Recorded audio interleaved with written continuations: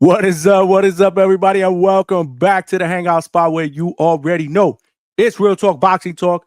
Live from my man cave. It's your boy Johnny, and I am your host for another edition of the Hangout Spot Live. This time, the Tuesday night edition. Let's get ready to rumble!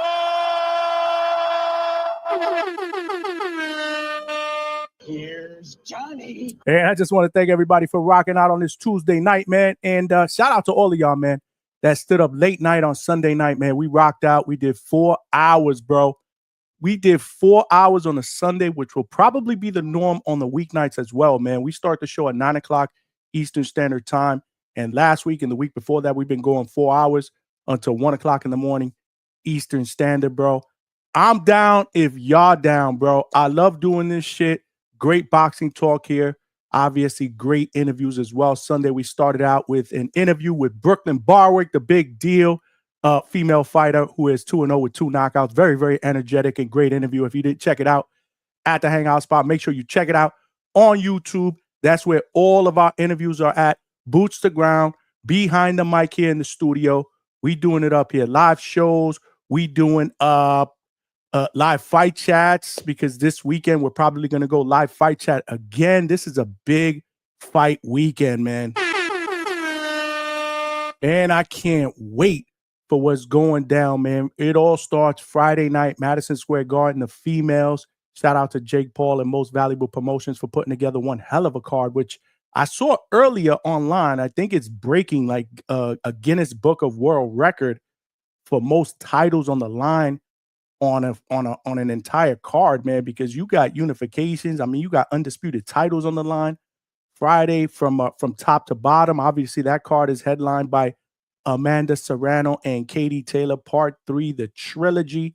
Obviously, if it follows suit from the first 2 fights, we're in for a very, very entertaining fight. Katie Taylor won the first 2. Amanda is looking to get the rubber match. It's going to be a hell of a night of boxing. Alicia Baumgartner, the bomb, is back defending her undisputed titles against Jennifer Miranda. I'm telling you, man, this weekend is going to be absolutely insane with boxing, bro. Absolutely insane. You got Savannah Marshall against Shadeja Green for 2 titles at super middleweight. Shanika Johnson against Sharetta Metcalf. That's for the undisputed bantamweight titles, bro. From top to bottom, bro. It's going to be spectacular. And then Saturday in Queens, Louis Armstrong Arena, it's going down. Ring Magazine, I believe Ring Magazine 3. Turki Al-Sheikh is putting together, again, another spectacular card. This one is headlined by Shakur Stevenson against William Zepeda for Shakur's WBC lightweight title. And then you have the second main event, because I guess they're dubbing it as 2 main events, a co and a co. You got Edgar Berlanga, the chosen one, is going up against Hamzah Sheeraz in a 168-pound fight. That's going to be one that I'm personally looking forward to because, you know, we rock with Edgar. In fact, I threw out a DM, man, to see if maybe we could get him on here at some point during the show. But you know how it is, man. You know, it's fight week. These dudes are busy. It's all about show business. But again, we can only try. I haven't heard a response yet, but I also threw out a feeler to coach Mark Ferrer as well, who is obviously the trainer of Edgar Berlanga. If I could get any one of them on for a little bit, just to kind of get their take on how training went, what's fight week looking like, and what can we expect on Saturday, that would be absolutely dope. But it don't matter, man, because if they don't jump on, you never know who's going to jump on here at the Hangout Spot, man. Actually, I got Coach Hector Bermudez is going to be jumping on a little bit later on. He is the trainer of young, undefeated welterweight phenom Rohan Polanco from the Dominican Republic. He also trains another middleweight that just looked spectacular against Kyron Davis, Yoaneli Hernandez, who is 8-0 with 7 knockouts. He trains both of them. And you know how he is. You know how it is, bro. He be in the chat. He family. So he's going to jump on the show later on. We'll kind of do a little bit of an interview because I think his background is very, very fascinating. And then we'll get into his thoughts on not just the future of his fighters, but this weekend, bro. This weekend, because it's going to be crazy, bro. This weekend is going to be epic, bro, when it comes to boxing, bro. Friday, Saturday, I'm just trying to figure out what we're going to do here at the Hangout Spot, man. I'm thinking about a live fight chat Friday, not for the entire card, man, because there's hella fights on this card. So we're thinking maybe the and the main event live fight chat Friday. Y'all let me know how y'all think about that. You know, if y'all going to tune in and support and come hang out with your brother, I'll be more than happy to do that. And then Saturday, I think we're going to go boots to ground and we're going to do the entire main card. 4 fights. It is headlined, like I said, Shakur Stevenson against William Zepeda for Shakur's 135-pound WBC lightweight champion. Edgar Berlanga against Hamzah Sheeraz. Then you also have the 140-pound WBC championship between champion Alberto Puello from the Dominican Republic against Puerto Rico's own Subriel Matias. That's going to be an excellent fight. Let's not forget you also have the return of David Morrell. He's going up against a tough competitor, man. Iman Kataev, which I think is going to be a sleeper of a fight. I expect a lot of action in that fight. So it's going to be a great card. I think we're going to go boots to ground, and we're going to do a live fight chat for the entire card. But if y'all going to be with me, y'all let me know, man. Y'all let me know. I may throw out a poll just to kind of get some feelers, see how y'all feel about it. But I'd be more than happy to do it if I got enough people that are going to actually come join the live chat. But shout out to y'all. Again, we've been cooking the last couple weeks with interviews. Like I said, we had Brooklyn on Sunday. Last week, we had championship referee, and in my opinion, future Hall of Famer, Tony Weeks. He was up in the building. That was a great interview. We had trainer, former fighter, Prentice Brewer. We've had Rachel Donaire on the show. We've had Jim Lampley. We've had the WBO welterweight champion, Brian Norman Jr., who, mind you, the fight is now official between him and Devin Haney. It's going down November 22nd in Riyadh. There's going to be 4 excellent fights on that card. Shout out for Turkey for putting that shit together. Word. Hella boxing going on, man. We are lucky, man. The true winners of the fight fans. Let's not forget, July is going to be absolutely crazy, man. We got boxing this weekend, next weekend. We got boxing. I'll be boots to ground on Friday night. Caribbean Royale Box Lab is putting together a Night of Champions card with a bunch of great prospects. I'll be there Friday night getting in that work for you guys, getting that content, making those contacts so we can get, more future guests here at the Hangout Spot. And then Saturday, we got the return of Manny Pacquiao, man, the legend, 46-year-old. He's coming back to face Mario Barrios for his WBC welterweight championship. That's next Saturday. Hella shit going on. You guys know the ground rules at the Hangout Spot, though, man. Before we go any further, smash that like button, man, and help us get this channel out into the algorithm of other boxing fans so they know we rock out weeknights, 9 p.m. Eastern Standard Time. And now Sunday nights, we're going to rock out 8 p.m. Eastern Standard Time because there's boxing going on every single weekend going forward. So we got to recap it. We got to recap it on Sunday nights going into football season. So a lot to look forward to there, man. And if you're watching this live on Facebook and Millions.co, my family over at Millions, y'all know we got the site over there up and about with a bunch of media content. Merchandise is on sale. I appreciate y'all. Make sure y'all throw me a like, subscribe there. More importantly, come on over to YouTube. One of the ground rules is you have to subscribe to the Hangout Spot. And if you've done that, pick up the phone, man. Tell a friend to tell a friend. There's power in numbers, man. We need to grow this train into a locomotive. We can't do that without passengers on this train. Last but not least, cook in the chat. Let's make sure we cook in the chat. And of course, the super chat option is open if you want to throw your brother a bone via super chat, super sticker, super thank you, or Cash App, which is scrolling down below, man. All donations are welcome. We are putting in the work. This is the new late night spot here at the Hangout Spot. We working, we grinding, we putting in that motherfucking work for y'all. But let's see who's up on the check-in. We got my cousin Angel in the building. What's going on, cuz? What's going on, cuz? Appreciate you rocking out here on a Tuesday night. We got my brother Dwayne Styles in the building. What up, brother? We here, man. We here. Salute to you as well. Salute to you and happy Tuesday. Dwayne Styles is not wasting no time. He got Berlanga by KO. Let's go, champ. Okay. Okay, we're gonna get into that. We definitely gonna get into that because hopefully you guys saw the face off today. Obviously, this is the day that all the fighters arrived in New York City. So they did quick interviews and they did a face off today. This was like grand arrival day. And we saw the face off of Edgar Berlanga and Hamzah Sheeraz, which I thought was very, very intense, which is going to make for, in my opinion, a very, very exciting fight. You know, I buy into all that shit, y'all. You know how we do here at the Hangout Spot. We buy into that shit. If you guys didn't see it, I'm gonna play a little bit of that right now in just a little bit. My brother Alberto. Let's go, champ. What up, champ? Thanks for rocking out, man. Thanks for rocking out. Alberto said he will be here both nights, Friday and Saturday. Let me know, man, in the comments section, man, if you guys want me to rock out and do some live fight chats. If you prefer just Saturday, because I definitely want to do Saturday. That's for sure. I mean, that card's gonna be epic. I'm all over it, bro. I'm ready to work. I'm ready to work overtime on a Saturday night. So let me know if y'all gonna rock out. But if y'all want me to do Friday night as well, again, don't know if I'll be able to do the entire card. There's hella fights on there. But maybe we do the co-main event or maybe just the main event. I'm not sure. Let me know what fight you guys are interested in the most. And more importantly, if you want to do a live fight chat, let me know. I don't want to be here by myself, but if I got my Hangout Spot family rocking out with me, I'll be more than happy to put that work in. You guys know we don't shy away from the work here. Nathan, what's going on, my brother? My man, what up, what up, what up? We in the building. He said, I got Shiraz putting Berlanga out to pasture. Oh, shit.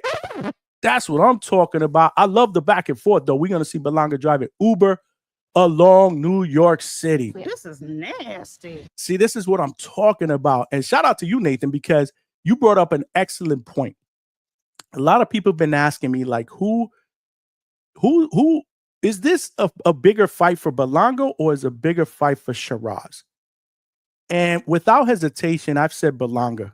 And people are like, well, why? You know, why is it a bigger fight for him? Because of the shit that I just read right there, bro.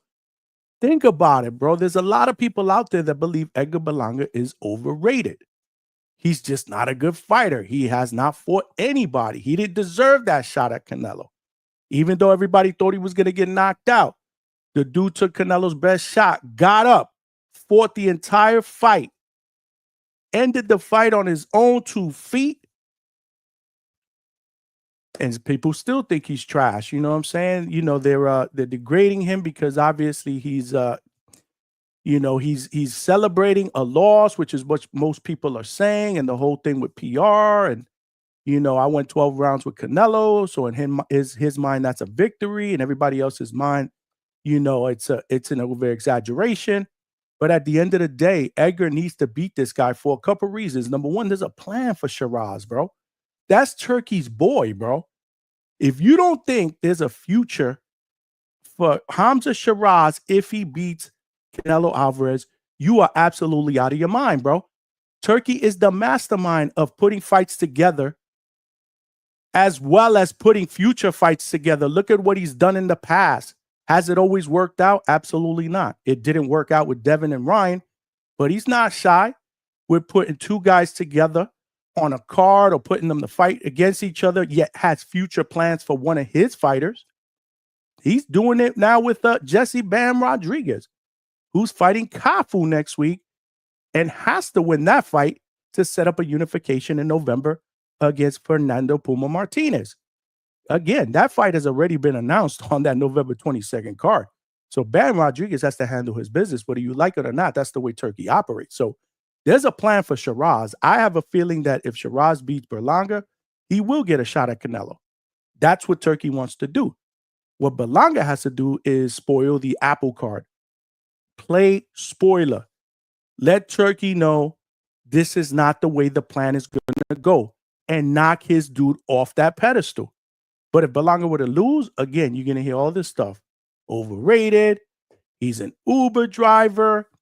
Let him go fight Jake Paul next. You're going to hear all that nonsense, bro.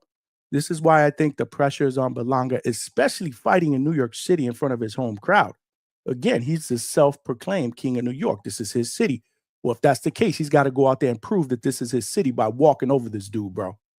By absolutely walking over this dude. And we'll break down what we believe is going to happen because I think it's a very, very intriguing fight. Although Hamzah is moving up a weight class, this is going to be his first full fight at 168. Berlanga has lived there for a very, very long time. Most of his career has been in 168.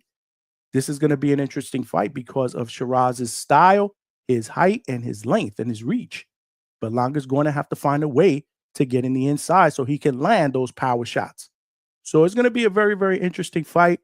Nathan, shout out to you for bringing that up. Again, the pressure's on Berlanga, bro, because if he loses to this guy moving up a weight class, people will be ready to toss him in the gutter. You already know how this works in the boxing world, bro. It smelled like a toilet full of nasty ass shit, okay? That's how it works. That's just how it works, man. Social media, man. Social media pressure with these guys, man. And that's the reason why I believe that a lot of them don't want to take risks, because if they lose, the fandom the fandom in social media will want to throw them to the curb, man. That's what we do, bro. Good today, trash tomorrow, bro. Dwayne Styles said, LR9 salute. That's right. Y'all got to talk it up in the chat, bro. What's going on? LR9 vlogs in the building. My man. In the building. What's going on, chat? Eddie Alvarez is here. Appreciate you, my brother. You here early. Sometimes you get there late, but it don't matter. As long as you get here, I appreciate you, Eddie. I appreciate you. Dwayne Styles says, how far is the Friday night venue to the Saturday venue? So Friday night is at Madison Square Garden. That is in Manhattan. And then Saturday is in Queens. So it's a train ride. It's a train ride right over a bridge. Not far at all, actually. Are you going to be in New York, Dwayne? Just curious. Yeah, Ms. Baumgartner, the bomb is back. That's another interview that we are working on. We're trying to get Alicia Baumgartner on again, bro. Let's make sure we spread the word and keep getting our subscriber count up, man. There are power in numbers, man. But I made a call. So let's see if we can get the bomb up at the Hangout Spot. If the bomb can crash the Hangout Spot, bro, we in motherfucking business. We already know how we do it up here. Robert Cornia, what's going on? If Berlanga loses his fight, he is done on the high level. See what I'm saying? Absolutely. There are a lot of people that believe that this is a make or break fight, but for Berlanga, remember, Berlanga has mentioned big names. He wants a rematch against Canelo. I don't know if that happens, but if he wins this fight, maybe it leads him in that direction. I don't know. But he's also mentioned potential fights with Jaime Munguia, which I think is a very, very good fight. Puerto Rico against Mexico. Stylistically, I think it would be a great fight. He's mentioned Caleb Plant, even though Caleb Plant is coming off a loss to Resendiz. Not sure what's going to happen there. He's mentioned a fight with Charlo. So there's big fights ahead for Edgar Berlanga, but he's got to win this one. He's got to win this one, especially in the eyes of the public. Again, I know what we're going to hear on Sunday if he loses. Let him go fight Jake Paul. Y'all know it, and I know it. Y'all know it. Y'all know it, man. The boxing maniac, my brother. What's going on, my brother? Salute to you. You are apron certified champ. Listen, bro. I can't front, bro. You're the expert chef, bro. We miss you here on the panel. When you coming to join the Hangout Spot, bro, you're always welcome. In fact, the link is in the chat. We taking calls tonight, bro. We taking calls. This past Sunday, we had a couple of debates on the panel. I thought that was absolutely dope. H-Town debated against CJ. Two good debaters going at it, in reference to Canelo ducking David Benavidez and both making their arguments of why they think he did or didn't. Dope debate. The viewers loved it. The chat loved it. We did a vote. We let the chat vote. It was dope. Two-Tone, the superstar, made an appearance, man. Sunday show was epic, man. Make sure you guys check it out after this show, man. All the live shows are at the Hangout Spot on YouTube, bro. We doing it up. But we taking calls tonight again, and we'll take a couple of panel members before our guest comes. Coach Hector Bermudez will be in the building at some point during the show.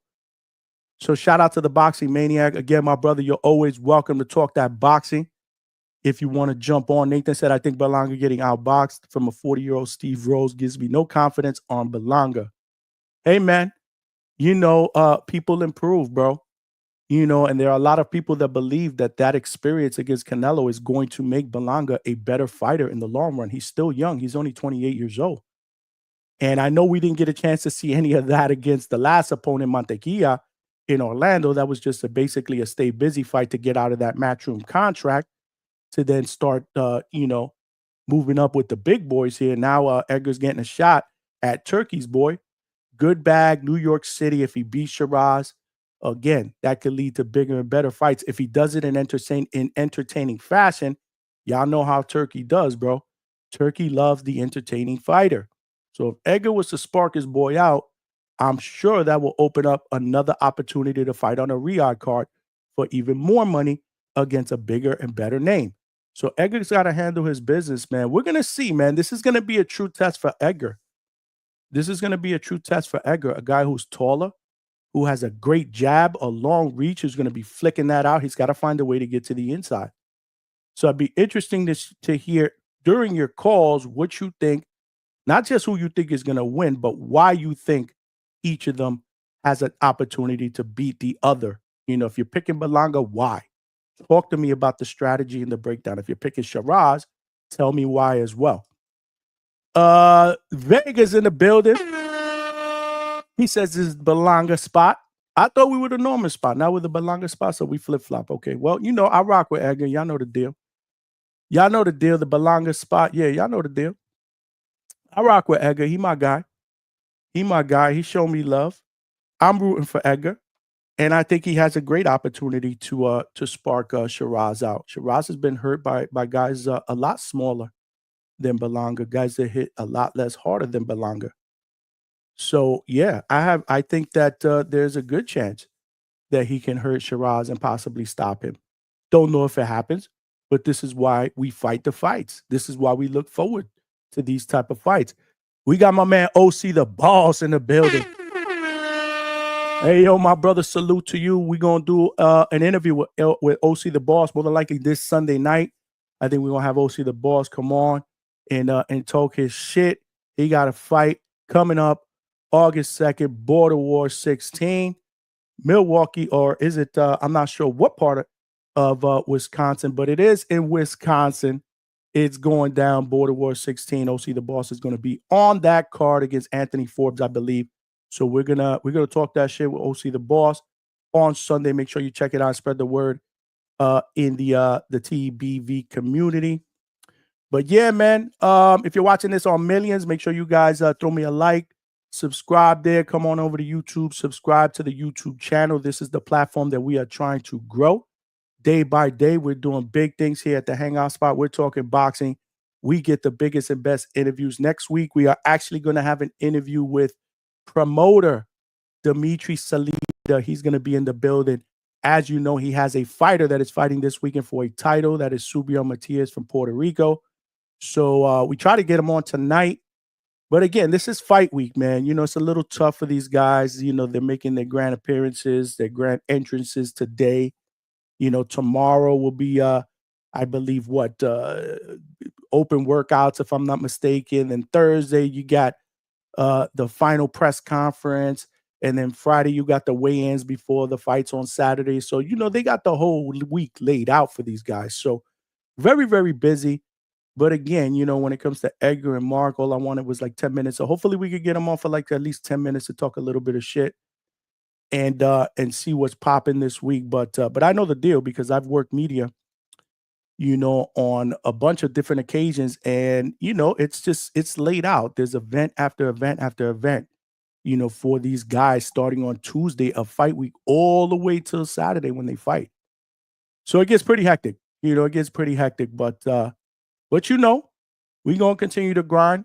It doesn't matter. We are taking calls. Again, I actually I pinned the link to the chat. Let me put that up in there again, just in case it's not there. We also put a poll up for those of you guys that are watching. We also have a super chat goal, a 10 super chat goal. If you guys want to help a brother out and support the late night grind, any super chat of any denomination will help. It could be $1, it could be $5, it could be 500. I don't care. We take them all here at the Hangout Spot, bro. Straight cash, homie. Word. We also put a poll out with the Edgar and Shiraz fight. Who wins and how? And as of right now, we got 25% that believe Edgar can win or will win by decision. 38% believe that Berlanga will win by knockout or stoppage. 25% believe Shiraz will win by decision, and 12% believe that Shiraz will beat Edgar by knockout or TKO, moving up a weight class. So continue to get those votes in. We are rocking out. We are going late night here at the Hangout Spot on a Tuesday night. We're also back at it tomorrow night as well because there's more fights to talk about. In fact, you guys want to call in and talk about any of the fights? We'll do that both today and tomorrow for the sake of the show and a topic. I did want to talk about this Edgar and Shiraz fight and break it down and get your thoughts on it. But if you want to talk about any of the fights this weekend, we could do that as well. We could also do that tomorrow. Tomorrow, we're going to have my brother, Kamari A. King Cam Walker in the building. He just won via fourth round stoppage. He's now 6-0 with 6 knockouts to start his young and very, very promising career. Y'all know the deal, bro. The Walkers are family here at the Hangout Spot. Shout out to Coach Marcus Walker, who frequents the show. Y'all know the deal. He's in the chat. We bring him up on the panel all the time. We're going to talk to his son, who is victorious. My brother, Kamari A. King Cam Walker. That is tomorrow night here at the Hangout Spot. Make sure y'all check in 9 p.m. Eastern Standard Time. Not sure if we're doing a Thursday show yet because Superman comes out. And I want to see the new Superman movie. I'm not a huge superhero movie guy, but for some reason, this movie does have me intrigued.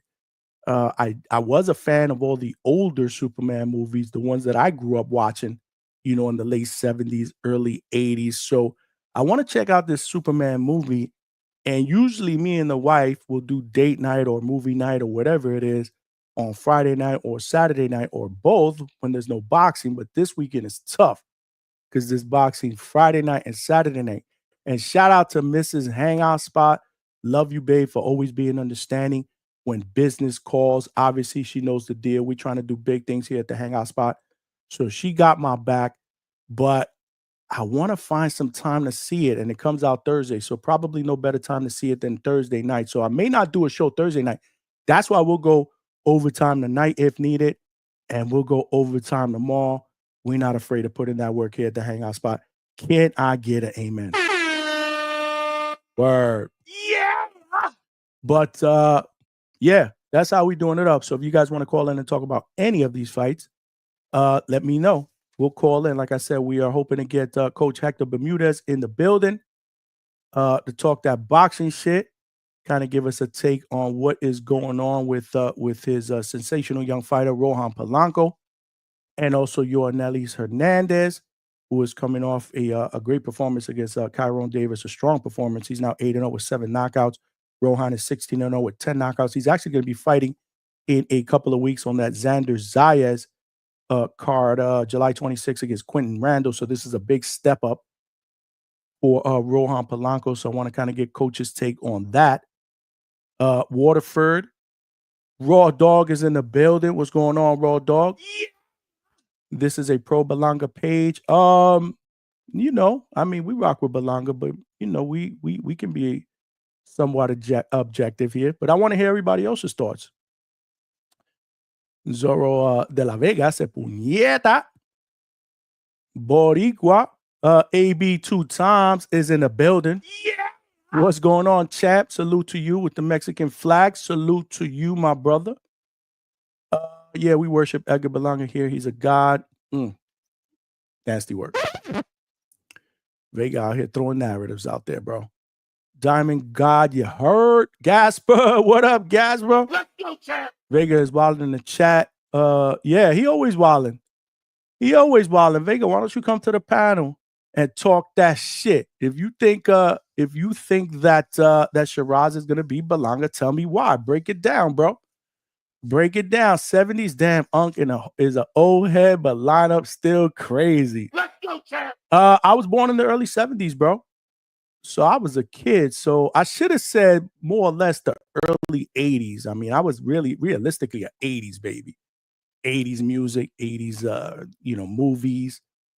Not really the 70s, but I forget when Superman 1 with Christopher Reeves came out. Was that the late 70s? I think it was. But I remember it in the 80s. Either way, bro, I ain't young, Gasper. I ain't young, but I feel good. And I'm definitely not acting my age, bro. We don't do shit like that up here in the Hangout Spot. Attorney Bailey's in the building. Alberta, your Pacquiao fight poster is nice. What's going on, AB? AB, I appreciate the donation as well. My brother, I did see that. You are the man.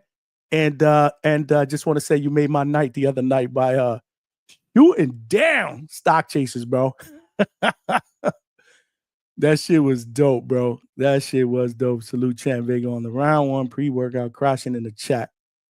Yeah, Vega is crashing in the chat, bro. Vega's always crashing in the chat. But again, I want to hear his breakdown, bro, because I love Vega's breakdowns.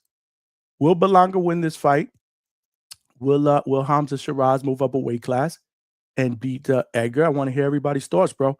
I did pin the link to the chat, but we'll put it up one more time. Hopefully this is the right link. Let me make sure this is the right link, because I did that one time and I put out a bogus link and I was wondering why nobody was calling in and everybody was freaking out. Damn, what's going on here? Can't get this this thing here. Did my screen freeze here? Oh, I thought my screen froze here. My bad. Smash that like button, y'all. If you're watching this on YouTube, if you're watching this on Facebook, throw a like. Come on over, subscribe to the Hangout Spot. Same for you guys watching live on Millions on the website or the app, millions.co. They family, y'all family. Come on over and subscribe to the channel here on YouTube. Damn, what's going on? My mouse just froze and I can't pin this to the chat. Give me 1 second, y'all. I believe the link is pinned to the chat, the right link. I'm just trying to see if I can fix this issue. Yeah, I'm not sure what's going on. It's not allowing me to copy and paste here. Yeah, man. If you guys want to call in, now's the time. Gasper says salute Champ Vega. Oh, we read that. Yeah. No, we read that as well. CJ in the building, bro. What's going on, my brother? I Miss Bailey versus Stock Chasers. No, that was not what you missed. Were you not on the panel Sunday night when Stock Chasers? No, I don't think you were. I think it was H-Town, me, Stock Chasers, and it might have been Malcolm. I'm not sure if there were 4 people or there were 3, but nonetheless, check it out. Stock Chasers, we pull him on the panel to talk that Devin Haney shit, because you know he vice president of the Devin Haney fan club over there. So you know, he was ready to go in on Brian Orman Jr., you know, and talk his Haney shit. But right before he could get started, bro, AB threw a 50 spot like they do at the Boxing Voice, and he demanded that I cut him off. And you know, we try not to do the rules that the Boxing Voice does, but I thought that shit was dope, bro. That shit was dope. It was funny as hell. The chat was going crazy. It was awesome, man. I can't front. It was awesome. But nah, they did not debate. Dedrick Woodson, what's going on, my brother? Appreciate you rocking out, my brother. Tasty Tuesday sup. Those of us who were 1997 and up or 80s kids. Oh shit. So I'm not an 80s baby? Because I was not born in 77. I was actually born before that. So I guess that will make me older than you and make me a 70s baby. Well, I don't know. I don't remember a lot of stuff in the 70s when I was 5, 6 years old. I do remember kindergarten. I remember most of my childhood being in the 80s, bro. That's my story, and I'm sticking to it. Adam, what's going on, my brother? Thanks for rocking out on a Tuesday night here at the Hangout Spot. You should have Berlanga on, Johnny. Adam, I threw him a DM. It's busy. This is fight week. You know, they just got into to New York. I mean, I know he's been at New York. Shout out to him. He was actually in the gym that Brooklyn Barrick, the female fighter that we had on Sunday night that we interviewed. She trains out of Cops, you know, New York City, and kids in I believe it is she said Flatbush, if I'm not mistaken, Flatbush, Brooklyn. She trains out of there. Edgar was actually at that gym Monday. spent some time with the young kids training, gave out free tickets. A lot of people on social media were talking mad shit about it. And I was like, yo, why, bro? Like when fighters do shit like that and they go to the local gyms and they give out free tickets, why is that a bad thing? Now all of a sudden the narrative on social media is, well, because they're not selling any tickets, so you got to give them out. I would tell y'all what I tell everybody about any fight that's going down in New York City, bro. I think the fight crowd will be absolutely crazy come fight night. New York City, New Yorkers in general are late bloomers. A lot of times what New Yorkers are waiting to do is they're waiting to see if the prices drop 2 days, a night before the fight, and that's usually what happens. Shout out to my boy Jake Calderon from Fight Hook News. He actually bought tickets a while ago, to the Serrano fight in Madison Square Garden for like $200. He told me this earlier. And right now when he looked, the same section, 4 or 5 rows, closer than where he's sitting at are like $60, $70 cheaper today.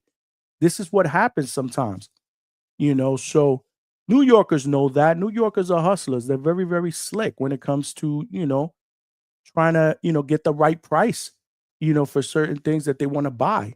And a lot of times they will wait to see if the prices drop. And I think that they will. So today, if you look at Ticketmaster, there may be a lot of dots, blue dots, which tells you what the seats are, the open seats and what section. But I guarantee you, look at it, Saturday morning, Saturday afternoon. I guarantee you that I'm sure there'll be a lot of late bloomers that are going to buy tickets to that event. So you just got to let that play out. But then the narrative on social media is, well, he's giving out tickets because, tickets aren't selling. Nah, bro. Edgar Berlanga actually does that all the time. Pablo Valdez, pretty boy Pablo Valdez. Shout out to my guy as well. Edgar's right hand man, my dude as well. He does that all the time. Week before the fight, week and a half before the fight, regardless of where it is, they will go. They did it here. The last time Pablo Valdez fought here in Orlando, he went to 2 different gyms the week of the fight, gave out free tickets, man. That's just what they do, man. I think that's a good thing. We got to applaud when athletes do shit like that. They're giving back to the communities, you know what I'm saying? And a lot of times athletes, regardless of the sport, they don't do that. So I love that shit, I love when they do that shit. I ain't gonna lie. John BX, what's going on, my guy, with the $5? I got to throw the woo for you.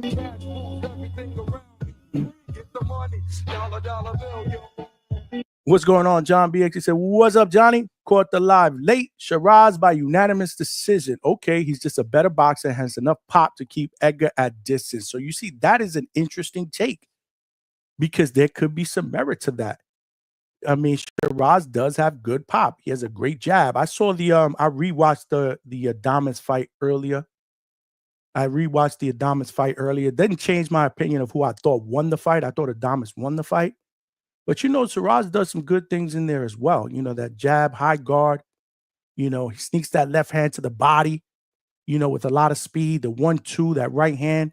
There's some thump behind that. But let's not forget, guys, I just want you guys to remember, that's at 168 at middleweight. He's moving up a full weight class, 8 pounds against a guy who's fought in that weight class pretty much his entire career.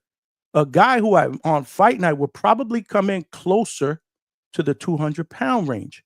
So again, is Shiraz moving up a weight class going to have the power to be able to hurt Berlanga? Interesting. I love the debate and I love the prediction. Shout out to you, John BX. Thank you for the donation. Any penny counts, bro. We have a 10 super chat goal up. That was our first one. So I appreciate John BX for being the first one. We got 9 more to go. Let's go, y'all. Shane Colkin, what up, my guy?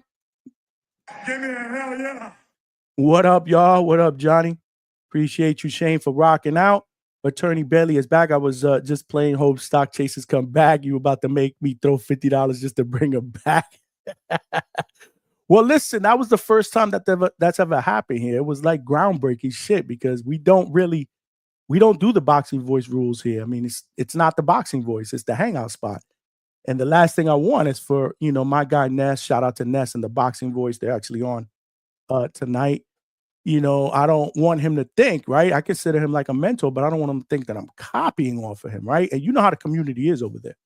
I don't think Ness will trip over it. You know, we're actually pretty cool, very cool. But you know how the community is. Some of these guys love to start drama and gossip. And the last thing I wanted was for somebody to call in and go, yo, you know what's going on there at the Hangout Spot, bro? They copying off your shit, bro. You know, but nah, man, it was dope, man. But the rules are supposedly over there is if you do shoot down a caller with a $50 and you get them booted off the call, that either he or somebody else has to pay another $50 to bring him back, or else he's done for the day. So Stock Chasers he was shot down. He was shot down, bro. Z Pacino, what's good, my brother?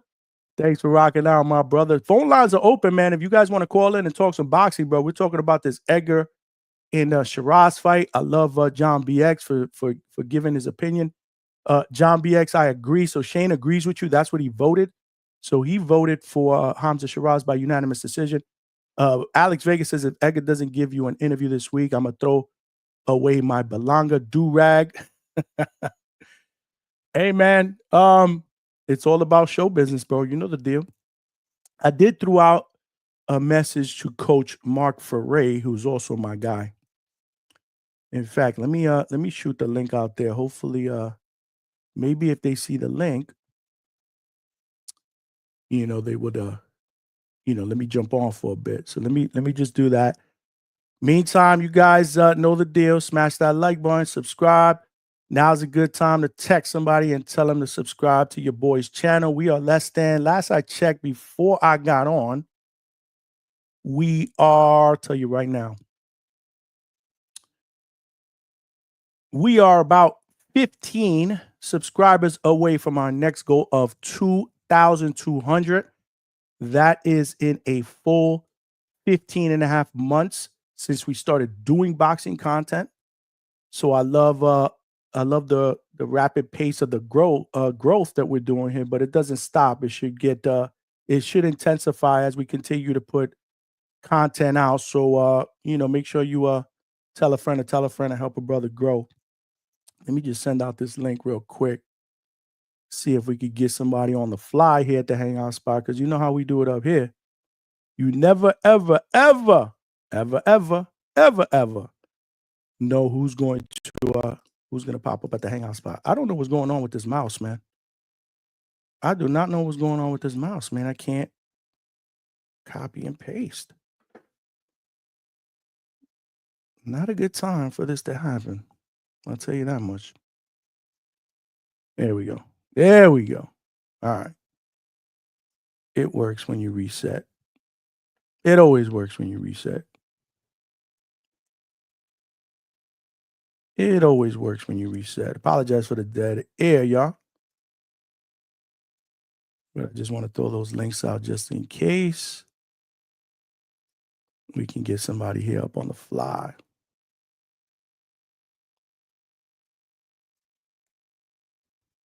All right.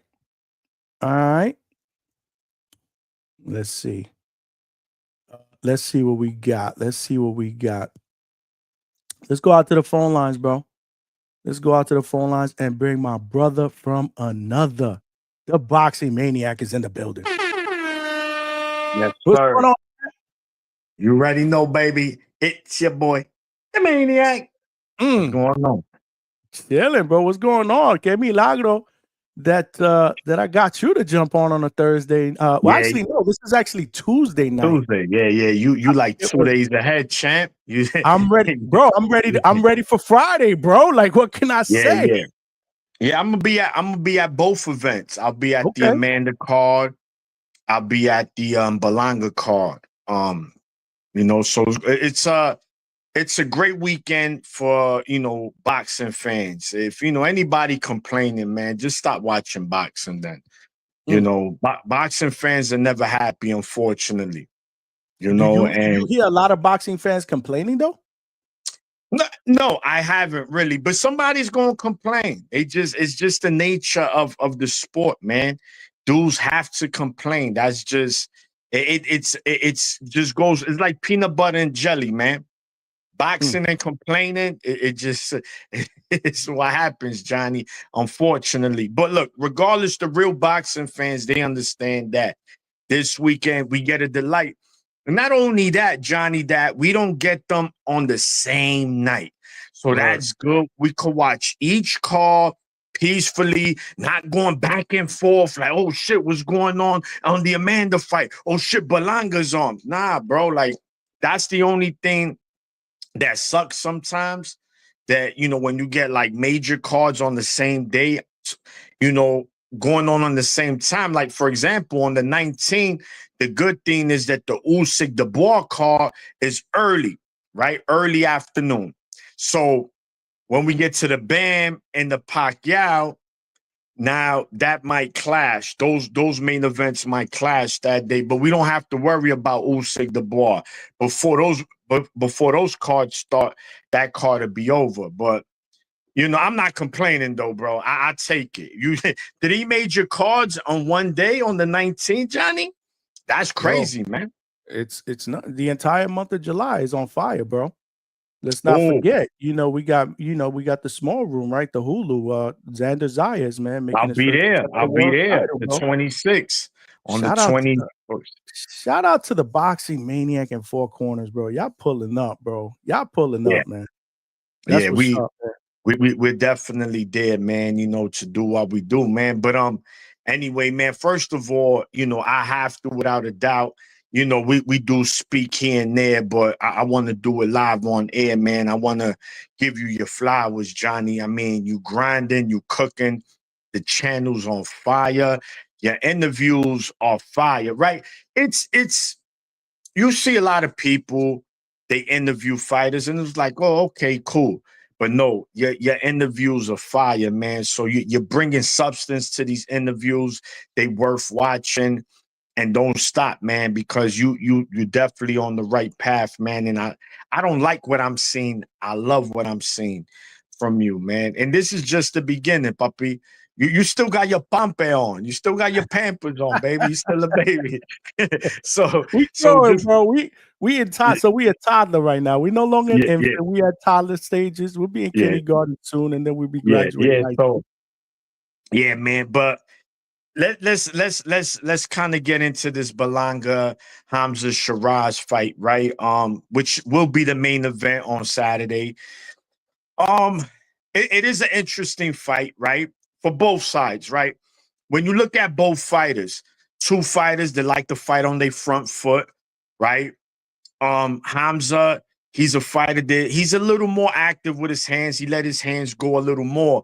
But in the Adames fight, he fought timid. He fought timid. His hands wasn't going the way he normally does. I'm not going to say, I'm not here to make excuses for him, but that was not the Hamzah I had seen the previous 4 fights. Absolutely not. He wasn't as aggressive. Could it have been Adames? I don't know. He was just too timid for my liking in that fight. I'm like, yo, bro, let your hands go. You normally not like this. But again, opponents do matter, Johnny. So it does change when you go up against better competition. I've heard you mentioned it, which is 100% correct. He is moving up to 168 pounds. That might benefit him. It might not.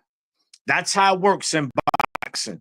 You know, but I think the obvious for Shiraz to win this fight is do not prove anything. You don't have nothing to prove, Shiraz. Win the fight. And how you win the fight? Simple. You do it with a jab and you move. Use your length. Keep them at bay. Bang, bang. Make Berlanga reset, right? Because one thing about Berlanga, he doesn't have the best footwork, but he's very strong. So if Berlanga's going to have success, he's going to have to go to the body with Shiraz. And if Shiraz's jab is working, then Berlanga's going to have to punch with Shiraz because he won't be able to counter him if that jab is in his face all night. You know, and if you even look at the Canelo fight, man, you know, Berlanga was definitely getting hit a lot with those jabs, man. And I'm pretty sure that's something that Shiraz and his team definitely worked on. So it's simple. Jab and move, jab and move. Whenever Berlanga gets close, clinch, you know, and then push him off. You make him reset, put him in the middle of the ring, and, you know, continue to use your advantages, which is your jab and your length and your height. That's simple. This fight ain't rocket science. Now, for Berlanga to have success in this fight, he needs to go straight at Hamzah. He needs to say, look, motherfucker, you coming up here, I'm not going to respect you. Do not respect Hamzah. Do not let him get any confidence. Come at him. The only thing is Berlanga does fight in a straight line, so he's going to have to move a little bit, because if not, he's going to get popped with them jabs. He just got to move a little bit and use his jab as well, and then ding, go to the body as well. Appreciate you, John. Just, go to the body, man. He has to go to the body as well, man, because whenever you're going to fight a mover, Johnny, how you stop a mover? His legs. Right. And you go to the body. Once you start putting air in that tire, you can't be on that third lane in the highway now. You got to move to the right.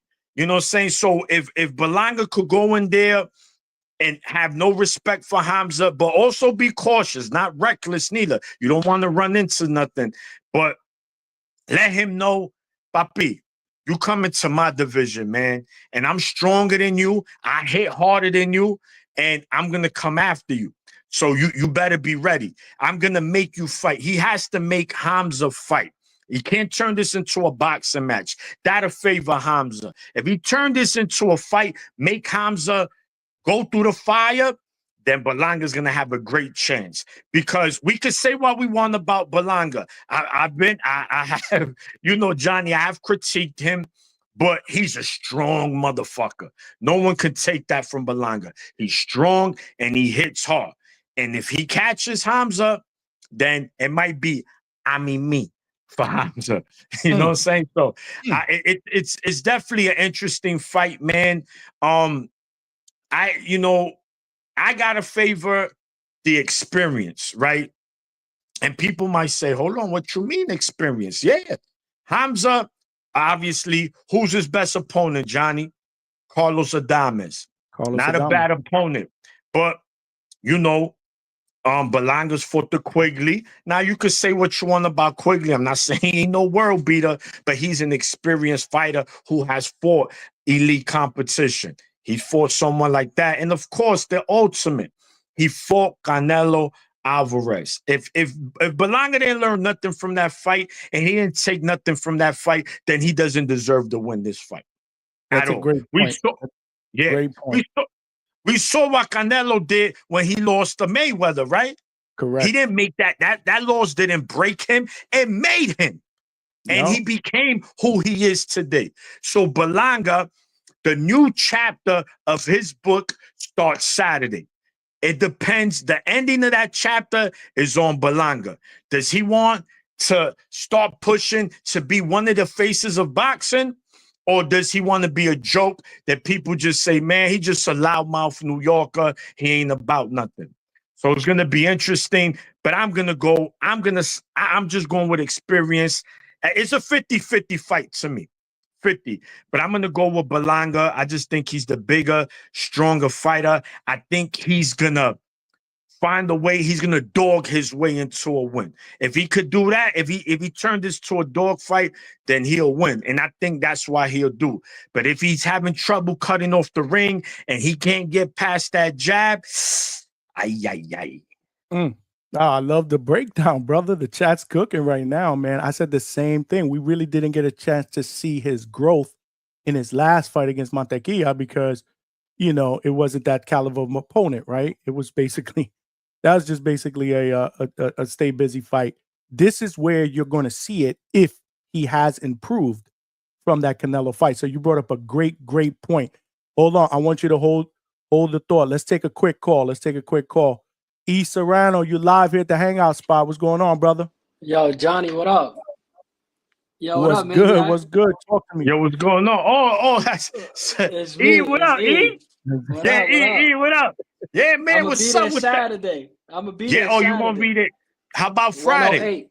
Friday at work, but I'm gonna be there Saturday 108. Yo, tell Yes, yo man, no. call out. Stop playing, man. Call out. Tell your boss you got a lot of vacation days, man. You told me. And I'm gonna be there for the Xander shit too, and Shushu. Yeah. I'm in there for Xander. You know, I always catch you over there in the Hulu anyway. Always. We always run into each other. But you didn't go to Africa though, right? You didn't go to Africa, nah. I didn't. I wasn't in New York. Yeah. Okay. Right. Okay. That's when you was in Puerto Rico? I was in Seattle that time. Okay. Oh, you chilling with the Seahawks. You okay. Out there. All right. So talk to us, E, man. What's your thoughts on this Berlanga Hamzah Sheeraz fight, man? How you see it playing out, and who you think ultimately wins this fight? You know, I'm super biased. You know what I'm saying? You know, first of all, I'm going Shakur all day, every day. Shakur Stevenson. You feel me? And then, I got Berlanga, you know what I'm saying? But Shiraz, he not, you know what I'm saying, he's nothing to play with, he's a big fighter, bro. That dude is big. You know what I'm saying? So I don't know. Hopefully, like you were saying, if he could stay away from that Hamzah jab, then he'll be all right. And if he don't fight straight and all that, then yeah, he should be good. I'm back in Berlanga and I got Shakur, man. And I'm rocking with Matias all day. Matias, okay. Against Puello. That's an interesting fight as well that we really didn't even touch on. The E-Man, and I think E-Man, whatever his name is, Iman, whatever. Katayev. Yeah, I think he beat Morel. Wow. Okay. I'm glad you brought that up, right? And damn, who was I speaking with yesterday? Because see, he's a Russian fighter, right? And these Russian fighters are hit and miss. You don't know what you're gonna get from them. You might get a Bakram, Mortaliev Russian that'll go in there and he give us oh shit! Who the f is this? Where did it come from? Or Morel go in there and give him a bela. You know that old school abuela. You was outside too late, bela. Placata, placata, placata. So it's that shit is, and that's a fight that I was saying, gentlemen. I know we have 3 very, very good fights: the Berlanga Shiraz, the Shakur Zepeda, the Matias, and Puello. But at round, that Morel and Katayev steal the show, man. Do not be surprised if that fight steals the show, because I think they're gonna up the main card too. Yeah, I think is the dude. What's his name? The Asian dude that fought in Times Square. Tsusami? Tsusami. Yeah. He's gonna open up. And he's then Muhammad Akayel, the dude that Turkey puts on every card too. Yeah. He's gonna fight. Yeah, Tsusami's gonna fight the dude that made your bacon, egg, and cheese yesterday. My man. Nah, that's what's up, man. That's what's up. Let me get to the super chat. We got John BX with the $5. Straight cash, homie. He said, Johnny, I know Edgar's our fellow New York Rican, but that I didn't get knocked out per Canelo parade he threw himself was nasty work. And Xander is the truth. Okay. So, that's what's up. Look, John, I'm with you 1,000% on that. In fact, I took that offensive, right? Because when you look at the history of Puerto Rican fighters, when do we ever celebrate a loss? Never. We don't celebrate losses. I get it. He did better than expected. Okay. Correct. You get a clap. You don't get a parade. You don't get it's what I don't like is like he's walking around like he won the fight. Nah, homie, that was an opportunity of a lifetime. And you didn't really take advantage the way you should have. By it, yes, you went the distance. I was one of them who expected him to get knocked out. Not only knocked out, but knocked out early in the fight. All right, he proved me wrong. Salute to him. But again, that parade, that, yay, you went 12 rounds. I'm like, nah, we don't do that. Us Puerto Rican fighters, we have too much pride, bro. The fighters before you put in too much work, man. So Berlanga, Stop that shit and get your ass in that kitchen on Saturday. Word. So, question though, your donation, John BX. Go ahead. If Berlanga wins, he gets the WBC intern. So that means rematch with Canelo. No. Well, listen, us fight mandatory fans, or what? Like us fight fans, are gonna probably say no, but realistically, that's the fight that he wants. And who knows? I mean, again, maybe there's a public out there that does want to see that fight again. Because didn't Turki say that if Shiraz won, he wants Eubank Jr., Shiraz, and somebody else to fight him. So I mean, if Shiraz wins, yeah, that's what he said. Yeah. Listen, without a doubt, if Shiraz wins this fight, I believe that if Canelo beats Crawford, that's the next fight. I firmly believe that. Yes, 100% agree. Yeah, it's up to Berlanga to spoil the apple cart. He knows the deal. So, I mean, Turki has not made any secrets about being very, very disappointed if either Shakur loses or Shiraz loses, because there's plans for those guys in the future. So Edgar needs to use that as motivation, bro. He's being put in this card because of his name in New York City, and they're trying to make him a sacrificial lamb. This is his city, bro. Like the Maniac said, he has to come in here, no fucking around, and literally try to walk through this dude, bro, and show him this is my city, and the plan that you got for this guy is not going down, bro. That's what he has to do, bro. That's exactly what he has to do, man. CJ Rich with the $2. Appreciate it, brother. He said Berlanga about to throw another pride parade. Damn, bro. Nasty work. CJ, my guy. Yeah, that's funny. Oh, damn. Yeah. No, but this is, you know what? Parade shit. But yeah, what was it? Let's be honest, bro. Was it really a parade? I mean, it was about 20 cars or whatever in the middle of the street. He had like 50 bikes in the middle of Santurce, Puerto Rico. Did he have a legit parade? Because the meaning of the word parade I'm talking about is 100 bikes out, Johnny. Yo, Johnny, bikes, bro. Johnny, that shit look like a Bad Bunny video. Let's stop it. That shit was crazy. That shit was crazy. I'm trying to play a little devil's advocate, bro, because we talking about parades, bro. But Johnny, listen. What up? Coach Walker's in the building. What's up, Coach Walker? Tomorrow we got Coach Walker and his son, Tamarie King Can Walker. 6-0 with 6 knockouts in the building. Tomorrow at 9. Go ahead, man. Cook. You have to it's warranted. Again, when Trinidad lost to Bernard Hopkins, they was he in Puerto Rico and there was 20 cars behind him? No. Right? Any photo when he lost to Margarito. I'm talking about fighters when they took their first out, these Puerto Rican fighters. No, they didn't do none of that. So this is why I'm not mad at people feeling the way they feel regarding Berlanga after the Canelo fight. So this is why Saturday is very important, that he needs to get in there and show people, look, I could be one of the best fighters in boxing. I don't know. I'm not saying that he is. I'm not saying that he will. What I'm saying is he needs to make a statement Saturday, because what Berlanga is, whether people agree or not, he is a name. And guess what? Names will always get big fights. Look at Devin Haney. He's going up to 147. What has he done to warrant a title match at 147? It don't matter. He's a name. It's politics. So I understand. Pacquiao, 4 years. We know he's an all-time great, but he don't deserve no title shot.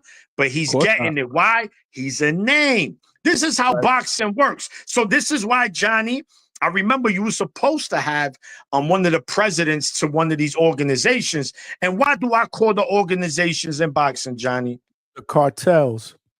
The organizations are the cartels of boxing. They make their rules.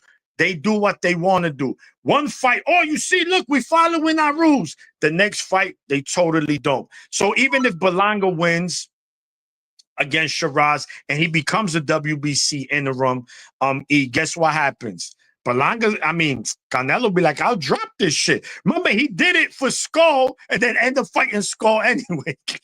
Yeah, that shit was horrible. That was a shit It was show. stupid, and that was an atrocious fight, man. But you brought up another fight, Matias Puello. I just want to get PR flag. Yeah, listen, E, you know that, man. I'm bawdy to the bone. But I gotta be honest here. When I look at the Puello Matias fight, Matias, without a doubt, he is one of the most dangerous fighters at 140. No one can argue that. But on top of that, he's one of the most limited fighters in 140. Yeah, that's true. Yeah, that's true. He's a come forward. He needs to sit down on his punches fighter. So what does that mean? If his opponent is moving, he's gonna have trouble. He needs you to sit there. He needs you to listen like a 4-year-old. He needs to put you on timeout. If Matias don't got you on timeout, he's gonna have trouble.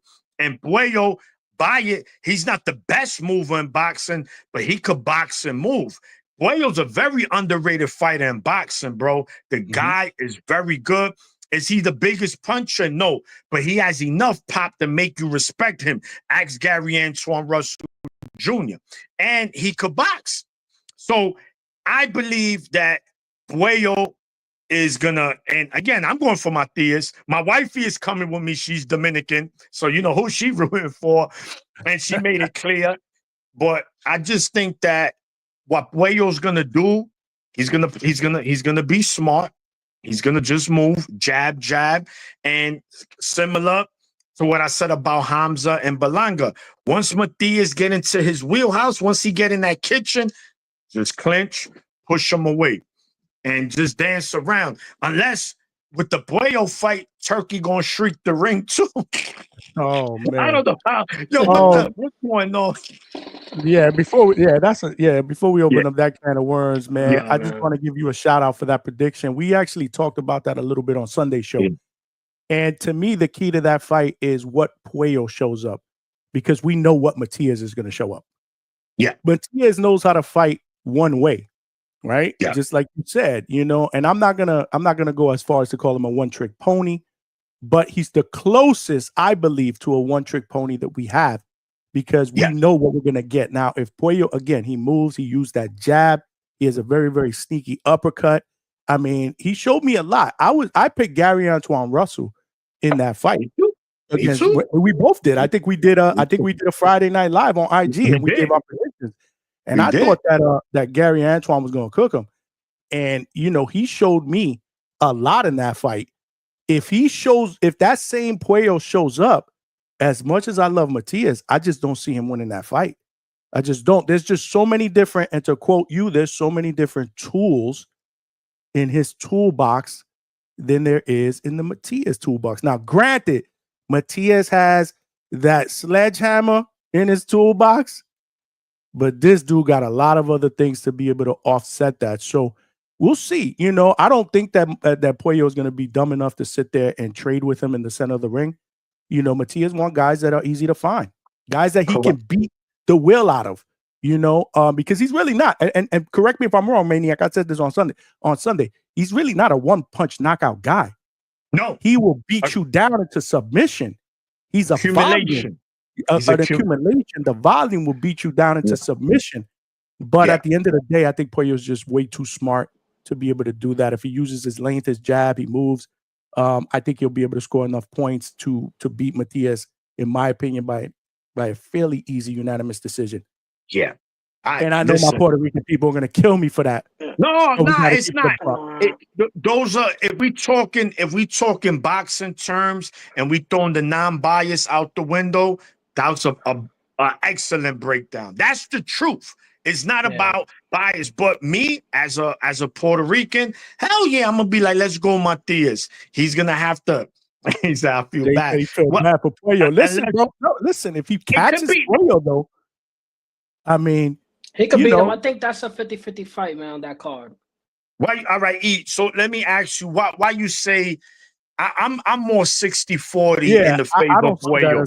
As a 50-50. Why you say 50-50? No, I just want to hear. It depends what Puello shows up. You know what I'm saying? Because if Matias comes, throwing all them punches and swinging and shit like he usually do, and he get hit with some shit, he's fucked. Yeah, and one of my biggest knocks to on Matias that bothers the shit out of me, bro. Let your effing hands go, bro.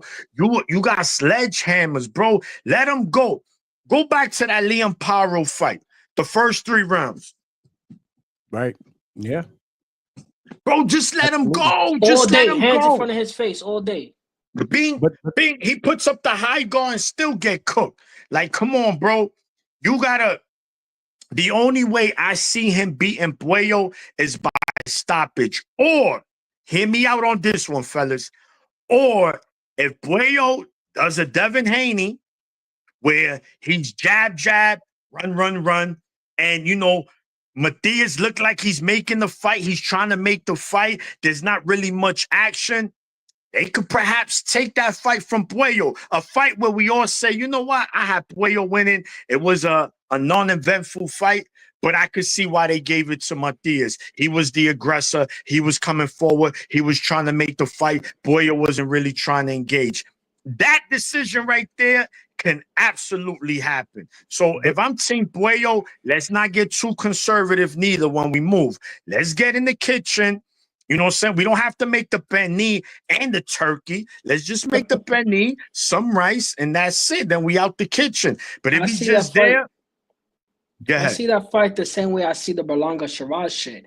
If Berlanga wins, he's gonna win by a knockout. If Shiraz wins, he's winning by decision. You know what I'm saying? Puello's gonna win by the decision, and Matias is gonna win by knockout. If that shit goes all the way to 12, Shiraz is getting the decision. You feel what I'm saying? Yeah. I think. Yeah. And I feel like the same way for Puello. No, for sure. With the Puello and Matias fight, for those of you guys in the chat, and we got some mixed emotions in the chat. Obviously, Zepachino, my brother said there's no IBF clause for Matias. What up? Okay. Jay, of course, is going for Matias. He said Matias tortures you. Yeah, if he can find you, Jay. He can. If he let them hands go, and can he cut off the ring against Puello? And you're right, he does, but you got to be in front of him, and that's just the truth. Look at all the fighters he's beaten. None of them try to really run; they just stood in front of him. But there's a difference, and a lot of people don't realize, between walking a guy down and cutting off the ring. Correct. There's two different. He's more of a walk down type of fighter. The only thing that I would tell people, and I'll leave them with this, is that look at what you can see look at what you've seen in the past with the most liked opponents that these guys have both had, right? If you look at a guy that can box and move, those guys give Matias huge problems because, again, he wants to be able to find you. If you look at a guy like Gary Antoine Russell, who actually he actually was putting a lot of pressure on Matias, especially and not on Matias, on Puello in the first part of that fight. And again, he was boxing, he was combating that aggression. Like, Gary Antoine didn't stand there and allow himself to get tattooed left and right. He was applying pressure. It just, again, it was just what Puello was doing to combat that. So if you really look at that fight and you look at some of the fights, obviously, that Matias has had against guys that don't stand in the center of the ring with him, who would you look to favor is what I would leave you with. And again, Matias, my dude, bro. It hurts me to be able to say this, but this is going to be a tough nut to crack if you ask me. Yo, the Dominicans going to cook us if we lose. The Dominicans going to cook us if we lose. Definitely. Now we I'm getting I'm rooting for Matias, though. No, me too. Me too. Nah. I'm 100% rooting for Matias, but I gotta call it like it is. I've put my pride to the side years ago just because the fighter's Puerto Rican, or he's gonna win. And I don't like that, man. I don't like people like that. They're not realists. They such fanboys of fighters that no matter who they fight, they're gonna win. Like, bro, be realistic too, man. Like, you could be a fanboy of a fan, but you could also give an honest take. And a lot of people don't. It is what it is, man. To each his own. Nah, for sure, man. Make sure you guys smash that like button, man. Let's go. We got people cooking in this chat. Smash that like button, bro. Help us grow this channel, get it out into the algorithm of other boxing fans so that they will rock out weeknights, 9 p.m. Eastern Standard Time, Sundays, 8 p.m. live fight chats. We doing it all here at the Hangout Spots. The interviews don't stop. Next week, we actually got Dimitri Salita. We got promoter Dimitri Salita. He's going to be in the building next week. Tomorrow, we got my brother, Kamarie King Cam Walker, who's now 6-0 with 6 knockouts, and his dad, family in the building. Coach Marcus Walker, they will be with us tomorrow, 9 p.m. Eastern Standard Time. And then after that, we will continue to cook, open up the phone lines and talk about what I believe has to be Maniac and E. This has to be a better fight weekend than we saw in Times Square. Remember, the Times Square was on Friday, and then the Canelo was Saturday with Skull. This has to be better. This has to deliver, bro. Yeah. No. In the way Cardenas fight saved us that week. That fight was happened, Sunday night at like 11 o'clock at night, bro. Bro, that was the wire. Bro, and that's the shit. And you know me, I'm a viejo. I'll be out sleeping early. And I was up. I drank so much cafe that night to make sure I was up for that fight. And what a fight, man. That was a hell of a fight. And also, right, and he's gonna like this one right here, Johnny. I got Shakur, man. I think Shakur is TKO. Gonna put up. What? He's gonna put. Shit. He's gonna the put. Maniac? No, I'm not putting TKO. I'm going Shakur. I think you going Shakur. Okay. Yeah, I think you're not a big Shakur guy. That's why I'm saying you're not a big Shakur guy. I'm not.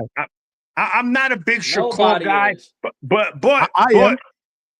But I give, Johnny always giving him. Johnny's always in the chat. I mean, whenever we was doing the Friday things, he was always there for Shakur. Listen, let's call it like it is, right? Shakur's a phenomenal boxer. No one can take that from him. You can say what he want. You could call him Shabor.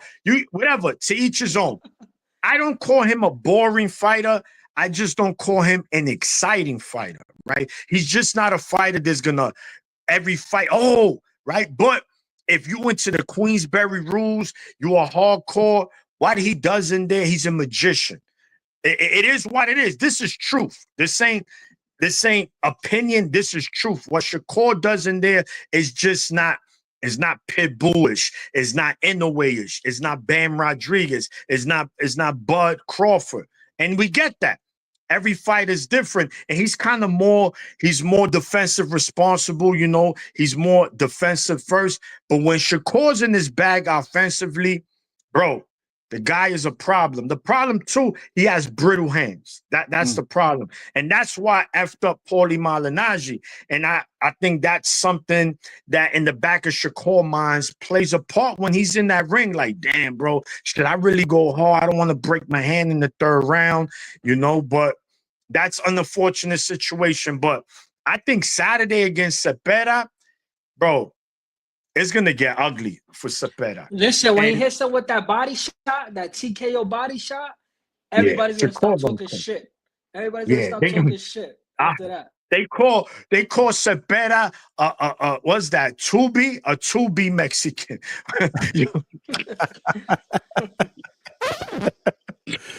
Yo, I gotta cook it.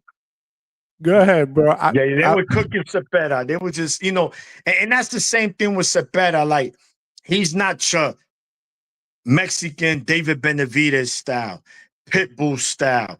He is aggressive, but he's very wide in his punches. He doesn't throw a lot of volume like these other Mexican fighters. He's tough nonetheless. Don't get me wrong. It's boxing. Anything can happen on any given fight night.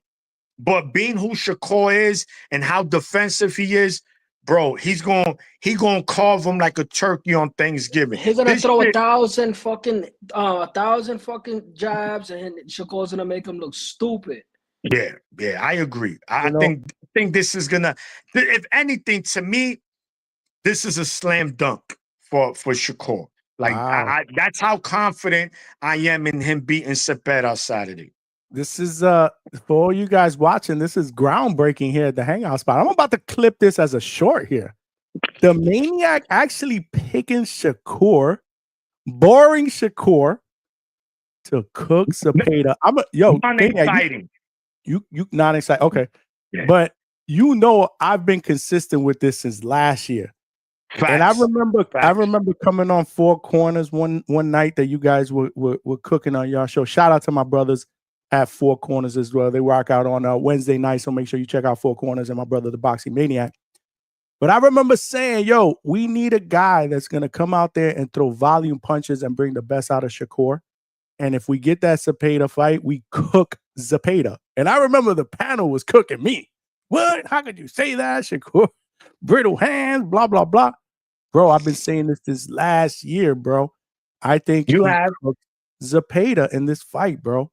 I think this is what we're so far to this point. And again, I want to see Shakur against the tanks, you know, the bigger names bigger names. I want to see that. But so far, again, I feel like there hasn't been a fighter that has brought out the best in him offensively. And I think that with his style, volume, he's going to come after Shakur. And I want him to. Zepeda better be himself in this fight. Come out, go after Shakur, throw volume, because I want to see Shakur be able to combat that. And I think that he's smart enough to be able to avoid the big shots. You're going to see some special shit, I think, in the ring on Saturday. That punch placement and everything by Shakur is going to be phenomenal. I think you're going to see some special. I think you're going to see in that fight some shit that we're going to be like, oh boy, oh shit, not Shakur. That's just me. I could be setting myself up for disappointment. You know what the narrative is going to be, though, right? If Shakur does that, just straight slice him up. He was tailor-made for Shakur. Oh, I'm telling you, I'm not, listen, and I want to be here, the first to say, I'm not going to say that. But I know the outside crowd, because again, me personally, there's only one fighter I dislike, Johnny. And who's that? Ferocious Cambosis. There you go. My man Africa took care of him. Thank you. Word. Thank you, Africa. And I respect Camboso, don't get me wrong. I don't disrespect these fighters at all. These guys are warriors. What they do in the ring, man, is some serious shit, man. So shout to him. But I just don't like him as a fighter. Everybody else, I got no smoke with. Shakur being one of them. I don't have, any smoke with him. But there were fights, it was like, damn, Shakur just, like they say, and there were fights where he left more to be desired, right? You like, damn, he could have done a little more there, right? But nonetheless, he gets the wins. So let's see Saturday what happens, because just like you mentioned, Johnny, it is crucial for the sport of boxing. Fuck the fans. The sport of boxing, for it to continue to grow, we need the Shakur tanks, the Shakurs with somebody at 140 then, or we saw a young lion 2 weeks ago by the name of Kid Austin. It was supposed to go down. Let's see it. Let's see it again. We know that Shakur be a big favorite in that fight, and I will pick Shakur to beat Schofield. But he's a young, dangerous lion, and he could push the limits, because Schofield's like a mix of Sean Porter and Ricky Hatton. Like if they had a baby together, you mold them together, you get kids Schofield, right? So I think he could cause a lot of problems for Shakur. Does he beat him? I don't think so. But those are the fights we want to see. We want to see it. That's a great analogy, bro. I'm never going to forget that one. Now, I can't get out of my fucking head now. Thank you, Maniac. Thank you. Let me read this super chat. We got my man John BX with another $5. Bro, you cooking. I got to throw the woo on for you, brother. Dollar bill, y'all. You cooking. I appreciate you, John BX, for the donation, bro. Brother, is Shakur the only Rican on the card that nobody believes can get a KO? No. Actually, I'm picking him to stop Zepeda. He might be. What's funny, John? He might be the only one to get the KO. That could be a crazy thing. I could see Berlanga winning decision and Matias losing, and Shakur gets the KO. I could see that. Is that gonna happen? We don't know, but that's how I could see it going. That's insane, bro. I could definitely see that. My man, Attorney Bailey, with the $2. He said, earn this good stuff 3. Shout out to you, the Maniac. The Maniac. Yes, thank you, my brother. Thank you. Nah, the Maniac is cooking. That's my brother.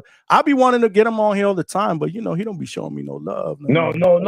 Listen, look, man, I love to come up in here, man. Johnny's kitchen is one of the best kitchens out there, man. So whenever I'm in this kitchen, man, I feel comfortable. You know, like I said, you got to call me behind the scenes. We got to talk some things out. We got to talk, but I know you got this. You know, you got shit going on with the family and stuff like that. Yeah. But we'll look, start man, to get him on here more often. We'll figure it out. yo, let me ask you, what time tomorrow you gonna be on? I'm on 9 p.m., brother. Tuesdays, Wednesdays, and usually Thursdays. This Thursday I may not be on because I may have to do something Thursday. But yeah, Tuesdays, Wednesdays, and Thursdays, 9 p.m. Eastern Standard Time. Sundays now, 8 p.m. Eastern Standard Time, and we're also doing live fight chats. We're doing all kind of shit, bro. Like, I know. You, bro, every time I look, you in the kitchen. I'm here. I'll be watching. You be all right. That's what's up. I appreciate that because we got the late night slot. We got the late night slot now. Oh, so you got Sunday at 8. That's a good slot, bro. That's a good slot. Yeah, that's the missing slot. Too. That's a good one. Cooking, bro. We go 4 hours. Are you gonna do an immediate reaction to the Berlanga card? I think I'm gonna do a live fight chat for that. Or live chat, all right? Because I'm gonna be in the building. So yeah, I'm gonna pull up on this shit when Shakur get that TKO. I'm gonna tune in, and I'm gonna find Maniac, and you gonna see us on here. Yeah. No. Yeah, hit me up, E. Hit me up. I'm gonna be with my wifey. So me too. All right, cool. So yeah, just hit me up. We'll link up, no doubt. On Saturday, I'll be there. What I usually do on the fight chats, because we're starting to get those up. You know the deal, Maniac. We did the Brian Norman Jr. early in the morning. Yeah, that was good. Do the fight chat. We'll do the fight chat, and then after the fight, I open up the lines and I let people call in, and we could talk about the fights. We could break them down. So I got to be honest, bro. If I do a live fight chat for the entire main card on Saturday, I foresee this show going 6-7 hours, bro, because after the fights, I'm gonna keep it going so people could call in and we could give our reactions, bro. We don't play here, bro. We do overtime, brother. No, I know. Not the kitchen. Your kitchen is like his kitchen is like at a resort, 24 hours. You know, there's always a spot at the resort, 24 hours. Appreciate y'all, man. Listen, I can't do this shit unless I had great family members, because I don't call my people subscribers or followers. Y'all family, bro. Everybody here at the Hangout Spot family. I mean, this is the reason why y'all motivate me to continue going, bro. Y'all be cooking, and y'all make me cook in the interviews and everything, bro. See, Bacino, he says Shakur punch placement is A1. Absolutely, bro. Absolutely. John BX said the bookies have curved minus 1,200. Damn. Take that knockout. Take that TKO. Yeah, it's looking like that. Good night, boxing. Rocks out. Good night, my brother. Always coming aboard. I saw you. Johnny was good, gang. I saw Pacino ask me who I got. Katie Taylor, Serrano, man. First of all, I'll be in the building. The last time I was in the Garden for a rematch with a Puerto Rican fighter was Cotto Margarito. You want to talk about the atmosphere being through the roof. We already know the storyline behind that. We don't need to really get deep into it. But in the fashion that Cotto won, bro, yo, it was definitely like something it's unexplainable, bro. Like everyone in that building was just crazy. But I'm gonna go. He says, "Gets that stop." I wouldn't say it will be wow, but Pacino. I'm gonna go Amanda, man. I think the first fight to me could have gone either way. I think in the second fight she won definitively in my eyes, but they gave it to Taylor. Let's see what happens in the third fight, man. I'm gonna go Amanda, but it should be a hell of a fight, and there's nothing but ladies on it. Ladies' night. And the feelings right. And I saw your ladies' night, Johnny. Woo, you had the honey. We cooking here, bro. We gotta show the ladies some love. We actually gonna be doing that once a month. We're gonna have ladies' night where we have ladies on the panel. We may have lady guests come on. Which is gonna be a surprise for the panel. I'm not even gonna tell the panel, but we working on it. Sunday night we had fighter Brooklyn, the big deal. She was in the building. Brooklyn Barwick, she was in the building. I mean, we got to show the ladies love, bro, because they're doing it up. I mean, look at this card. Now that you mention it, Maniac, you mean How many fights do we have in this card for undisputed titles, bro? We have I mean, in general, I think Three it's fights? seven. I think of the 7, I believe 5 or 6 is for title fights, period. Right? Oh, for title fights, yes. Yeah, they just about every fight is a title. I know the Ramna Ali fight is not, and then I think there's another fight, but bro, just about every single fight on this card is a title fight. So not only you getting quality, there's a lot at stake in these fights. So, bro, I'm just happy that I'm gonna be there to witness all that. So just so you know, you were right. Tam Tebow, obviously, who's 2-0 prospect. That is not a title fight, but she's fighting against a fighter that's undefeated, 6-0. Mary Casamasa. And then you got Ramla Ali. That's not a title fight. But then you got Chantel Cameron against Jessica Kamara. That's for a WBC interim. You got Shanika Johnson against Shamretta Metcalf. That's for undisputed at bantamweight. Ooh, Lord, you got Savannah Marshall against Shadeja Green for 2 titles at super middleweight. Undisputed Alicia the Bomb Baumgartner makes her return, her first fight since being signed to the Most Valuable Promotions banner. That is for undisputed at super featherweight against Jennifer Miranda, who is undefeated. Ellie Scottney against Yamileth Mercado. That's for 3 straps. And then obviously the main event is undisputed. I mean, this is crazy, bro. You got to give a shout out to Jake Paul, bro.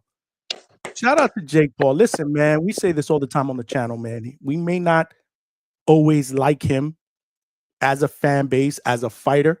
We may not like the shit that's going on. I did not like the shit that I saw against Julio Cesar Chavez at all. I thought that shit was hold on. Where's the soundbite for this? That shit is a 2-pack of ass. Yeah, that shit was a 2-pack of ass, bro.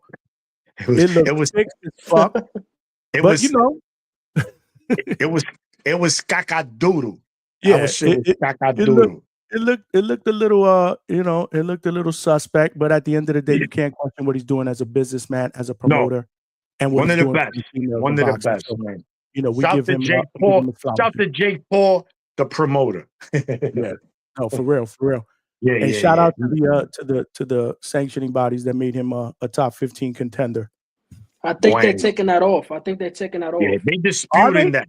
Yeah. But again, they're having a meeting in Europe or something like that. Listen, Johnny, this is what the cartel does. This is how the cartel do, baby.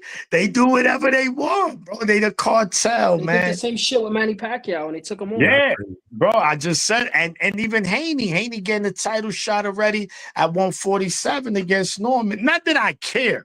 I'm just pointing out the obvious that these sanctioning bodies, they hold it close to their chest. No, we follow our rules and shut the fuck up. No, y'all don't. They do it for who they want. Correct. But that's the cartel. They're gonna who we gonna pick and choose. No, run that belt. Give me that belt. Give me that shit. Johnny gonna fight for this belt. You know what I'm saying? And it's like, damn, but he been waiting for this belt for 3 years. How you gonna do E like that? They don't care. They'll make some shit up. But look, it smell like a toilet full of nasty ass shit. Okay, that's for sure. But look, let me get my ass to sleep. It's way past your bedtime. Maniac, I appreciate you, brother. No, Johnny, I'll hit you up, puppy. You know what I'm saying? Keep doing your thing, champ, man. I love it. It's great. Shout to everybody in the chat. Thanks everybody for supporting my brother, bro. You're doing the right thing. I'll be watching, man. A lot of y'all good. Y'all got good sense of humor. So it's a good show going on. And it's only gonna get better, man. I promise you. I'll see you Saturday, champ. Hit me on the gram. Saturday, for sure, my brother. Appreciate you, my brother. All right, man. That was the boxing. Johnny. What up? Thank you for everything. Thank you for having me on here. I've seen you for when you had 300-400 followers. You're over 2,000. You're doing the right thing. You're doing it well. Working, bro. Stay consistent, my brother. And I'll be here Saturday with Maniac after the Shakur fight. My brother, I appreciate you. Enjoy, be safe, and definitely check in on Saturday, my guy. For sure, my brother. Love. All right, much love, my man. Serrano in the building and the boxing maniac. Yo, let's go, man. I put the link in the chat if y'all want to call in. Let's talk some fucking boxing, bro. We need 5 more super chats to get to our 10 super chat goal. If y'all can help a brother get there, that would be dope. If not, call in, brother. I would appreciate that just as much. Brothers and sisters are welcome to call in. We got a big fight weekend coming up, man. We got a big fight weekend. We broke down the female fight card. We didn't actually break down and predict every single fight, but look at it, man. I mean, there's title fights all across the card.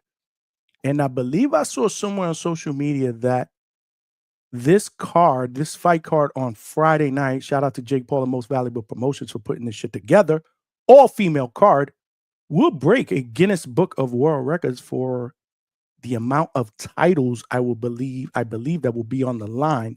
And if I'm counting correctly, we got 1, 2, 3, 4, 5, 6, 7, 8 fights that I'm looking at on BoxRec.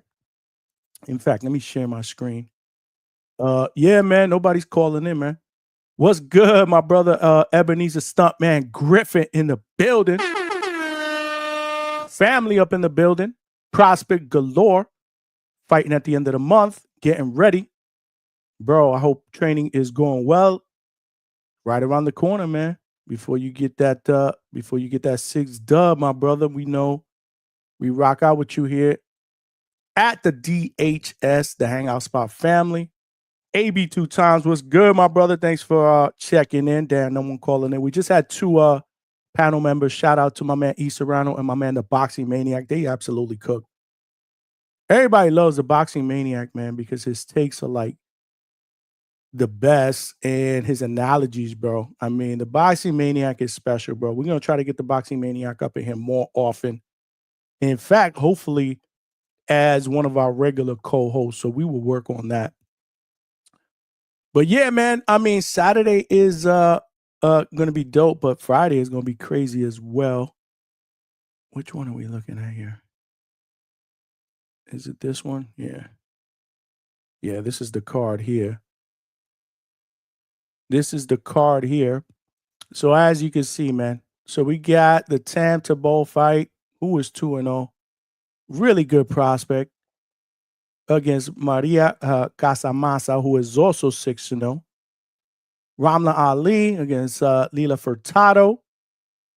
You got Chantel Cameron against Jessica Kamara. That is for the WBC interim world title.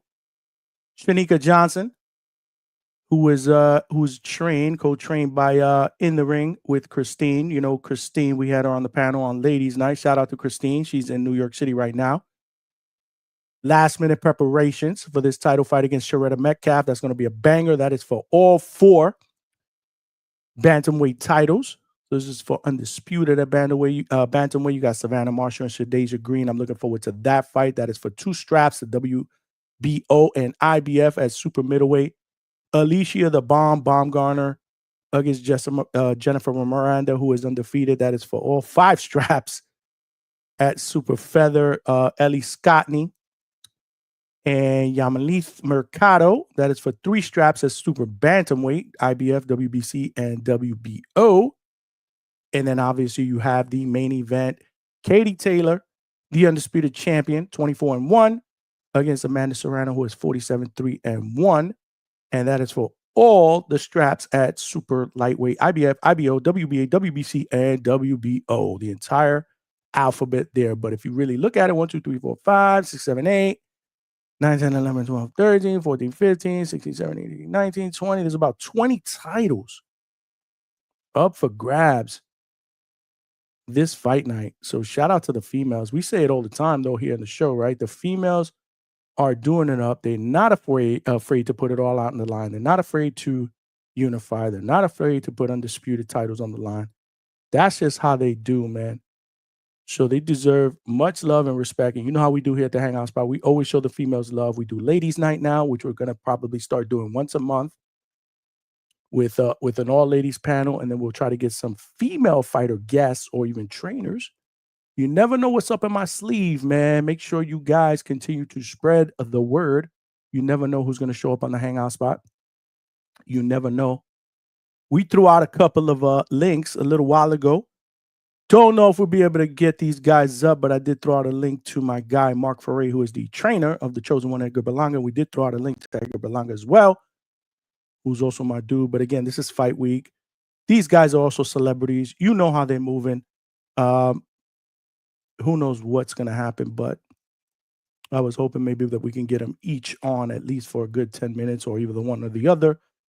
It don't matter. The show continues to go on. If you're watching this on YouTube, smash that like button. Help us get this channel out into other boxing fans' algorithms. We need more viewers, which hopefully will turn into more people that call in and talk that boxing shit. Dwayne Styles, peace. Good night, my brother. Always rocking out with me.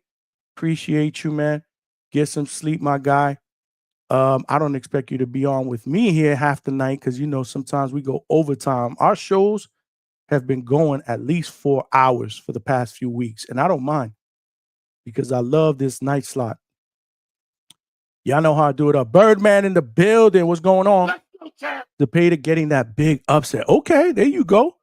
Shout out to y'all, man. I haven't been hearing a lot of people here or in some of the other platforms that I've been listening to, because y'all know I go and listen to other platforms. I show all the other platforms love, man. That's just the type of dude I am, man.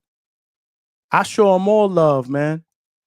There's plenty of food in this buffet for all of us to eat, bro.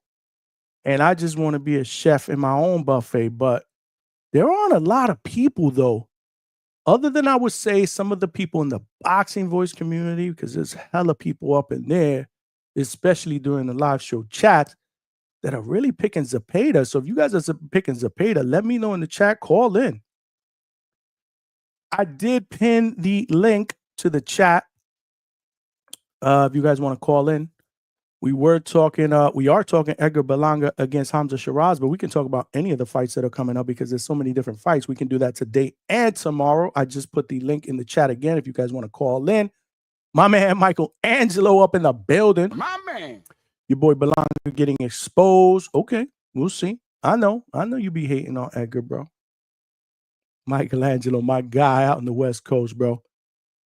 Appreciate you, my brother. Always showing love. Stuntman said low-key more excited for the MVP show than the ring card. Bro, that card's gonna be epic. Stuntman, you ain't kidding, bro. There's a lot of good fights on that card, bro. There's a lot of good fights on that card. The only problem is that card is gonna be hours long, bro, because there's 8 fights, 9 fights.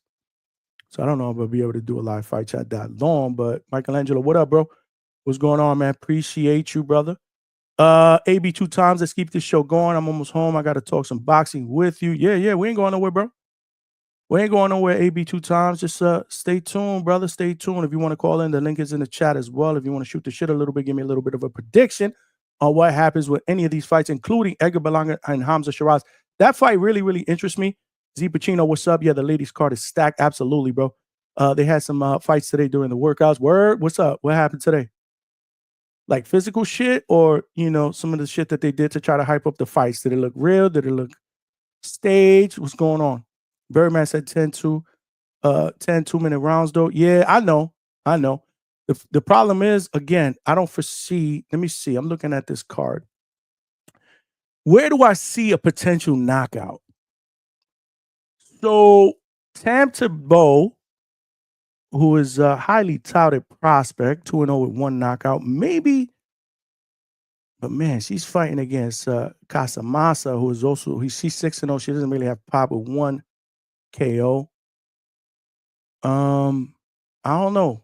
Maybe Tam, because Tam, can get that knockout. I'm not sure. Chantel Cameron against Jessica Camaro. Shanika Johnson against Sharetta.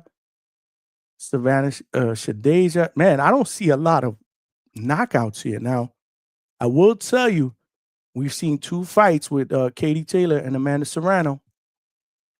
Serrano has hurt her on a couple of occasions. She's hurt her in each fight, but she just has not been able to put her away or put her down and win any of those fights by potential stoppage.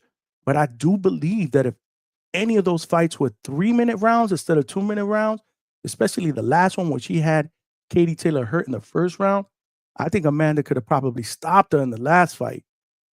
But again, 2-minute rounds is tough.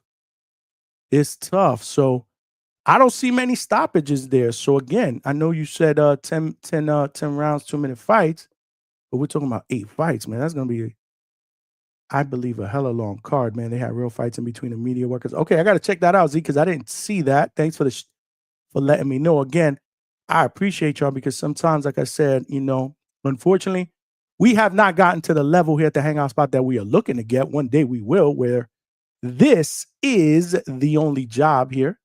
We do have 2 jobs, and I say this to everybody that I know personally. I got 2 full-time jobs because I got the day job, obviously, the 9 to 5 that pays the mortgage and the bills, and then I got this full-time job, which is my passion, and this is what we are trying to grow. We are trying to make this into our only job so that we could put out shows every single day.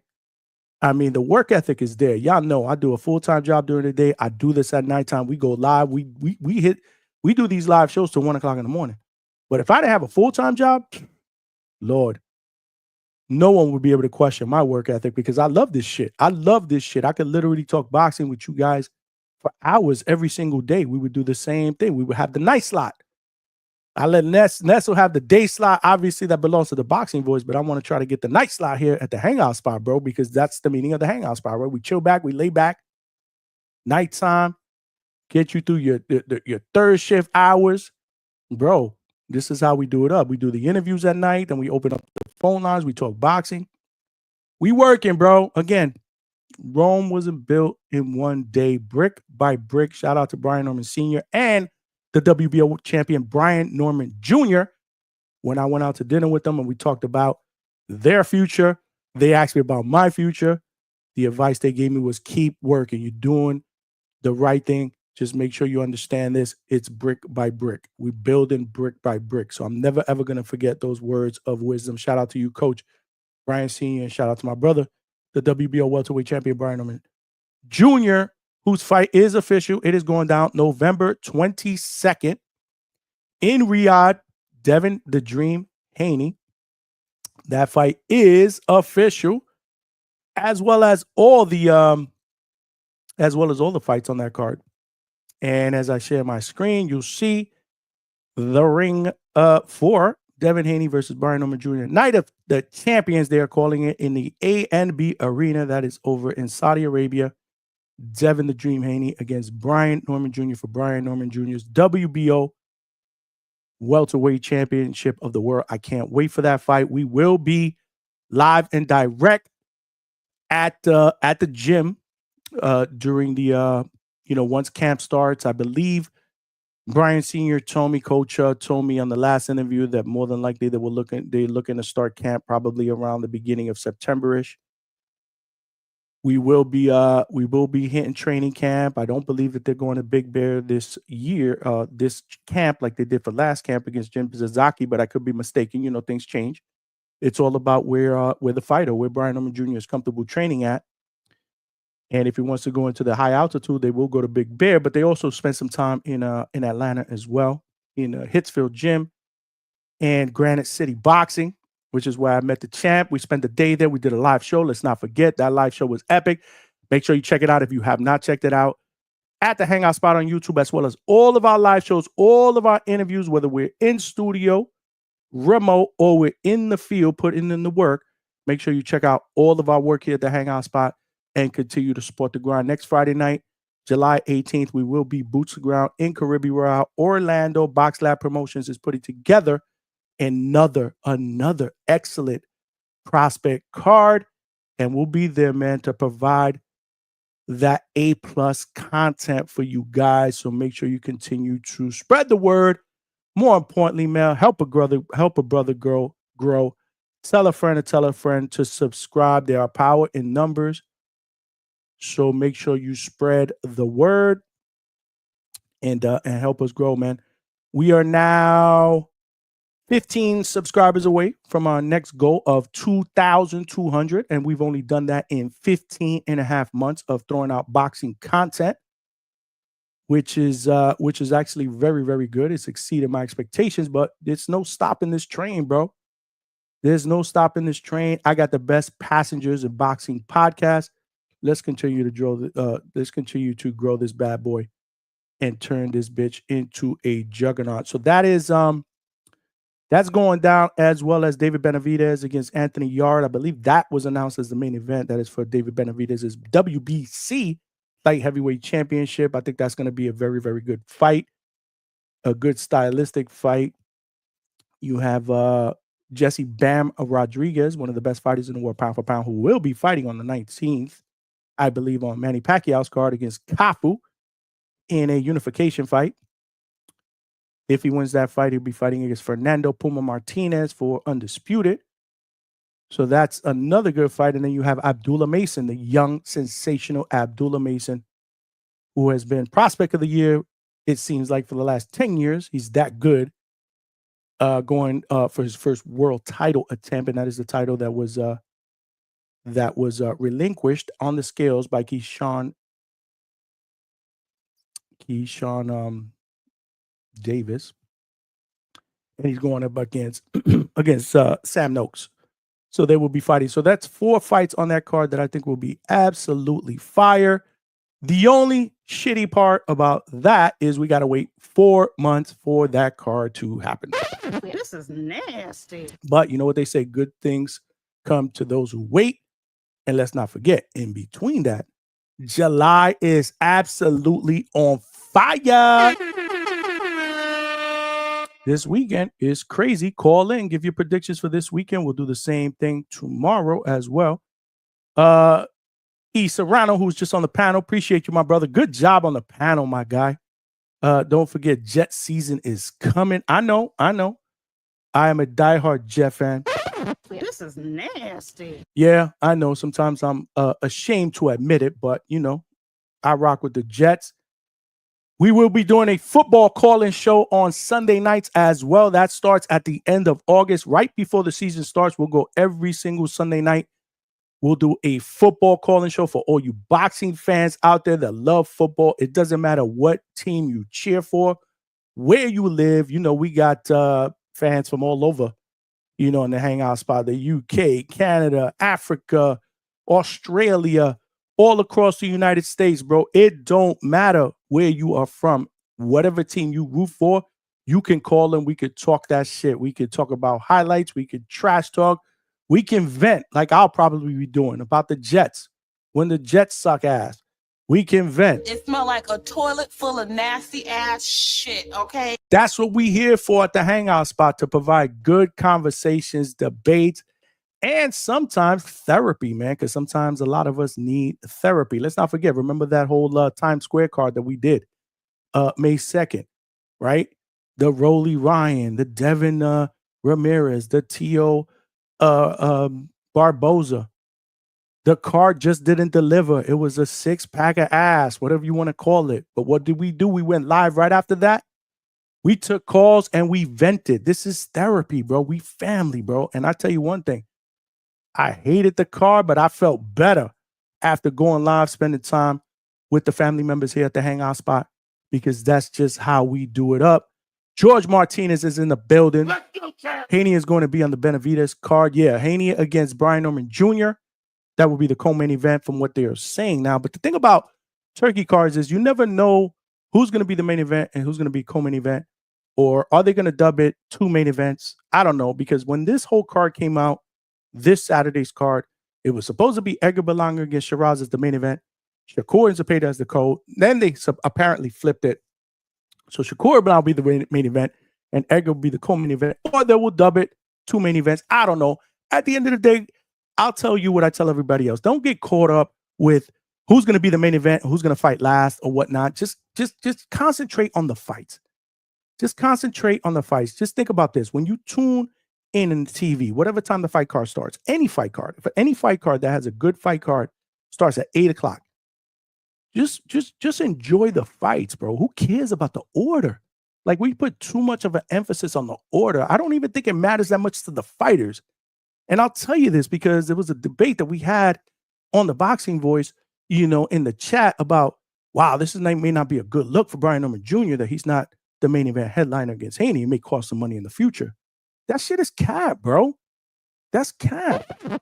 Bro, it's cap. Like at the end of the day, right? If a fighter goes out there and puts together a spectacular performance against another great fighter, and is that going to affect him down the road for potential bigger fights or bigger paydays? Like, we're not going to remember, well, Brian Norman Jr. beat Devin Haney on that Riyadh card. That was a great win. But he didn't do it as the main event headliner. He did it as a co-main event. Who cares? Nobody even cares about that. It's never even talked about, bro. It's never even talked about. So to me, that's kind of cap, if you ask me. But these are the things that fight fans kind of get into, right? Damn, bro, it's fucked up that he's not the main event, bro. He's on the card fighting another great fighter, bro. Let's just be happy that we're seeing great fights. This card on Saturday is in my opinion, is a great card, bro.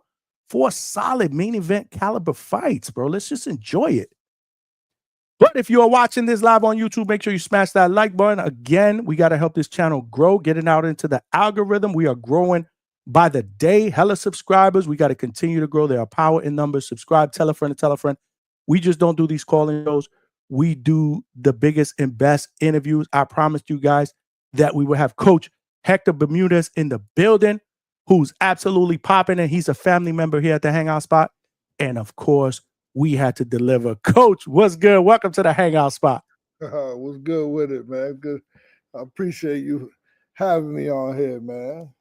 Man, I appreciate you, man. I see you frequenting my chat, bro. It's an honor, man. When I see you in the chat, bro, it's an absolute honor, bro, because man, you're the only late night popping, man. So, after everything's done and over with, everybody done trained and tucked into bed, I tune in.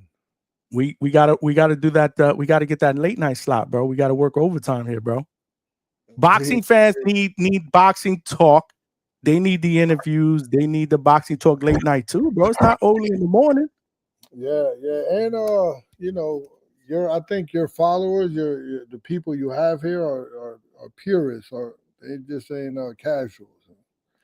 I like the comment section. People when they do talk, they talk with some sort of boxing IQ. Your man H-Town yesterday was a little, he was tripping, but people like that is needed, Of course. Everybody's gonna have a difference of opinion. You should have jumped on, bro. You should have jumped on, Coach. Yeah, I kind of respect everybody's opinion. So it's kind of like I'm not the one to debate with, because your opinion is your opinion. You're entitled to it. At the end of the day, that's all it is until 2 individuals get in there and fight. That's all it is, right? And this is why I appreciate what you guys do, not just the coaches, obviously, but the fighters, man. You guys are special. The dedication that you put into the craft. There wouldn't be great fighters if there weren't great coaches, great teachers, as I call you guys. You guys are more teachers than you are trainers. Some of us are great motivators, and sometimes that's all a fighter needs, is just good motivation. Because when I worked with my first world champion, I might go on record saying I'm probably the youngest guy to ever have a world champion at the time. And I didn't know the nuances of like technical and fundamental of teaching, but I knew that if I grab him by the hand and I'll put him in the room and bring him to the gym and put him back in the hotel room and bring him back to the gym the next day, make sure he don't party, he don't mess around with girls. He has a talent to just get in shape. And we beat Lupe Aquino way back in the days. And he became world champion. And my knowledge wasn't as extensive as it is now, but sometimes you got these coaches that that's all the fighter needs, is just someone to hold their hand, and they'll take care of the rest. So, Coach, I'm glad you brought that up, and I do want to talk about that, and obviously some of your amazing stable of young fighters. But how often do you have to play motivated for a fighter? And the reason why I ask you that is because of this. Usually fighters are built differently, right? They're warriors, but a lot of people don't understand that they're also human beings. So is that more of the norm, having to be play motivated, or is that based on certain fighters, their character Well, as you heard, I'm sure you heard that a boxing coach wear many hats. Have you heard that before? Right. Yes, absolutely. So he has to at times be a great motivator, which I think I'm a terrible motivator. But sometimes you have to play that mode. Sometimes they need I think they need their goals to be set clear and then push them to that. Sometimes they need positive reinforcement. Get what I'm saying? And they need a support team. They need, sometimes you have to give them a visual motivation, how it looks at the end of the road if you keep doing this, right? And emphasizing the journey. So everything I just named, like, they need to stay engaged, right? So everything I just named doesn't have nothing to do with how to teach someone to jab, but it's also equally important. Some motherfuckers know how to jab, but some need that motivation. So I don't know if I answered your question. I'm kind of No, you did, and that's intriguing to me, especially the fact that it's not just a motivator, but sometimes a father figure as well, right? Oh yeah, big brother, I'm a father figure to all these guys because I don't let them do no foolishness, and I did all the foolishness for them. So I know when I could. You know, your mom always told you certain things that would happen if you went down this road. And it's like, is she psychic?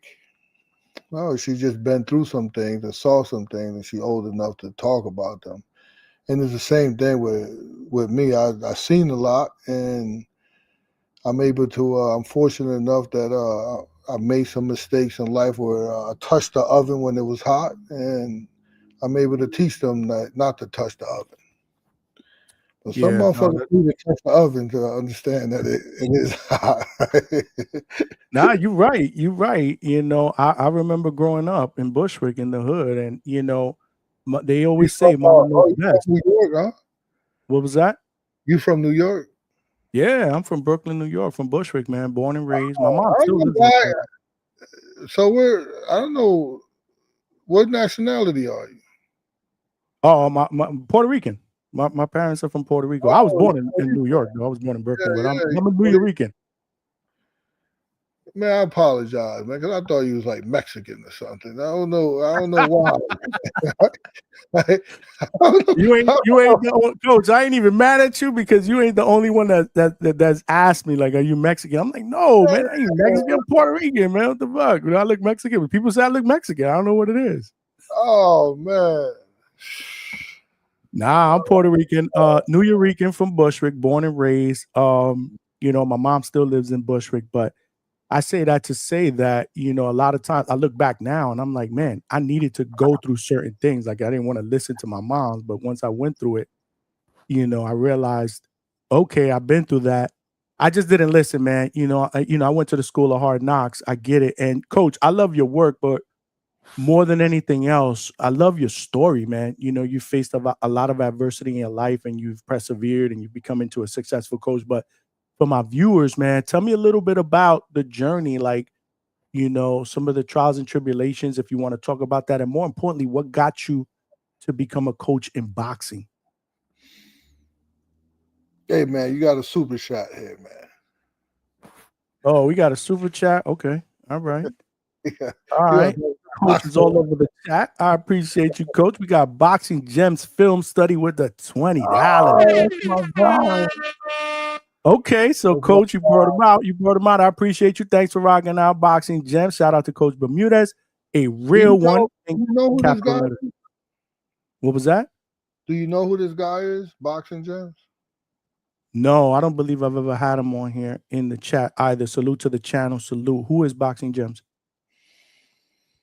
Oh man, who is Boxing Gems? First of all, it's a little disappointing that you don't know. I don't know who Boxing Gems film study is. Yeah. He's shit. I don't want to say too Or much. do I know? Or do I know? It's just I don't know the name. Yeah, you maybe not know because he is like this. This is this is what he does. He stay under the radar. Okay. And I understand why he has to stay under the radar. And I don't want to say too much because he'll get mad at me. But he's a nerd. He's a boxing nerd. What's a nerd? Someone who's enthusiastic about student, a studier, no, just don't study because a dumb motherfucker can study. He's enthusiastically knowledgeable about what he does, and what he does is he got to be mad at me. But what he does is he studies film. He's a nerd. He just studies film. He studies positioning. He studies how the guy throws his jab and he dropped the offhand and he leans over too much, and then he writes everything down, and then he gives it to people. Of course, you got to hire him, but he gives it to people, and then someone like me would study it, would read it, and would be like, okay, it's a different perspective. He's my ace in the hole, man. I appreciate his knowledge. He's definitely he's dedicated to the sport. Well, listen, I appreciate him tuning in, showing me love. I'd say this to everybody. You come on to the Hangout Spot, whether you're a guest, whether you're in the family, in the chat, you are family. You are family. So Boxing Gems, I definitely want you to kind of keep coming in here, man, blessing us with your knowledge, bro. We love this sport. I love this sport. My viewers love it, bro. Anything that you could provide, from a knowledge perspective, we would take it in. So I appreciate that, Coach. No, I appreciate that. Oh, I also derailed because I don't want to talk about my past history and all that. So I saw that there was also a super chat. So I had to derail you from me. No doubt, no doubt. I just so what kind of got you into coaching then? Sometimes like every true boxing coach, I don't think they actually said that I'm going to be a boxing coach. I think all coaches are put in position by the circumstances, and they all have a gift. You can't just want to be a boxing coach. You have to be chosen. I don't want to get too spiritual or too religious or whatever, but you definitely put on your apron and cook, bro. Cook. You definitely had to be chosen. Like I didn't choose to be a boxing trainer; they chose me. I was 15 years old. Like I wanted to box, so yeah. It chose you. Every boxing trainer probably relate to this. I don't know if there's any boxing trainers out here in the chat, but you could mention it. I'm pretty sure it was chosen. Like I was in the gym, it was me and all my friends. I can't remember a memory. I don't have a memory that goes far back that I wasn't in boxing. Since 6 years old, so we was all in the gym, and then our trainer came up missing, like literally came up missing, and I picked up the pad because I was the only one that used to really listen to him, and then it was on from there. And then it was hard to get respect. It was because you got this young kid, 15, 16, 17, and I'm 17 years old. I got 2 years training people. Then 18 years old, 19 years old, and I get some pros opponents that all my guys used to get beat up, and I carried but I learned how to wrap hands good. I probably one of the best that you would only thing I kind of brag about is how I wrap hands, and I do cuts, and I don't need to hire a cut man or someone to wrap my fighter's hands.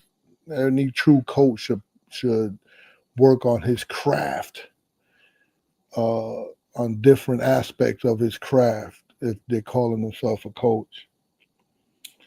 Now, like as of lately, you see that there are they have cut man in the corner. Sometimes I even bring in the cut man, but I hardly ever use them.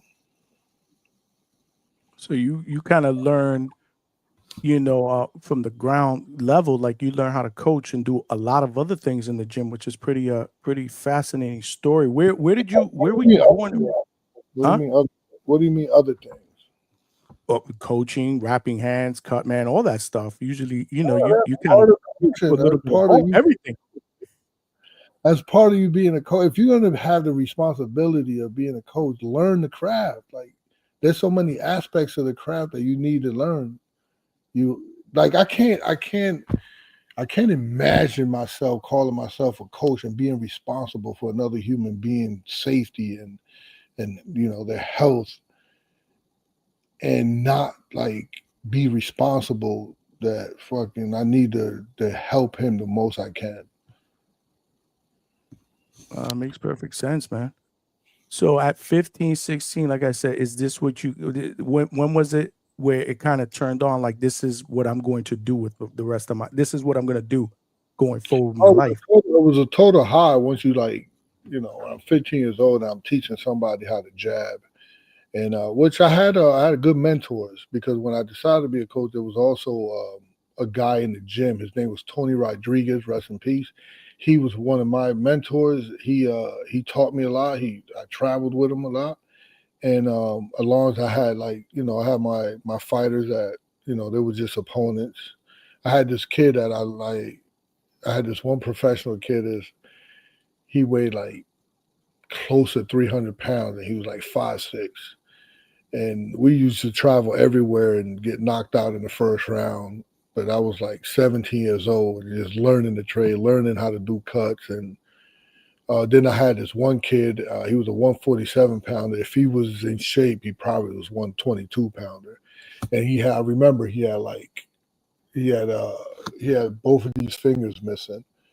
So he couldn't really make a fist. And we used to lose all the time. And then it just came to a point where those same opponents, we worked hard and we upset a couple of people. And that was a different type of high, boy. When you are on the B side and you say like, fuck that, and you win, man, how can you go back from that? Right? It's a grind, man. Yeah, you keep chasing. I love being on the. I have a couple world title fights, and I have a couple of champions that I trained in my lifetime, and we was always on the B side. I think one fighter wasn't on the B side, but that's a different type of high when you're on the B side, going to Japan and winning the world title there. This is pretty awesome. No, absolutely, man. I'm here with Coach Hector Bermudez, man. Thanks for joining us. No, you're right, man. It's a progression, not just for a fighter, but a coach, man. So I could only imagine like where you are today compared to where you were, back then, right? It's everything that you've learned, you've taken in, all the different fighters, personalities that you've had throughout the years, man. Like, it's pretty crazy, man. Yeah. It's actually pretty crazy. Yeah. So your gym is in Massachusetts, right? Yeah, it's in a little dump place called Springfield, Massachusetts. I'm not from Springfield. I'm not from here. I don't know the area that well. Where are you from before you get into Springfield? Where are you from, and what's your nationality? I'm Boricua. Some would say Puerto Rican. You say you're Puerto Rican. I don't know how much you know about your history, but I'm Boricua. And were you born on the island?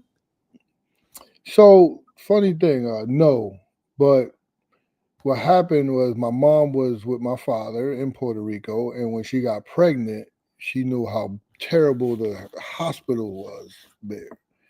So she just flew over here, had me in Albany, New York. And then as soon as I was born, I flew back. So I was raised. She only wanted to come here to have me, make sure I had proper care, I guess. Right. Smooth delivery. Right. Yeah. So and then I don't remember that course. And then I was raised over there until I was 14. We came to the Bronx a little bit when we got here, and then we moved back up to Albany, Troy, New York area. Okay. And you've been here ever since. So what took you to Springfield? Let's talk about that move. Yeah, so Springfield, I had a couple of training camps. There was a training camp where I had in Boston, Massachusetts, and then I was just tired of I was tired of like being comfortable, and then someone else would deter that feeling, and because you're training at somebody else's gym or you're staying at somebody else's apartment, and then I just got tired of that because I like to have peace of mind. I like to just focus on my job. And there was always something with some gym owners, we had to leave the gym, go somewhere else. And the apartments I used to rent for the fighters. So then I remember when I had a 2 world champion at Guzman and Fortuna, and I made a lot of money from them. And I was like, fuck, I'm going to just get my own spot. I looked in California. I looked in Florida. It was all too expensive, and I found a really good spot in Springfield. And you've been there how long now? I don't know, about 3 years, close to 4, maybe 4 years. But it's not a spot that's open to public. It's just like it's the same fighters that I have that they come to me. New ones come to me, of course, but they live like right upstairs, and the gym is downstairs. And it's not like I don't have a name for the gym. It's not publicized. It's just a firehouse that people that even ride by here always say, "Oh shit, I didn't know that was a gym." Usually the good gyms are usually those ones that you can't find, man. They're like holes in the wall. Yeah, and that's what it is. That's what I don't want to train somebody's mom, or I don't care how much money that you make. Some people make a lot of money. I don't knock them, but that's not me. I'd rather train an athlete for no money than train a corporate guy for money. So you prefer a lot of the younger fighters for you to be able to come in and get that work in and kind of develop them, obviously, because you do have some young fighters. You've had some young fighters in the past that you've had like Fortuna and stuff and champions. So that's what you would prefer, walk into your gym or ask you to be trained? I think my strengths are in molding fighters. I think that's what my strength is. I mean, I could train anyone who comes with respect and that's coachable. But yeah, my strengths come in molding guys. I could get guys that are turning pro, or because I also mentor them too. So, keep them on the straight and narrow. But yeah, I think that's what my strength is. But I had older ex-world champions come and train, and they come stay here. It's a grind. It's a grind here. You got me on your back all day. You're living right upstairs. We're training a couple times a day. We're doing film study. We're doing film study on your opponent. Boxing gems again. Write up something for me, and we drill some of that stuff.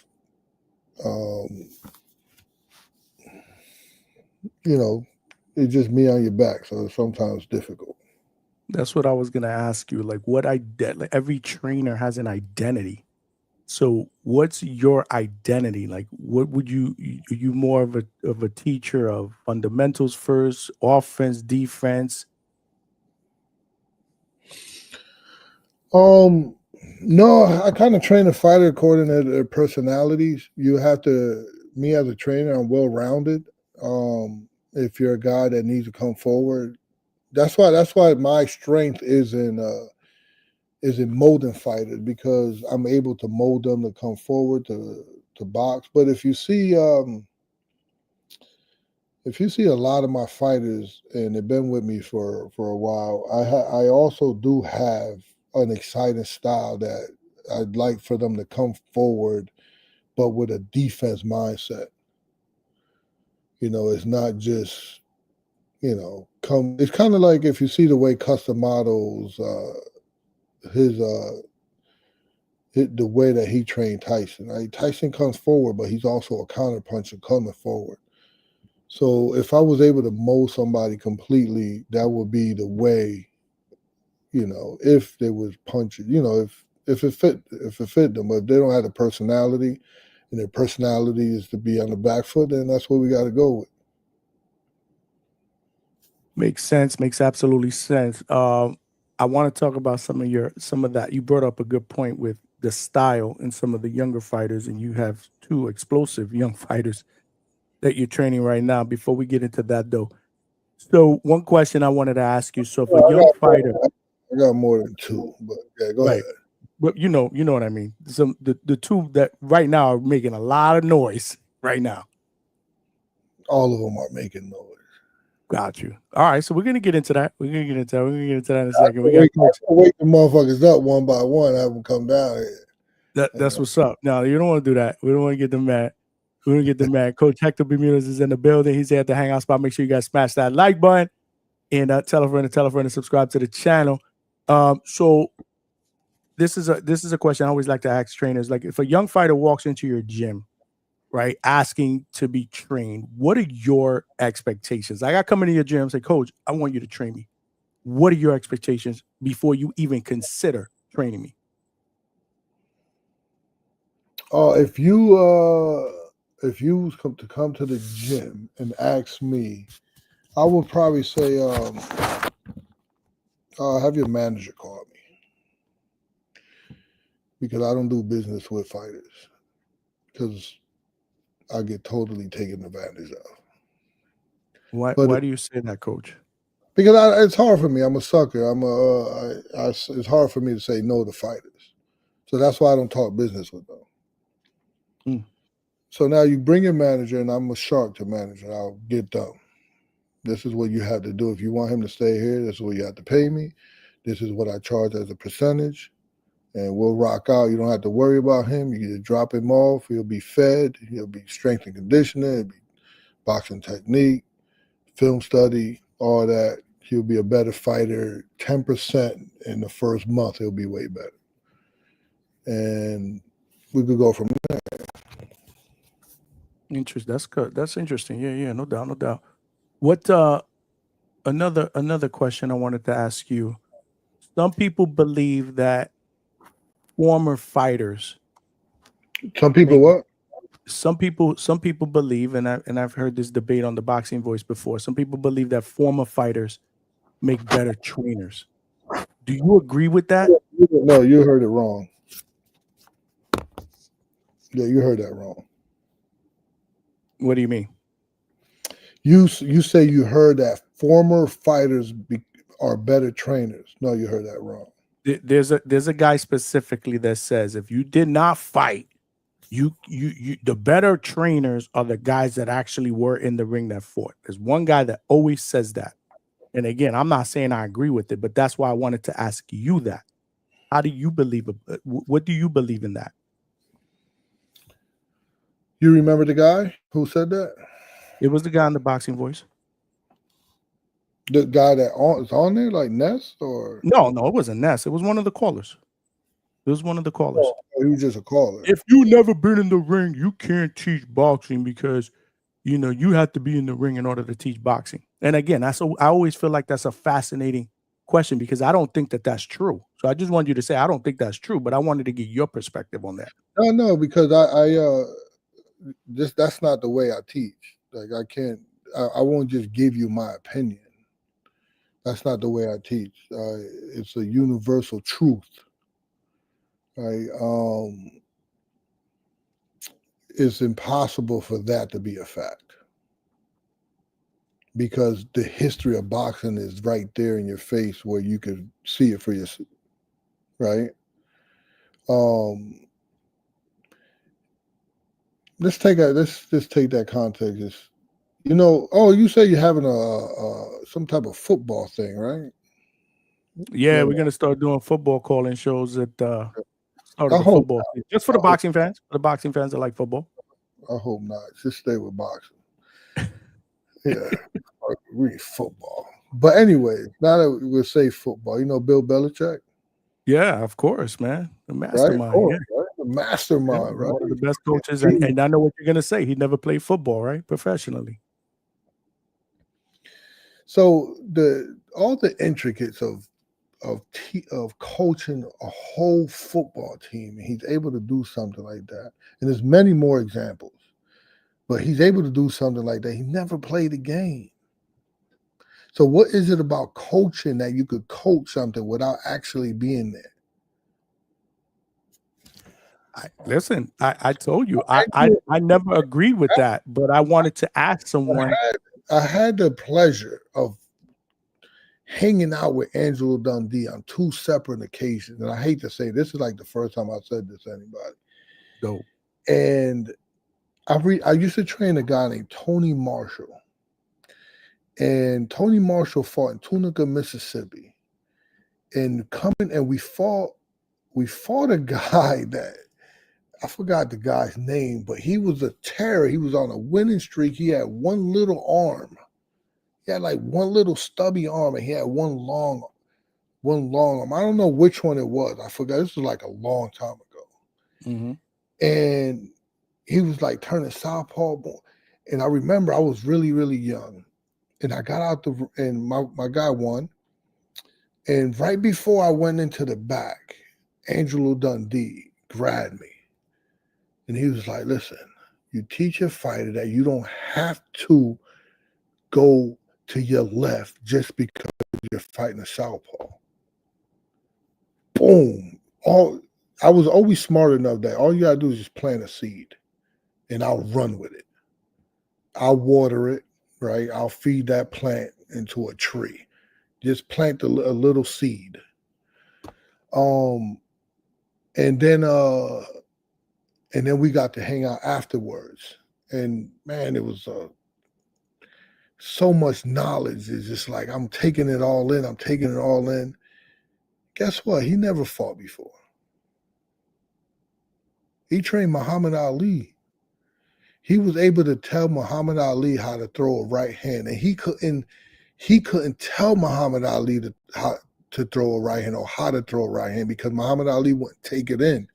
The way Muhammad Ali took it in, he was like, hey, man, champ, the way you popping that right hand out, that's fantastic. You looking sharp. So then Muhammad Ali started popping that right hand out. This man never fought before. Right? Yep. So now, you want me to go? I could go on. Keep going, because let me tell you something. I've always wanted to ask that question to a you know what? I can't go on. A high level trainer that supposedly never boxed or had professional fights. I've always wanted to ask that question because I never agreed with it. Like, just because you never been in the ring or doesn't mean that you can't study the sport, you can't teach it, you can't talk about it, you can't critique it. So I've always been that guy that has always been like, nah, I don't think that's true. But this is why I wanted to ask you. So go ahead. I want you to keep cooking. So I like this analogy, keep cooking. Cook, baby. Put your apron on. You gonna cook. We at the Hangout Spot. You cooking, coach. It's not fair because you don't have the argument of the other side. Let's like look out for the guy. I wish I did have that person here. Yeah. Maybe H-Town would come in. Nah, it wasn't H-Town. It wasn't H-Town. You know, I could he's always debating every day. He's a debater. He's definitely a debater. I could set that up where I could get that person. Oh, definitely. I mean, it's just a universal truth because, I mean, I don't like to debate because he got his opinion. But, you know, by law, you will have to see the history of the sport and go from there. So I think there's exception to all rules, right? I think, I mean, I don't know how good a fighter have to be. Like you saying top, because Freddie Roach is a decent fighter. right? I don't think he was like a world champion, right? But he's decent, and he's an awesome trainer. One thing, fucking Robert Garcia was a world champion. He was a hell of a fighter, and he has. That's not common though. That's not really common. It's more of what you're gonna see with the Freddie Roaches. For example, I'm gonna go back to your football analogy. If you really look at the history of the football, the best offensive coordinators are usually backup quarterbacks, guys that weren't superstars at their positions. Because in my opinion, they were better in the film room because they weren't on the field than they were on the field. Right? That's just the analogy that I would use since you brought up Belichick.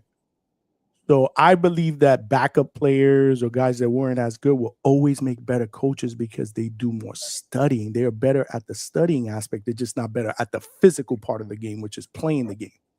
So I think it's the same thing with boxing. Correct me if I'm wrong.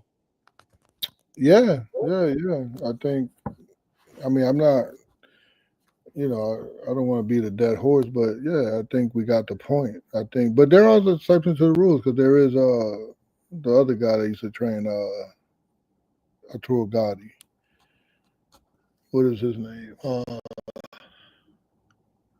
What is my man? Help me out here. The other coach that's pretty good. Which one? That coach is who? He was coaching Arturo Gotti. He's a coach now. That was Buddy McGirt. Yes, sir. Yeah, Buddy McGirt was actually pretty good though. Yeah, so Buddy McGirt was a good fighter, and he's also a good coach. Buddy right? McGirt, yeah. But I think several coaches were successful in various sports that I agree. That achieved great success without even participating in whatever sport they are. I think it's out there. The universe will tell you, history tell you. And Belichick was probably one of my go-to that I always answer that question with. I mean, he never played professionally, right? Yeah. No, listen, you answered that. That's exactly what I was looking for because I've always actually remember Phil Jackson. Phil Jackson was a player, yeah, but he was a player. Did he play professionally?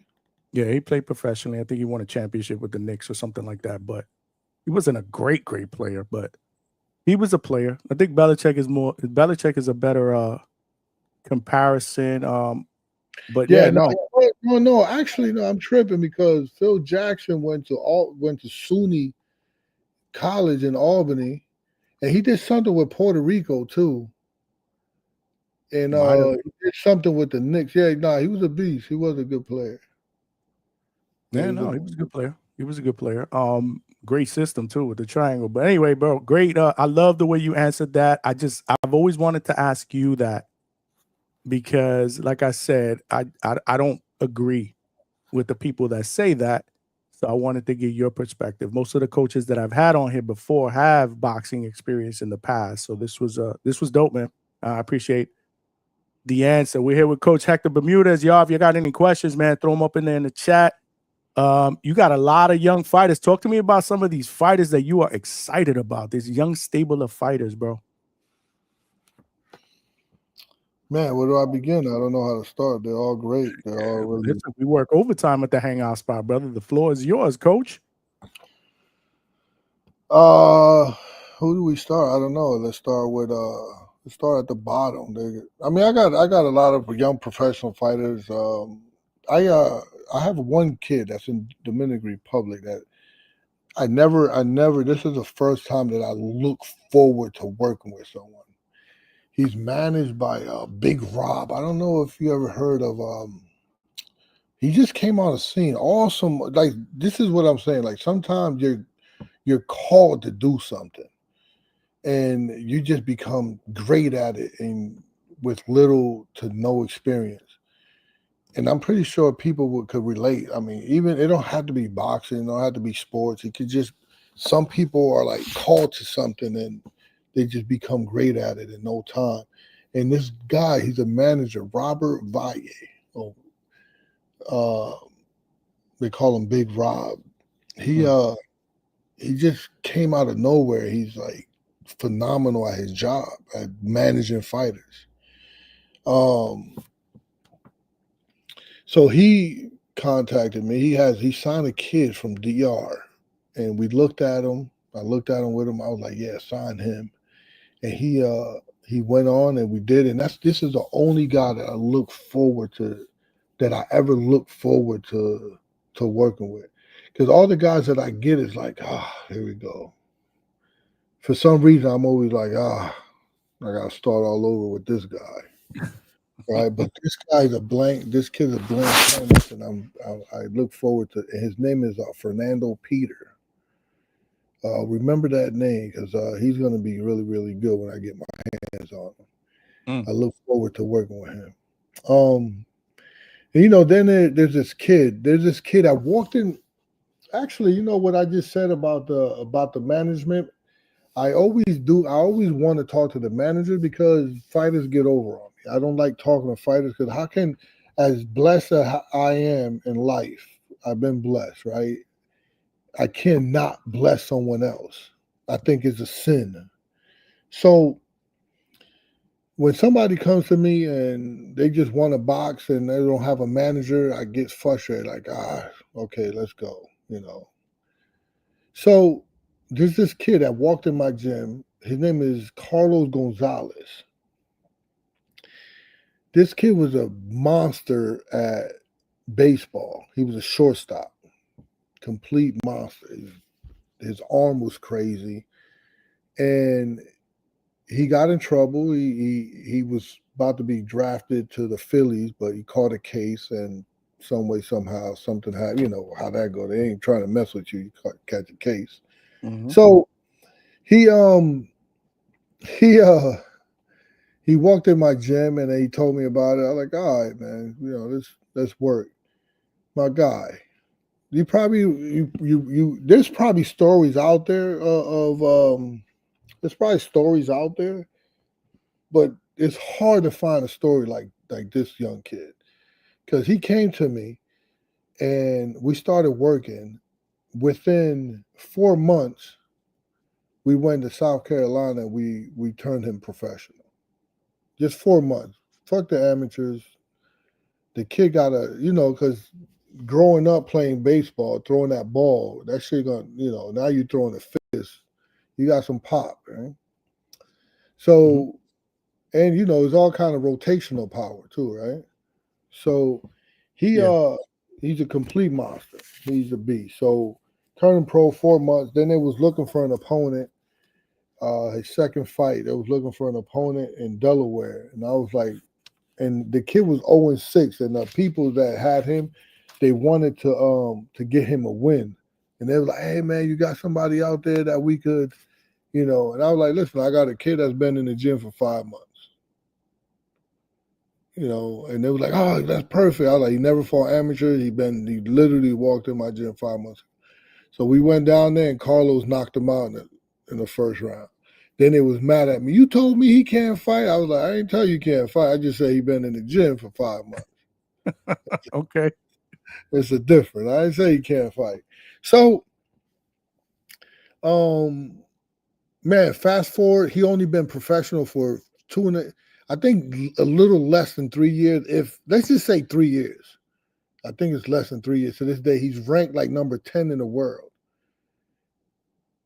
Phenomenal. And I trained TJ Doheny when we just fought. We fought Inoue, and then we fought Nick Ball.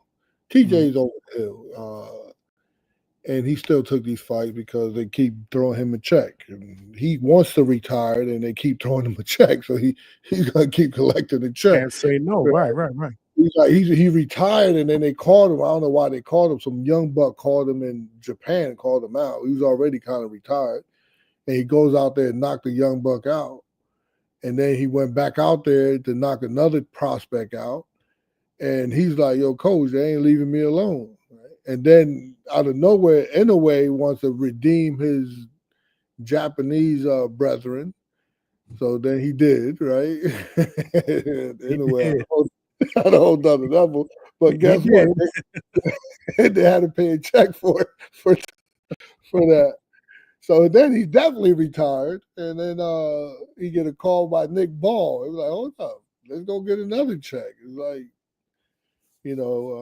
but this kid here is special, Carlos Gonzalez. He's I think I mentioned Nick Ball because a lot of people is high on Nick Ball, and this kid only been fighting. I've been training him from scratch for 3 years, and I would not favor Nick Ball to beat him. That's what's up. Yeah, he's ranked number 10th. He's about to be ranked. He's about to go. I think he got dropped to 13 because of inactivity. We had to find the right fights to keep moving him along. But by next month sometime, I think he'll be number 7. Dope, man. Dope. Exciting stuff, man. Here with Coach Bermudez, y'all. He's in the building, bro. It's this shit is dope, man. I love having you here. My guy, Stock Chasers, bro. Throwing the super chat out there. You guys know this. I think this guy. You know Stock Chasers? No, I don't know him personally, but I think he's on the other channels too. I think he's So. I know what are Stock Chaser? Who are you, man? You Stock Chasers. I'll tell you who Stock Chasers is. Okay, he's a big Devin Haney and big Rohan Polanco fan. And when I say big, coach, then if he's a big, what would happen if they fight each other? Stock Chasers. You tell me.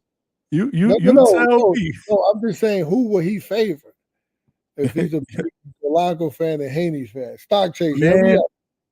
Stock Chasers, you got to answer Coach's question because that's a good question. I'm going to guess, Coach, because of all the shit that I've been hearing here, I'm going to guess he would favor Haney, but I don't know. I'm not speaking for you, Stock, so you're going to have to either chat or call in real quick. He said, I'm going to see Polanco on the 26th. Super excited.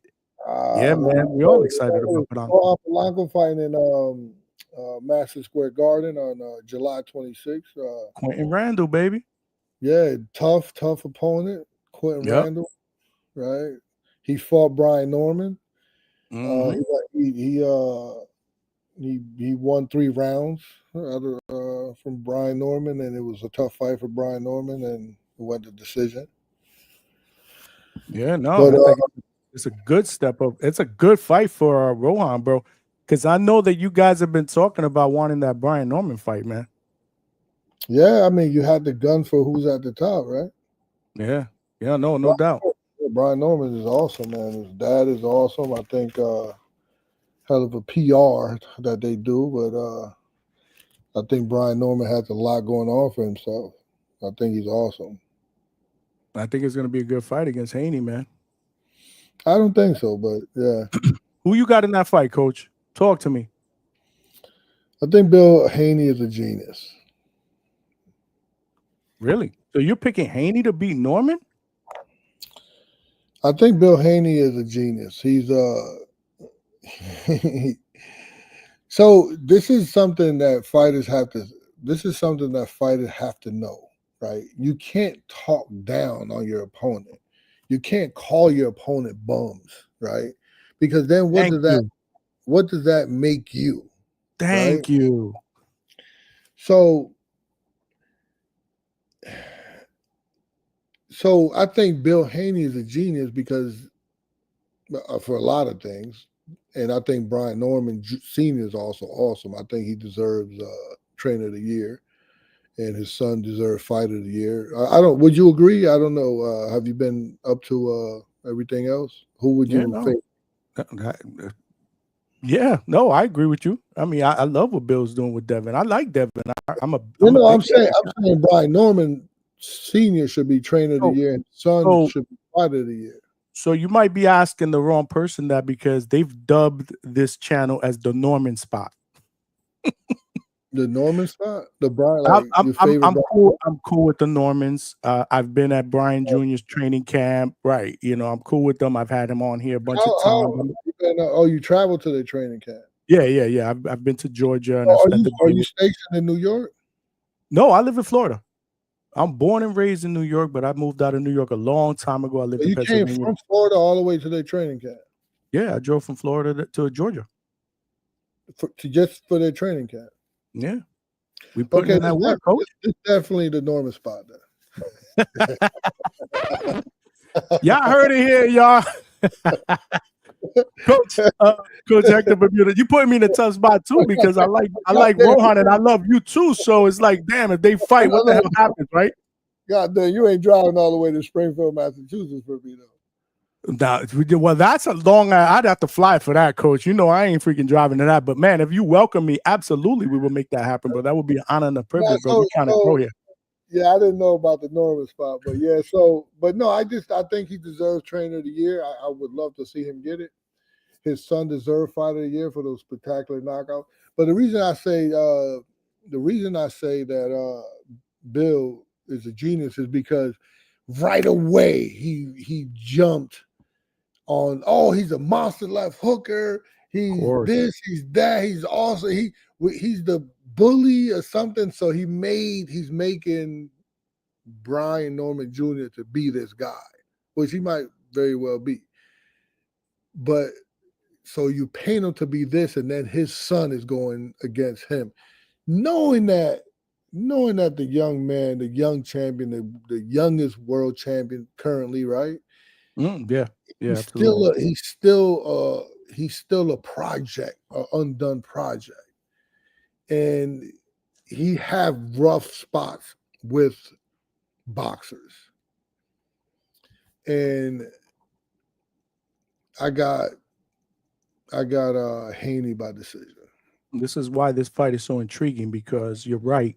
This fight brings a different dimension to Norman Jr., but it also brings the same dimension or people to remember the left hook from Ryan Garcia. I mean, Haney, Norman can punch. So this is I give the Haneys a lot of props for this fight. This is why I love this fight, man. Two guys young in their prime that are not afraid to put it out in the line. It's they're going up against a puncher. People question, can Devin face a puncher again? Is he afraid to face a puncher? Well, guess what? He's not. He took this fight. So great stuff there. This also gives, like to your point, Norman, if he wins this fight, a big name on his resume. He hasn't had that type of name or beaten that type of fighter. So that's dope. You want to take a couple of questions from some callers, Coach? Most definitely. We're here. So I'm gonna take a couple quick questions, guys, because I got a couple of people in the thing. We'll take a couple of questions from for the coach. First of all, we got Toledo Treese in the building. Treese. Yow. Oh man, the background, bro. I know. Here you go, Coach. You hating on me because we working third shift, man. We always on the clock, Coach. Coach, our standards are at a certain level here, bro. We're trying to build something special. I know, man. I respect it. But we hustling, man. Coach know how we rocking, man. It's all love. I appreciate you for letting me in, man. You know I was at work. We appreciate you, man. We appreciate you. What's going on, Coach? What's going on? Do I know you? No, man, you don't know me, but you will, man. You will, man. You know this the Midwest. A lot of people in Toledo. Toledo, Ohio. Of course. What's happening? Midwest Mafia, Coach. What's going on? Hey, you in the boxing? We do a little bit. I go to a couple gyms. We go to like Soul City Boxing Gym. We got New Generation Boxing Gym as well here. We got a couple of. Hey, my man, that's my family, man. And New Generation. Okay, that's what's up. His son is about to come here for like 2 weeks just to train with him. Coach Stewart, Lamar Stewart. Lamar Wright, champ maker. Okay, yeah, sir. Okay. His son here. You know he got to be my guy for him to send his young boy here. Yes, sir. He was just in the Nationals. We just seen him, and they just had the junior. I'm sure you had your eye on that. But yeah, man. Listen, I appreciate Toledo. First of all, Toledo's a big ass dump. It's crazy out there, and I appreciate everybody from Toledo because you got the grind. You got the grind to get out of Toledo, man. Toledo's rough. Blue collar, man. That's a fact, man. Midwest Mafia, Coach. I'm trying to tell him, man. You know how we rocking around here. I've been there, man. It's huge rough. For sure. We appreciate you, Coach. Man, that's what's up. It's all love, man. I want that. Toledo, man. Of course. we talking this Toledo. You know, I got to bring up my guy Albert Bill. We ain't gonna bring him up though. We know these guys. They ducking my fighter coach Albert Bill shit. We top 10 in the WBO, and these guys acting like they don't see him, coach. But you know, we ain't. That ain't what. There's a disappointment with Robert. Not Rob. I was gonna say Robert Easton, but I was Albert Bell, because his manager keeps calling me. He keeps calling me and say, "Hey, can Albert Bell go to your training camp?" And with his style, who the fuck is gonna beat Albert Bell with his style? Like, of course, nobody wants to fight him. I would love to train him, and then every time it comes up for him to come, he wind up going somewhere else. And then the manager called me, "Oh, my bad, he had to go to Vegas." But the next training camp, then he'll call me. He called me total 4 different times for Albert Bell to come here. He never comes. Well, Albert Bell is a nightmare. Bro, that's awesome to hear. I'm happy to see Johnny. I'm happy to. Hey man. But Albert Bell family here, coach. You've been on here a couple of times. He's family too, bro. You need to take him in, man. Who's that? Man, yeah, man. You need to make that shit happen.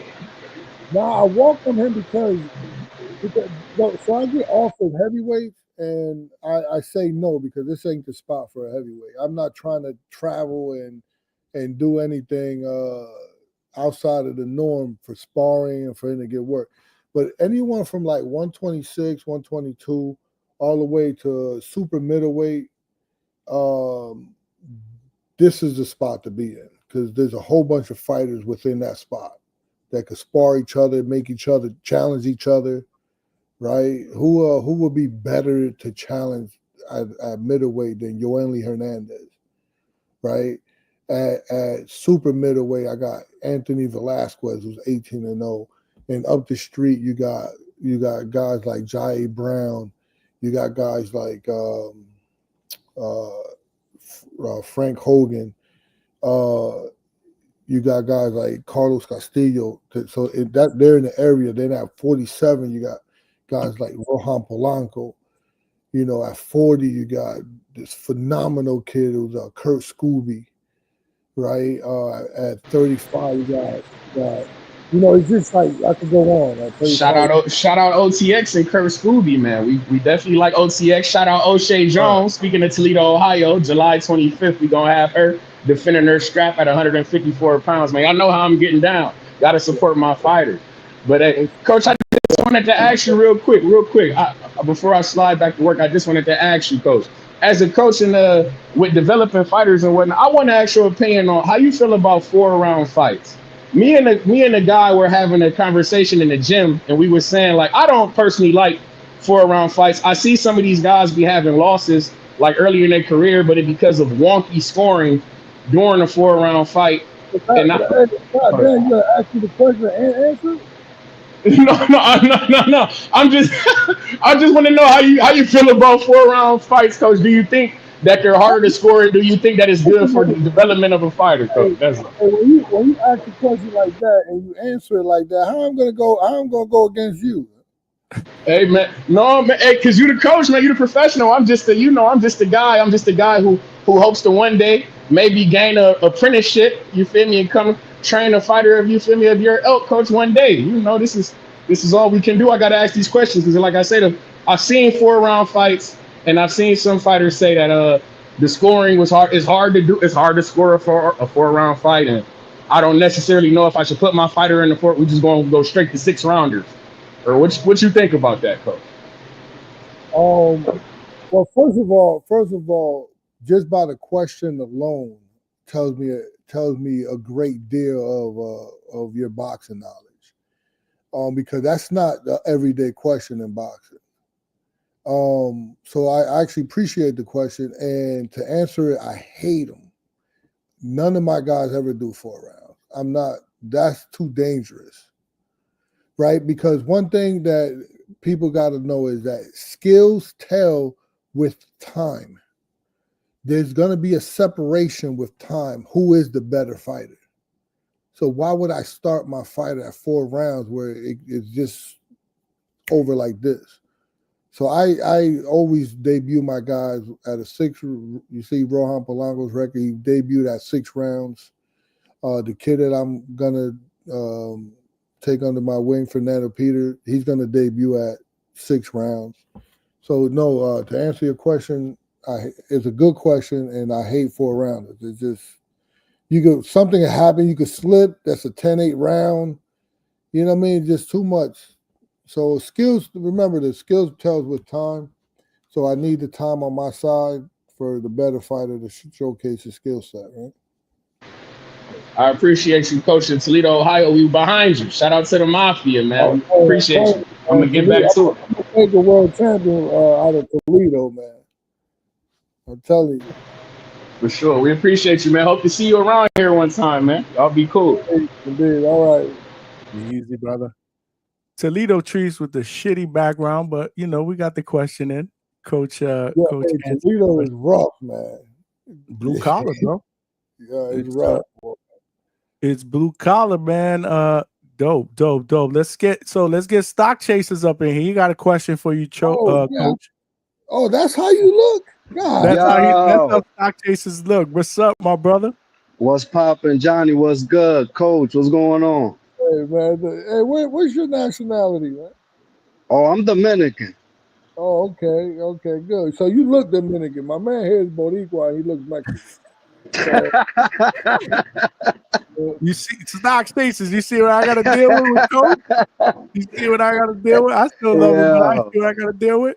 Hey, I appreciate that's great. your face, man, because I see you everywhere, and I never put a face to the name.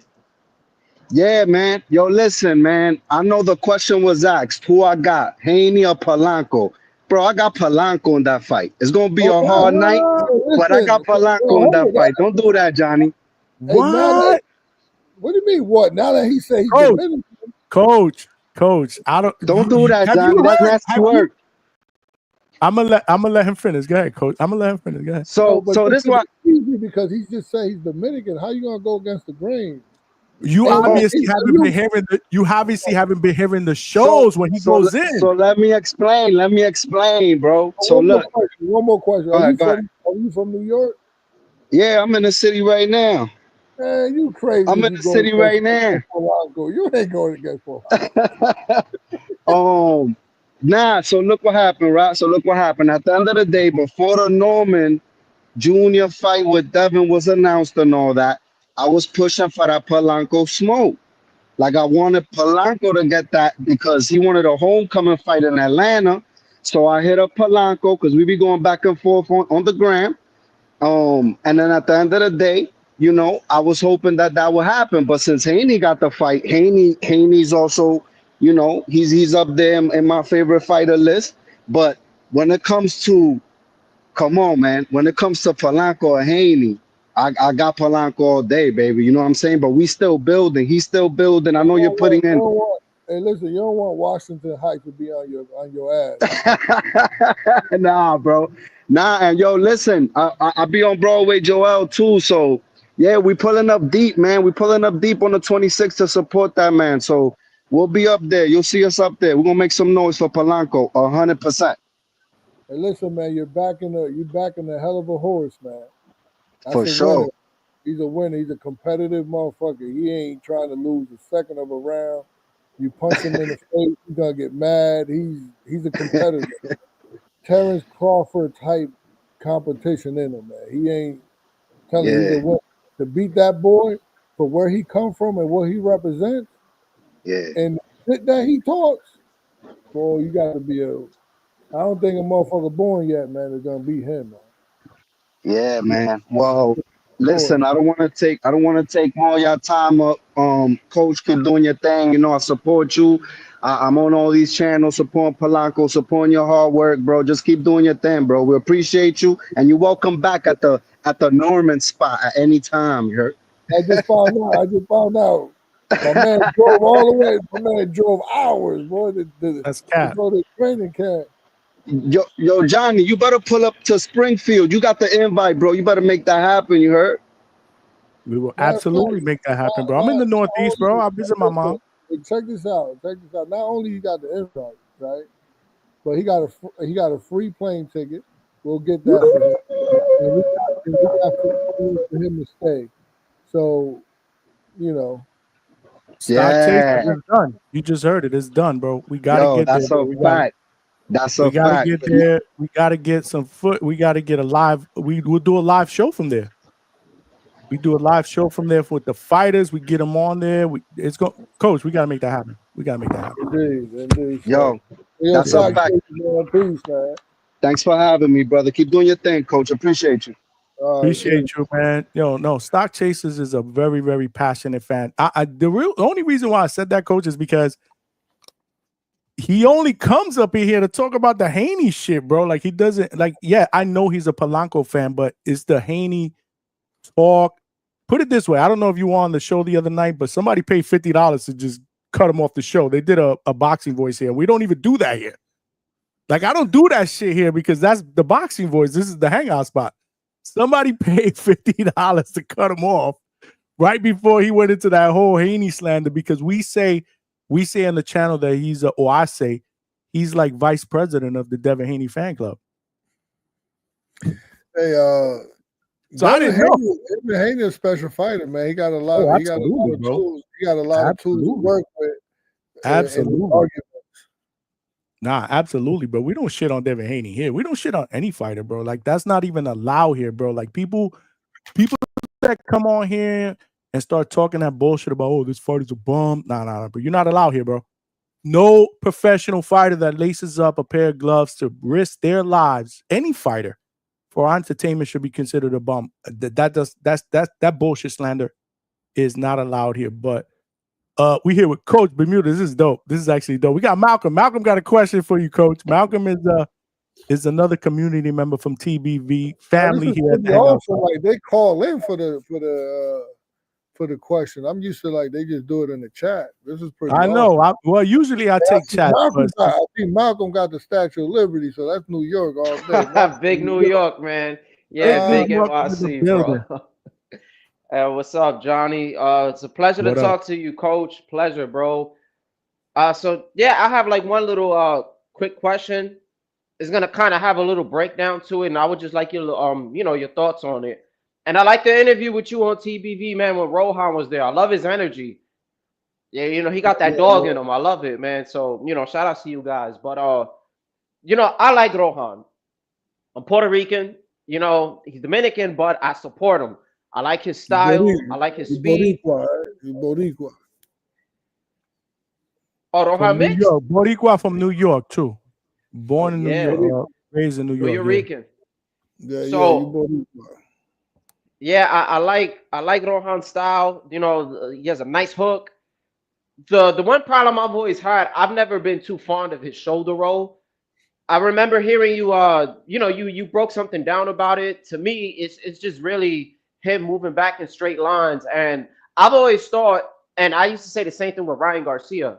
Have you ever thought about Rohan Polanco using possibly a different version of like a Philly shoulder roll, like a James Toney? James Toney got his joint off of, I think it was Edgar Charles, right? And it was more of a flat-footed style for the shoulder roll, because Rohan's not really light on his feet all the time, right? And it's more to just come forward, counter at times. And he even has the hand speed where because you see, Rohan's going to be able to walk everybody down at 147 pretty much. And it's like if somebody would shoot to the body, what James Toney used to do, he used to throw 3, 4, 5 punch combinations off the shoulder roll. A lot of people don't know it, but if you actually watch his fights, he used to let his hands go that way. And I could see Rohan being deadly with it. Like, he got good hand speed. Power is amazing. The reflexes are there too. Like, watching him, it's like, okay, you got some kind of reflexes. So it's something I think he can pull off. But I'm not too fond of him just moving back. You get what I'm saying? I just think it'll be a better look just with him pushing forward. So, like, what's your thoughts on that, and like what you guys are doing on the shoulder roll? Because I just feel like that's pretty much his biggest flaw. Take it away, Coach. All right. So, really, hell of an observation. I wonder how long you've been in boxing. It sounds like you know what you're looking at. because everything you said was is correct. You should have a problem with that because it looks like it is a problem. But looks could be perceived deceiving sometimes because when he's in the gym. So I'm gonna ask you a question. If he's in the gym and he never uses a shoulder roll in the gym, right? And he uses it in the fight. Have you saw all his fights? Like on how I've many seen times? like a good 3 or 4 of them. Oh, so So like a good basically, 3, 4, the recent ones. You've seen his development. So what's going to happen is this: he's had yet, he's a young fighter. He would you agree with me that he has yet to been challenged? Oh no, I agree with that. Yeah. Right, he has yet to probably. I think he lost one round against Maidana. Hunter. No, Madonna was he was just there to survive. Keith Hunter, right? Yeah, my boy Casino, Casino Keith. Yeah. Yeah, he knocked that dude out in the casino. So yeah, he lost one round against him. I think so. He's pretty much been dominant. So guess what will happen when he's challenged? You feel like he's gonna step up to the occasion? Well, you only go back to what you do in the gym. And I'm telling you, in the gym, he never does a shoulder roll. So when you're challenged, you're only going to do what you know how to do perfectly. So, but you see, I'm sorry. Go on, coach. My bad. No, I'm saying that when you see when I finish when you see him about to get challenged, then he's gonna go. And what I did describe on another I don't know where I was. You said I was in the Boxing Voice, maybe. Yeah. Yeah. So it is a pull tactic. It is if you chase him long enough, he'll pull, he'll fold, he'll smother, clinch, and then he'll turn you. That's the sequence of it all. Pull, fold, smother, clinch, turn you. But it just never get challenged enough where he's getting taken advantage of. It's been pretty easy. So I know the competition going to step up. And to answer your question, we definitely work on it. Definitely. And a good observation too, Malcolm. Appreciate it. I kind of this is like the only sport I watch. I really watch my boxing. I try to watch the so you don't want to watch football, and you don't want to hear nothing about football when you're in boxing, right? Like, who wants to do that? I used to. You feel me? And then I did like 2 years in the amateurs. Yesterday, how what? ridiculous! The channel yesterday. Did you watch the Hangout Spot yesterday? No, it wasn't yesterday. Because he didn't do a show yesterday. Right, tell me. I know what you're gonna say. Wait. Pete Diddy and want to know about what Pete Diddy's doing. Coach, that normally doesn't happen here.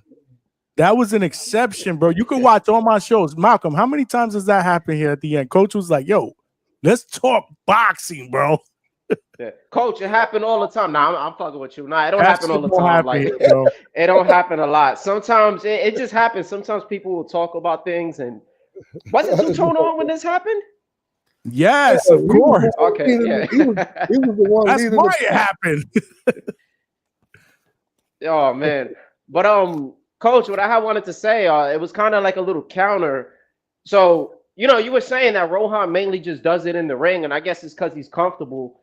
Can that be an arguing point that even if if he steps up in competition, he might just do that at the wrong time because he's not doing it in training? A good example is Ryan Garcia.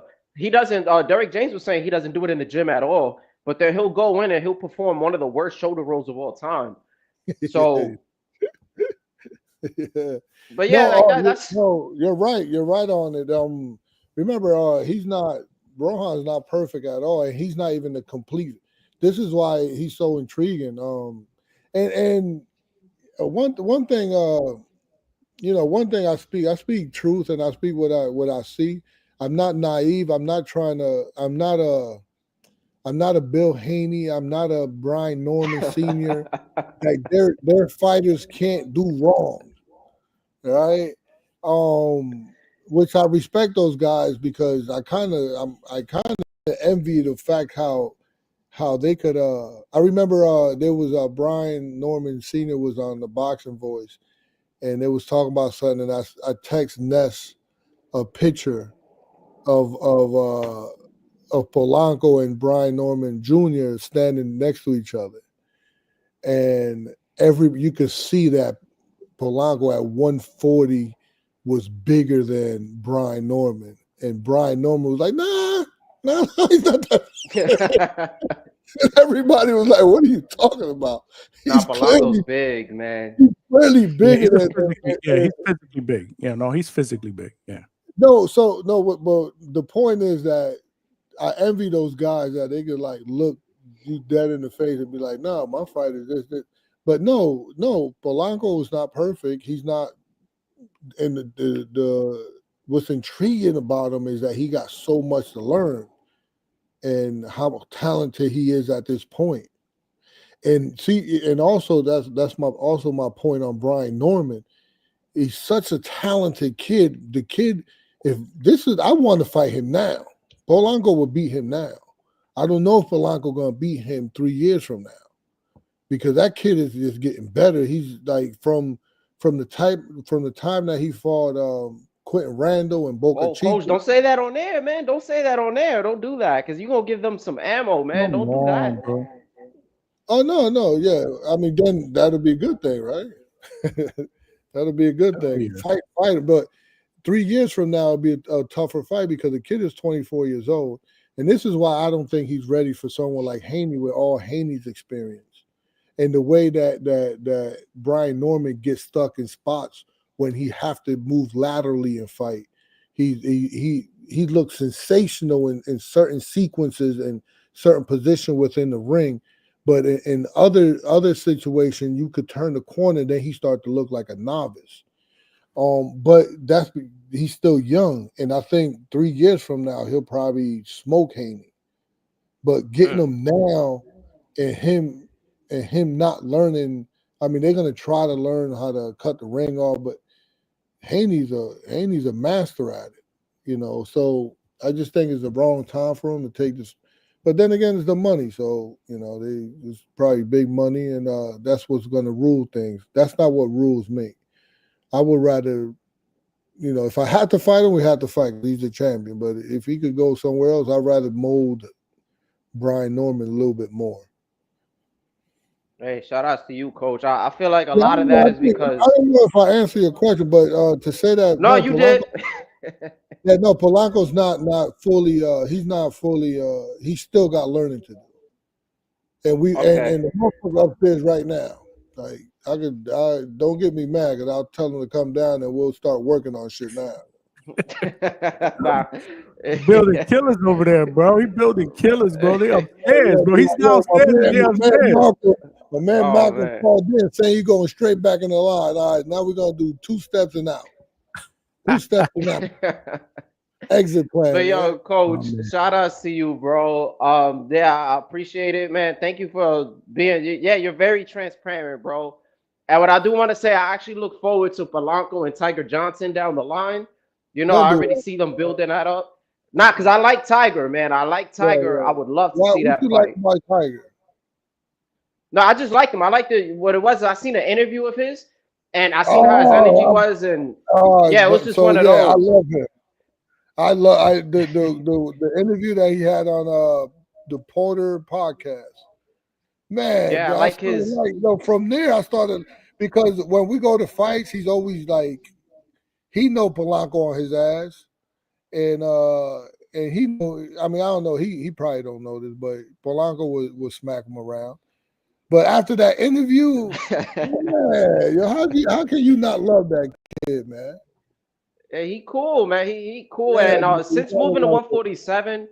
He looks a little better. He was looking too drained off at 140, and I was like, damn, I hope he moves up. Fight. Let's be honest, Malcolm. He had one fight. He looked good. He fought somebody that he was supposed to do what he did, and then the next fight he didn't look too good because the trainer was in the corner going crazy. Yeah, for sure, man. But all right, yeah, I'm gonna let Johnny go to some other Let's callers. say for sure and get off the call now when you Oh no, talking I gotta get ready for work, man. I got Johnny know this. Yo, Johnny, you gotta back me up on this. Shout out to the third shift workers You over know here. that, yeah. I'm a third shift dude. So He's yo, coach. I'm keeping the third shift workers with their headphones on. They listening, man. Shout out to you, Malcolm. Great call, my brother. all right, for sure. Thank you. Appreciate you. No, thank you, man. Coach, that great call. Great call. Great.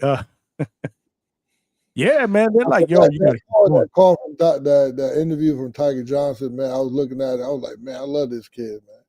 That was an awesome interview. And it was like, if you see the interview, it was like right at the end where I think Sean Porter was about to end it, and he stuck that whole story in of how he traveled through. And man, that was you got to love that kid, man. You know what I just caught? And this is how I know you sharp. So I had his trainer on about a week ago on the show. And I asked him, like, what are some of the things that you feel like you need to improve on as a trainer? He said exactly what you said, because you said he was wilding out in the corner. Yeah, he was. He was a little out of character. He said the same thing. He said, I need to be a little less emotional. What do you mean by that? He's an awesome coach. I mean, I don't know him personally, but I know, I don't have to know. I don't have to know everything that goes on in the gym for him to. I see how he carry himself, and I see like his what he's trying. I think with time, I think he's a new trainer. I think with time, with him knowing to compose him, just like a fighter need to compose himself to relax in the gym, right? Even at all times where even when they get hit, they need to box and relax. Real effort is quiet, right? So in time, he'll learn how to compose himself and get his point across a lot smoother. Where you're not antagonizing the fighter in the corner. So that's crazy, coach, that you said that, because he said that. He said he would do that a little bit differently going forward. Shout out to coach, man. You caught that shit. That's crazy. When you said that to Malcolm, I was like, holy shit. That's what Prentice said, that he could do better at. So shout out to you, man. But shout out to him knowing that that he need to work on, that's what makes him a great coach. He know what he needs to work on. No doubt, man. A lot of coaches don't know. A lot of coaches think they know it all. Yeah. No doubt. No doubt. Manuel LG with the $2. Oh, this is a good one. This is actually a really good one. Coach, can you break down Puello versus Matias? To the best of my ability. No one knows until they get in the ring. It's a really close fight. But I want who. Let me start out. Who I want to win is Matias. I want Matias to win. So you sound like me early in the show, but go ahead. So you talked about this already. We did. We talked about this earlier when I had two panel members. But I want you to cook, because I want to see if you're gonna sound like I did. Well, so I'll say this. I study both fights because sometimes I like to put my little $10 bet parlay in, and I do these long parlays that I try to win $1 million from $10, right? But so I'm studying the fight. I'm watching both fighters, and according to the last two fights, they didn't look too good. Even though Puello's Matias' opponent is a tough guy. Venezuela, was it? He's under the radar, but he's really, really tough. And Matias was able to break him down, but he didn't look too good doing it. And I thought he got like a little winded, something that usually don't happen from him. He's not training in the mountains anymore in Mexico. He's in Puerto Rico, which is sea level. So, and I was favoring him because Puello looked even worse in his last fight. But then I find out, and this is, I kind of could go on record with this as a fact. I find out that Puello was hurt in that last. I heard that. I think Broadway Joel said that. Yeah, and he was really hurt because I went out to Salas, which is a great gym. A lot of good fighters there. Great coaching staff. We found out that he was hurt. So now I'm like, damn it. If he was hurt, now I got to go off of what he did to Gary Russell. And then I got to go off of how Liam Perro did Matias. Can we agree that Puello is a better fighter than Perro? Yes. Right? So if Perro was able to do what he did, why couldn't Puello do it? And Puello just have a little bit of something that he doesn't do, because the way Salah trained, very clean, technical boxing, he's not going to protect his offense how Perro did. And I don't know if people know what that means. So I'll explain it a little bit. Like when you throw your punch out there in professional boxing, it's not just good enough for you to just bring your hand back. You can't just throw a punch out there and be just thinking you're going to be responsible by putting your hand back. So when you protect your offense, you're protected by you punch, you smother the guy, you don't let the other guy just punch. And I don't know if Puello could do that, but I don't think he has to. He has to with Matias. But that's what Perro did. Perro punched and then came in and smothered and headbutt the shit out of Matias the whole fight. That's part of boxing, right? I think Salas trained very, very clean. So it's difficult for me to see that Puello would do something like that. But you have to get a little gritty and nasty with Matias because he's going to come. I'm going to pick, if you're forcing me to pick, I want to do it because we need a Puerto Rican champion. Money will probably be on Puello. Hey, yeah, mad noise in the background. You say you're gonna pick Puello? Yeah, so yeah, my heart is with Matias, but then my wallet is with Puello. So shout out to Coach because he basically said the same thing that I said early on in the show. This is why, Coach, we right here. Listen, I love Matias, but he fights. You know what you're gonna get with Matias, right? So to me, the key is what you're going to get out of Puello. And you're right. I went back to the Gary Antoine Russell fight because, he did face some pressure and he did some really, really good things in that fight. And yeah. If I had to pick out of the two, if you forced me into a corner, you put a gun to my head and you had me bet, I'm going to say Puello has just more tools in the toolbox than Matias. But again, this is why we fight the fights. You know what I'm saying? I think anybody is looking to bet. I think a good bet is the over on this. Mm-hmm. Could be, man. No, could be. No, I get it. Somebody said 2 left on the plus 75,000 parlay. No cap.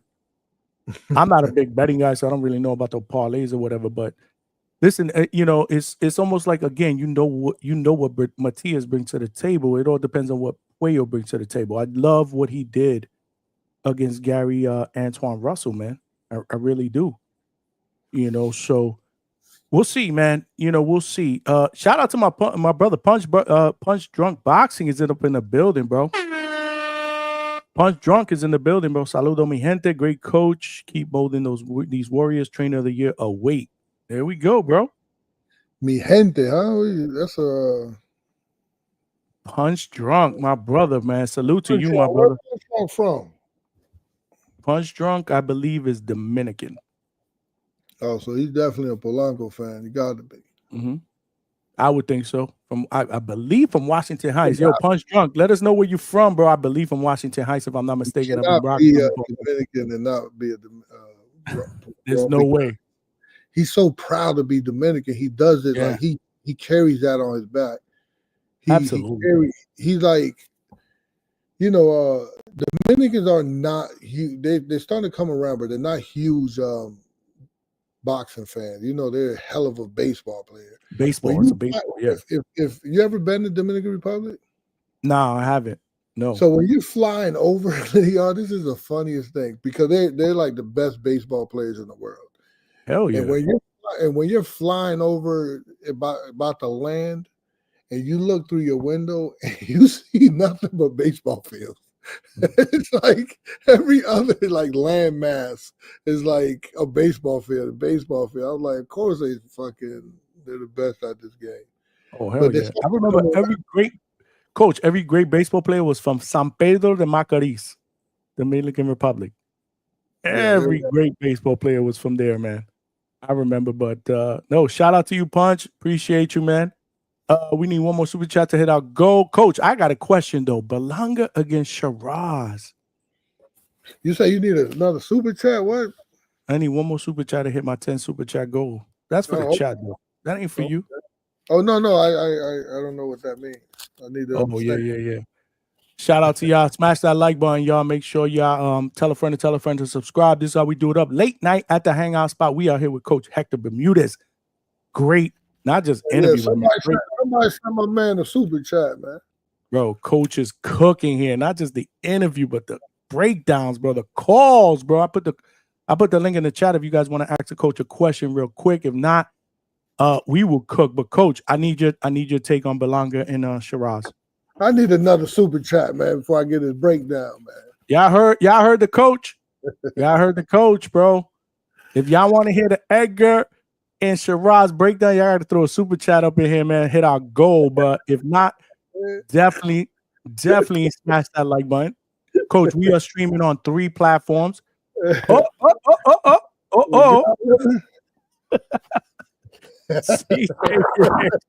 With the $2. Johnny gonna hit us with the 24-hour stream someday. CJ Rich, I appreciate you and thank you, man, for hitting our Super Gold chat. Man, I love this shit, bro. I love this fucking shit. I could do this shit every day, all night, every day. We are working to try to make this our only job. But Coach, I want to give you a breakdown of Berlanga and Shiraz, but I got a question. From a caller. Jersey Bob, you got a question for Coach Hector Bermudez? Coach, how you doing? Good. How you doing, sir? So, my question is, and I know you believe in all your fighters, but you get a fight, and you really believe your guy can't beat this other guy. How do you approach the training camp? What do you do? If I believe that we can't, you like my guy really can't beat this guy. Can I just tell you a story of what just happened to me last week? Okay. Okay, so I was training Jean Pascal. Everybody knows him, right? Yeah, he's older than me. I'm 53. He's older than I am.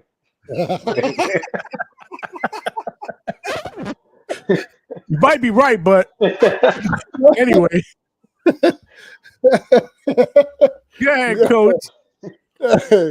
So going into the fight, he's trying to do some miraculous, legendary shit. He went up to cruiserweight to try to win the WBC interim belt. He just fought for it. I'm looking at this guy, and I say, Gene, this is how I started training camp. My guy, I'm not going to let you get hurt. I don't give a fuck what the fuck, belt, no belt, where we at. I'm not going to let you get hurt. Just know that. So we train hard. We went up to Canada. I was in the elevator. So I knew the guy was big. I was in the elevator, and I'm like, this can't be the opponent. I was in the elevator with him. This guy's huge. I'm like, what the fuck? I'm like, nah, he's bigger than what I thought. I'm like, he's taller than me. I'm like, I'm 6'1", and he's like way towering over me. And Jean Pascal is like way shorter than me. And I'm like, and guess what happened? He cooked a couple of shots. I'm like, no, we good, man. We ain't doing that. So yeah, I don't have an ego. I mean, I have somewhat of an ego, but I know I'm smart enough to know what we're getting into before we get into it. I think everyone could get beat with the right game plan. And we'll try to break down. We'll try to do our best to break down a fighter. I got a good team that does that too for me, and we all come to the table and we do our best. And all like the other caller, Malcolm, said that Polanco backs up in the straight line, and he's terrible at the Philly shell. So somebody could take advantage of that, So what we do is we do our best to film study and take advantage of other guys' holes. And if we could do it, we do it. If we can't, cool. Just like we tried, I had TJ Doheny when we fought Nick Ball. I thought my guy had enough. I stopped the fight. I don't have a problem stopping the fight. I don't have to see the next couple rounds to know how the next couple rounds going to look. So, no, I'll stop the fight. I don't have a problem with it. Okay, speaking on that, do you ever go into a fight and tell your guy, listen, we're going to come from the beginning and we got to knock him out in the first 3 rounds and we ain't going to win? Have you ever had that type of game plan, or you don't? No. Like I said, we really film study and we have to adapt to the other guy's style. My training method are more, I'm more cerebral. I'm not like power, like on the spectrum of boxing technique, right? The nuances of boxing. You will have someone that is. What would you rather have? Let me ask you, Jersey Bob. So we have power, we have speed, and we have timing. Which one would you rather have? What would be number one? You talking about me personally? Yeah, you if I was the personally. boxer, Yeah. I would want power because I would want to knock somebody out. Honestly, I would really want to knock somebody out. Man, I would love to just feel that boom and be able to knock dudes out. But What I'm would sure you? your answer is different than that. No. So you got power number one. What would be second? Timing. And then speed. What would be your Yes, your lineup, Johnny? Nah, it's good, man. You will have power. We got power, speed, and timing. How would you rate those? Speed, timing, and power. Yeah. Well, because to me, speed generates power. Timing obviously hits the mark. That's why I will put power last. Good. So if you have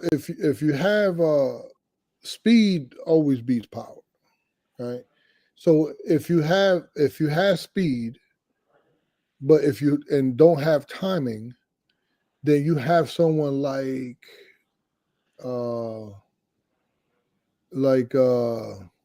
what's the guy that Canelo knocked out? What the last guy he knocked out? No, from England, Muslim kid. Canelo? Yeah, Canelo put him to sleep. Snot went all over the place. Oh, Amir Khan. Amir Khan. So when you have speed, he was super fast, probably one of the fastest fighters. Without timing, then it's out of context. You just have a whole bunch of movement, right? So speed with timing beats power all day, right?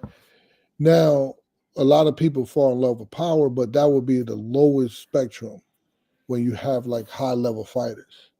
Timing, this is why Crawford is really, really good, because he got great timing. And when you got good timing, you look super fast. But so I say all that to say that within the fight, you have to like break somebody down, what is their strength and what is their weaknesses.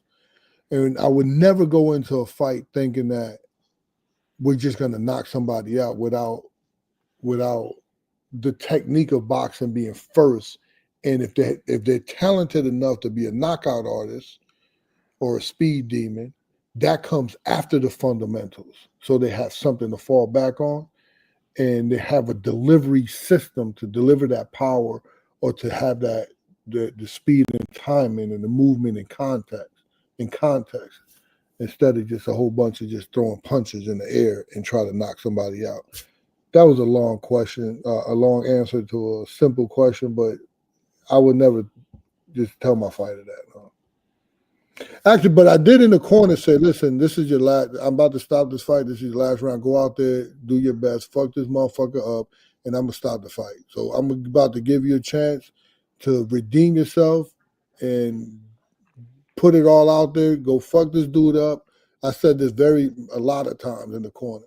And I'm going to stop this fight because you're not going to win. You're not going to go the rest of these 6 rounds or 4 more rounds. You're not going to reach. So just empty the tank here. I'll stop the fight and we'll leave with some type of fucking morale. Yeah. My coach basketball is a lot different because the difference between yours is we can't get hurt. Plus, like we'll take games that we know we might lose, but we'll get something out of it from that loss. But I know boxing a lot different, man. You can really get hurt taking a loss. I know it's similar, but so that is like, this is why the amateur system is so important, because wins and losses don't really mean a lot. In professional boxing, they do. But by you saying that, man, I love the fact, because you don't, you learn more from losses than wins, right? So I wish that boxing could be able to, like, yeah, somebody could take a loss and still be elite. But boxing is at a stage where when you take a loss, which is getting better, but you still, when you take a loss, people will write you off. Yep. Unfortunately, I'm one of those people that write some people off, but it all depends on how you look. I mean, I honestly, some dudes can lose and they still, but some of these guys lose and depends on how much heart you're showing, man. Some of these guys nowadays, these boxers, maybe some old don't seem to have the heart like some of these older fighters. Like I'll say a Mickey Ward. I've seen Mickey Ward lost fights, man, but that Joker, I ain't never seen him quit. At least mine, I ain't seen him quit. But some of these guys, man, it's like they give up and quit, man. It's not appealing to me. So that's my last question. Why do some of these boxers take some fights and then don't try to win? I mean, I always say I wouldn't get in the ring if I wasn't trying to win, and I wouldn't get in the ring like Charlo did against Canelo. I don't believe he tried to win. That's just my opinion. Maybe you saw something different. I don't think the man came there to win. So I don't understand why these professional fighters, why you taking a fight and you don't never try to win the fight. Do you coach professionally or? No, I coach high school. High school.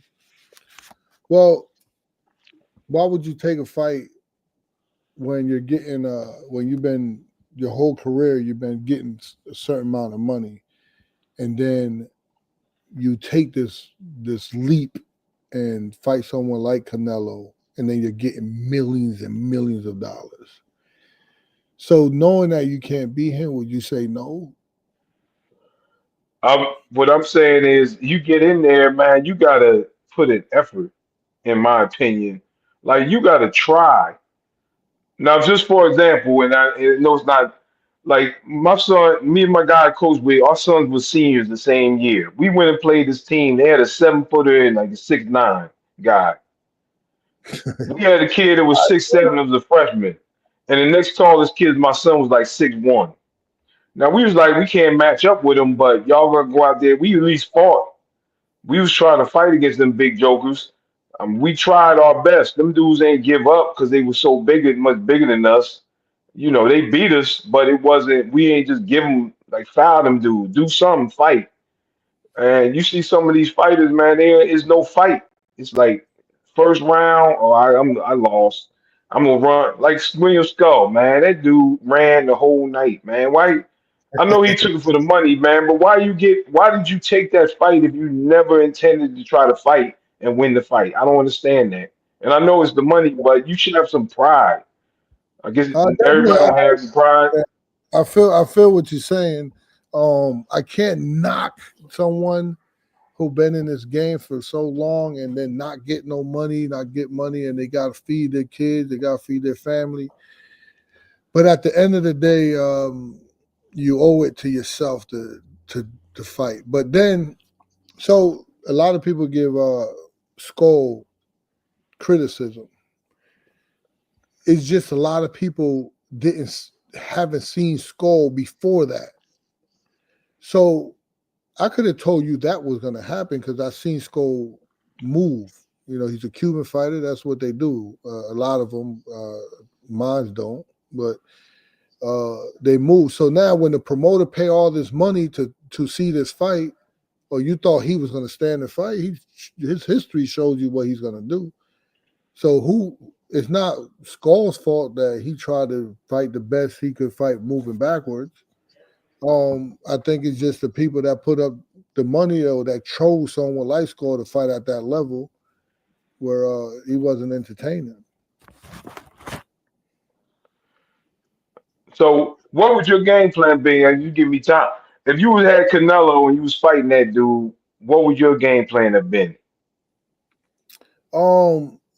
If I had Canelo, I don't think it would have been any different because Skull was a really, really big guy. And there's something that's called a lateral trap. Like you could just be moving, and you could chase this guy, and at the last second, this guy could stop and boom, and it takes one. So yes, I could tell Canelo to cut the ring off a little bit more, but at the end of the day, this guy don't want to fight. Listen, the only reason he was there, it was just to complete the belts because he had the IBF belt. So listen, he don't want to fight. I've been in a position like that before, like Rohan Polanco last fight, Fabian Madonna. He just ran and it moved. And, all right, listen, what can we do? He don't want to fight. You can't. And at a certain level in professional boxing, they're experienced enough that if they don't want to get knocked out, it's not going to happen. You only can knock somebody out that's really trying to win. And if you're trying to win, then you're putting yourself in vulnerable situation. But if you're not trying to win and you're just going to run, it's hard to knock somebody out like that. So if I was on Team Canelo, I would have been like, listen, let's just get this win and get the fuck out of here and fight Crawford next. But John got one more. Bam Rodriguez. We got somebody in the queue though, bro. All right, my bad. Bam Rodriguez, he got a fight schedule and he got another fight schedule. I don't have a problem with that. I would say that's good. What do you say? And I'm going, Johnny. Would you have a fight and then announce another fight before the first fight? The man is pound for pound one of the best fighters in the world. He could do that. He could probably have 3 more fights set up back to back at that weight class. Ain't nobody touching that boy. Yeah, he's special, man. He's special. Make sure y'all smash that like button. Jonathan Sims, you got a question for Coach? Oh, Jonathan Sims is getting it in.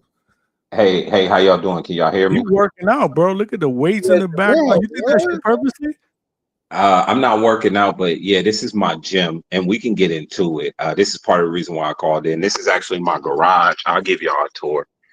So that's the treadmill right there. Right. And then that's the power rack.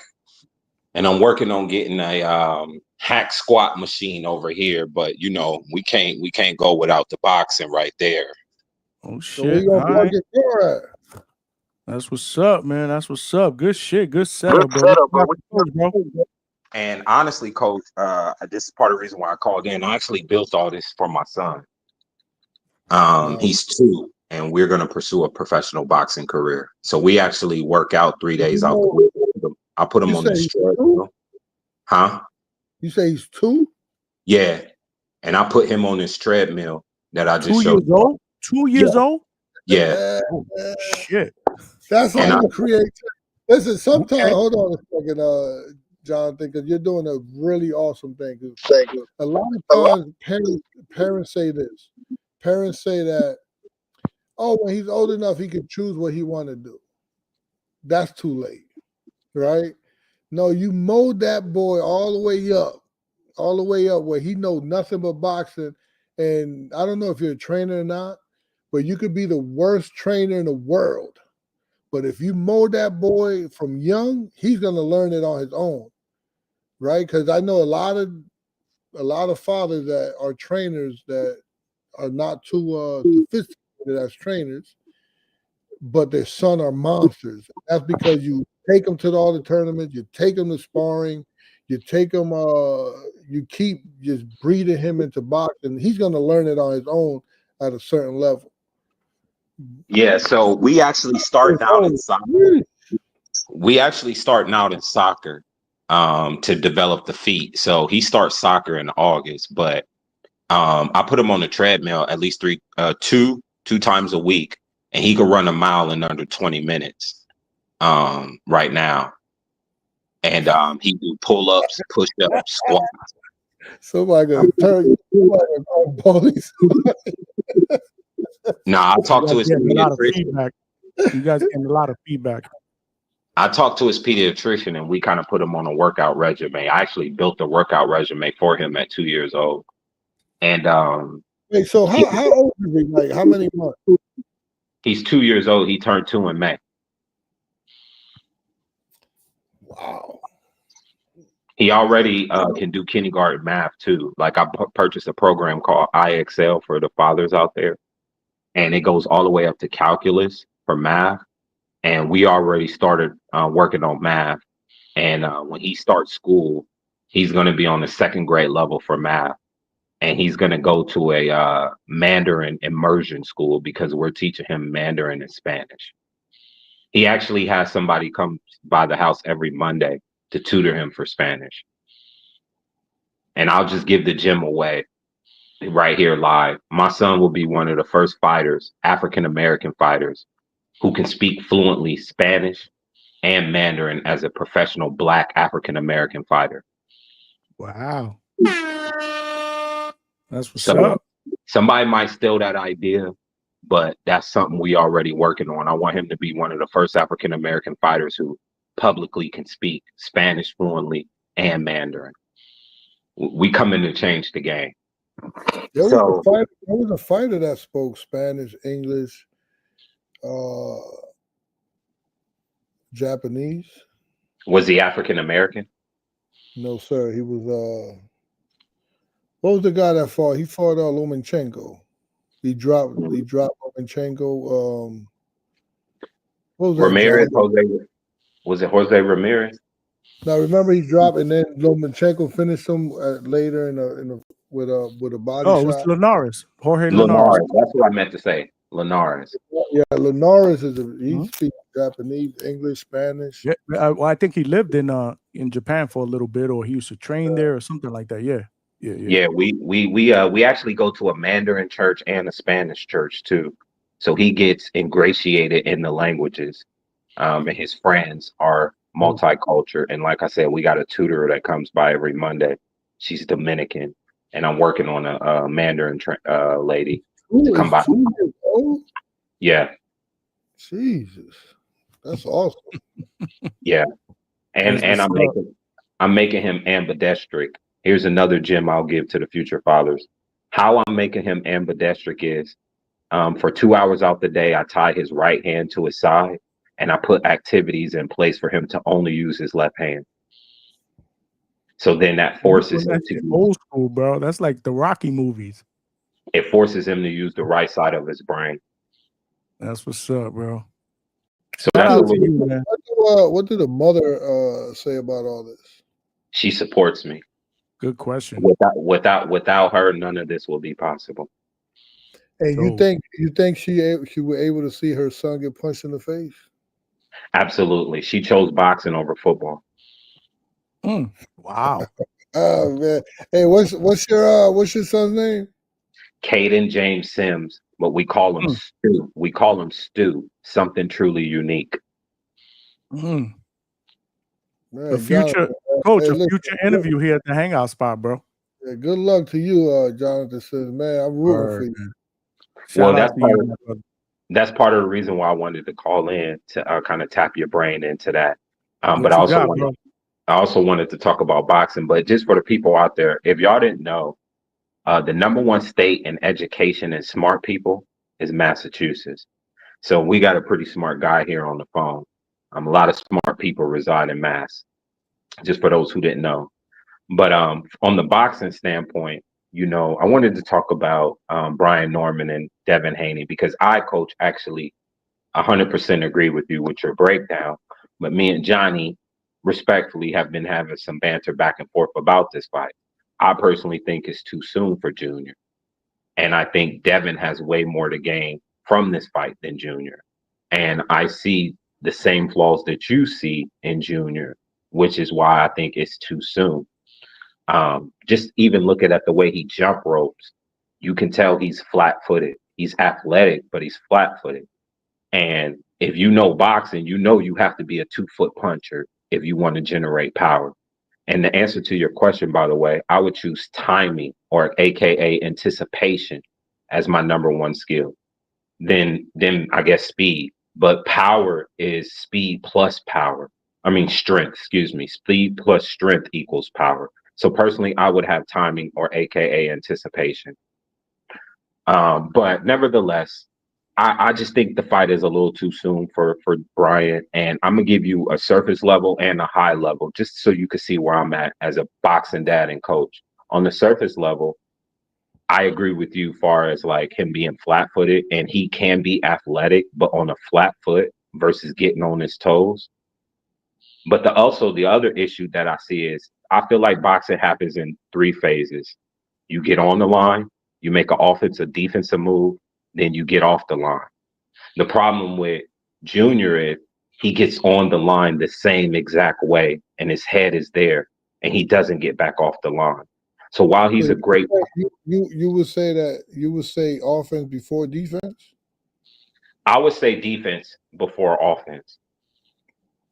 So because you just said oh, go ahead, I'll let you finish. Well, what I said was you get on the line, then you make an offense or defensive move. You could reverse and say you make a defensive or offensive move, then you get off the line. And I just feel like his head is there all the time. And with Devin having a good jab, he don't even really have to look. He can just pump the jab, double it up, triple it up and down frame, step over, clinch jab. So I just feel like it's just a little too soon. And I feel like Devin has the most to gain from this fight than the Norman. But I could be wrong, right? That's why it's boxing. I don't know everything, right? I can make it sound good, but I don't really know nothing. Nobody do. Exactly. So I could be totally wrong, but from what I see, the biggest issue I see is he keeps his head right there on the line. And also, like I said, what you said, but you know, if you I have a question for you. What's up? Your son is 2 years old. Yes, sir. Why and you seem like a eloquent guy. You seem like a smart guy. Why would you waste the mind of a bright child on boxing? Because I feel like we don't teach a lot of discipline. Johnny, man, cutting off a little bit. You cutting off, man. I said, can you guys hear me better? Now we can. Make sure my Wi-Fi is on. Even though the goal is to go professional, not good, brother. You still cutting off. Yeah, you cutting off. Yeah, you cutting off bad, bro. You might want to jump back in. Yeah, no doubt. All right, I'm gonna jump out, jump back in. I'm gonna jump. Yeah, man. That's a good question. The Hangout got some individuals here, huh?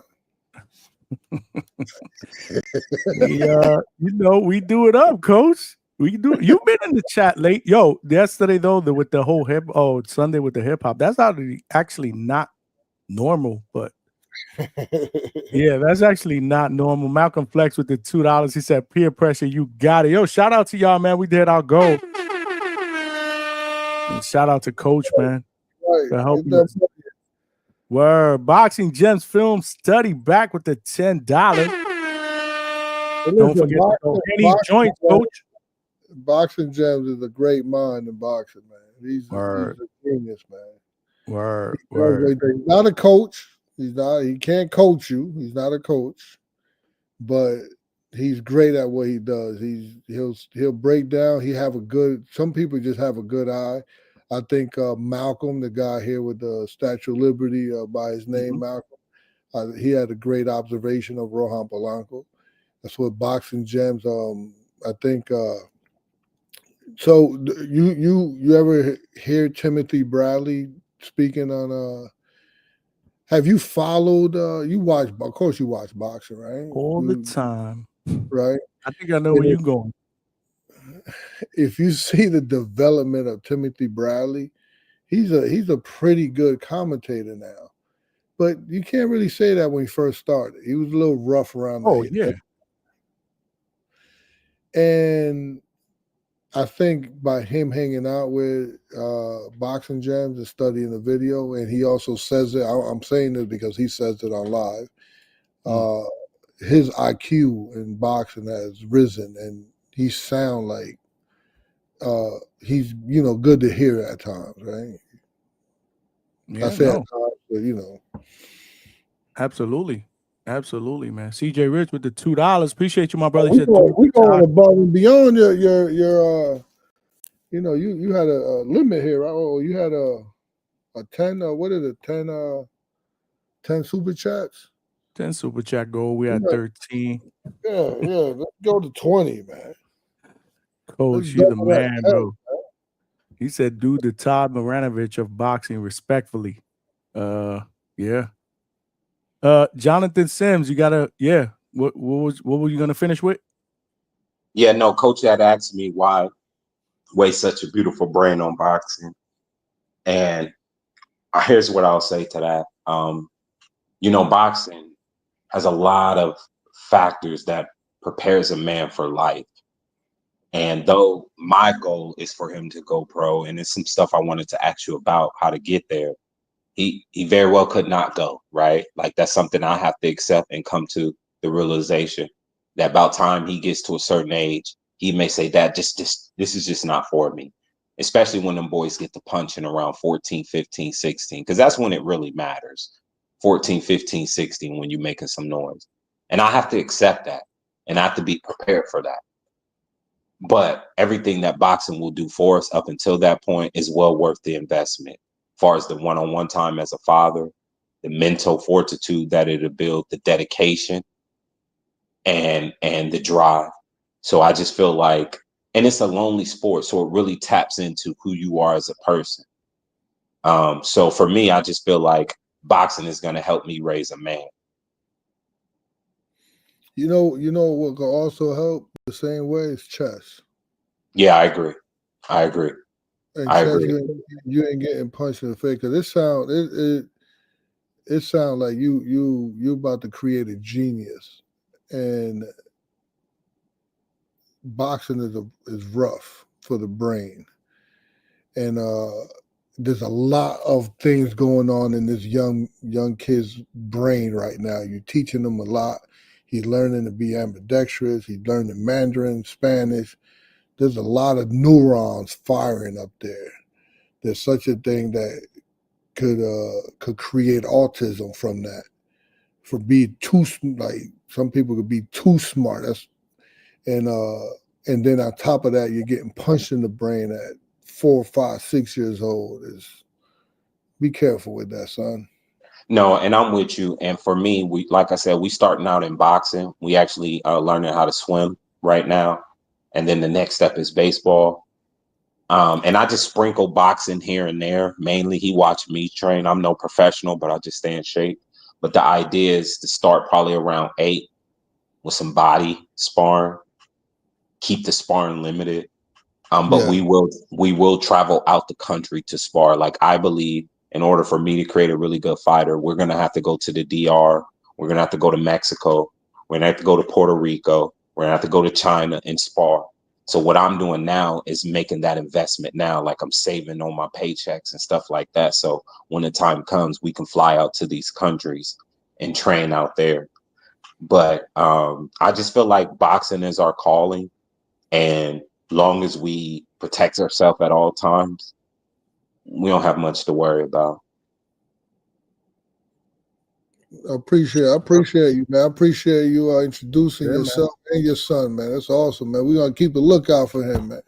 Yeah. Well, before I go, I do have some questions on that end. As I mentioned, as a father, I have to do my part, whether that's learning contracts, learning how to negotiate, learning how to network. I have to do my part too. I can't just expect the fighter to train and stay focused. I have to do my part.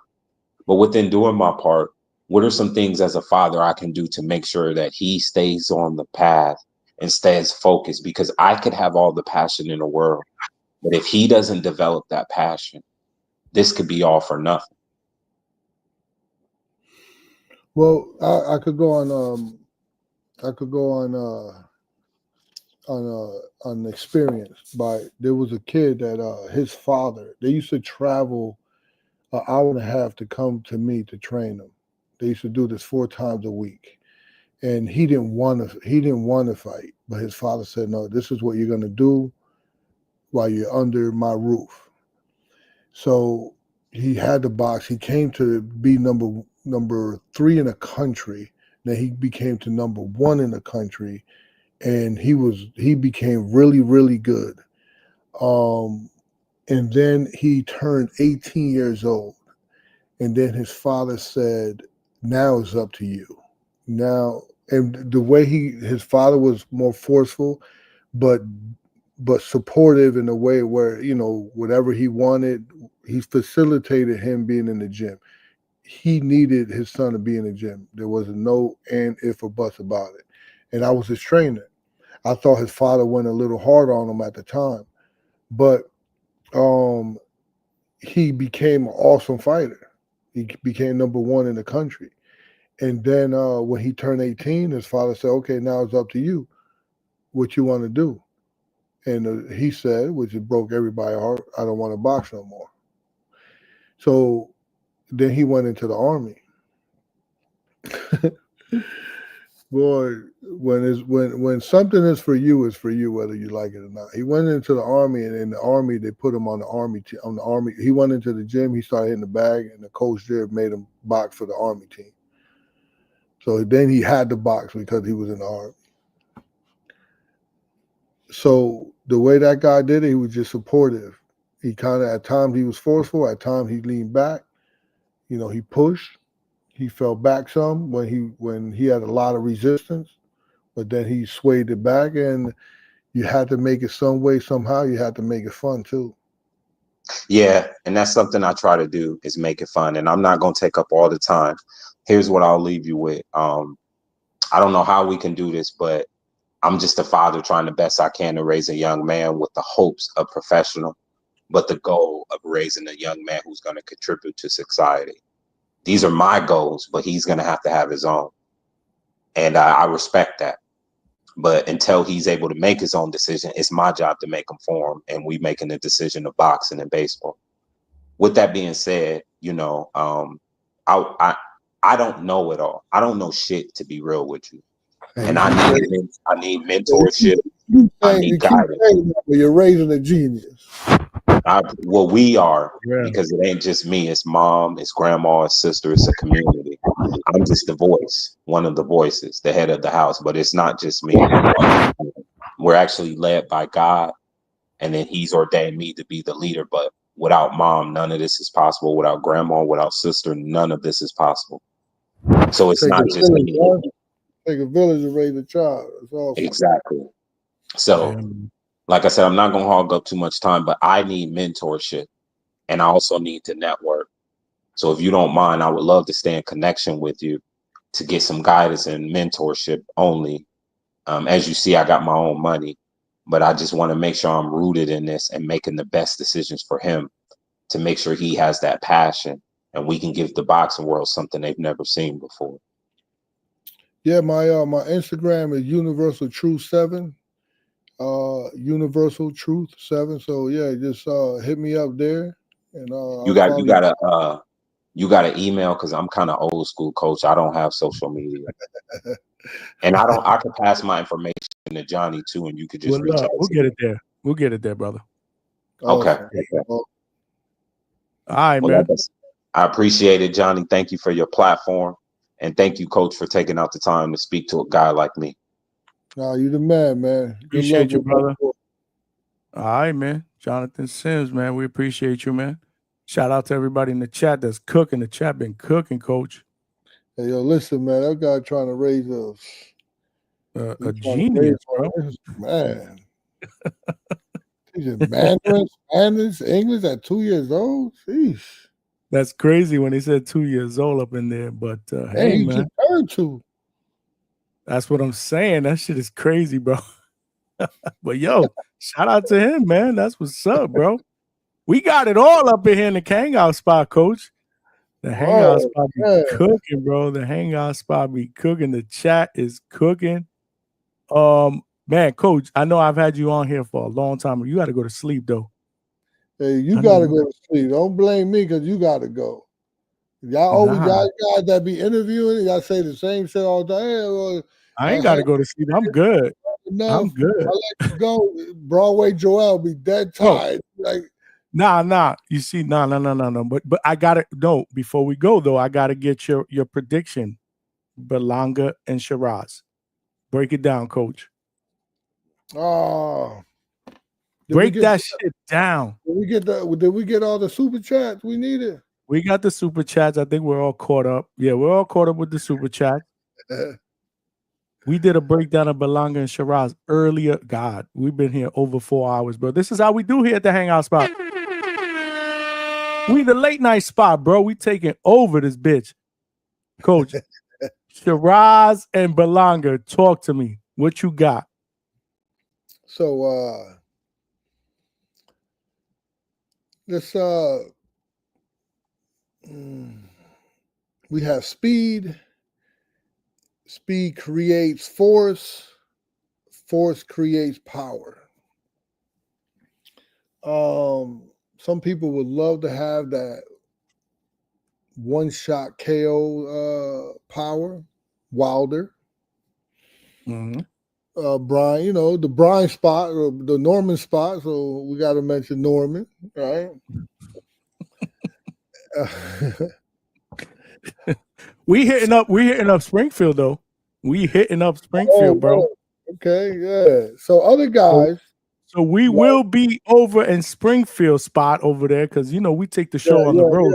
So this would be the you know what I mean. I got too many fighters to be, but this would be the spot where the Bermuda spot with all your fighters, bro. And you got great fighters in your stable, bro. Shout out to you, coach.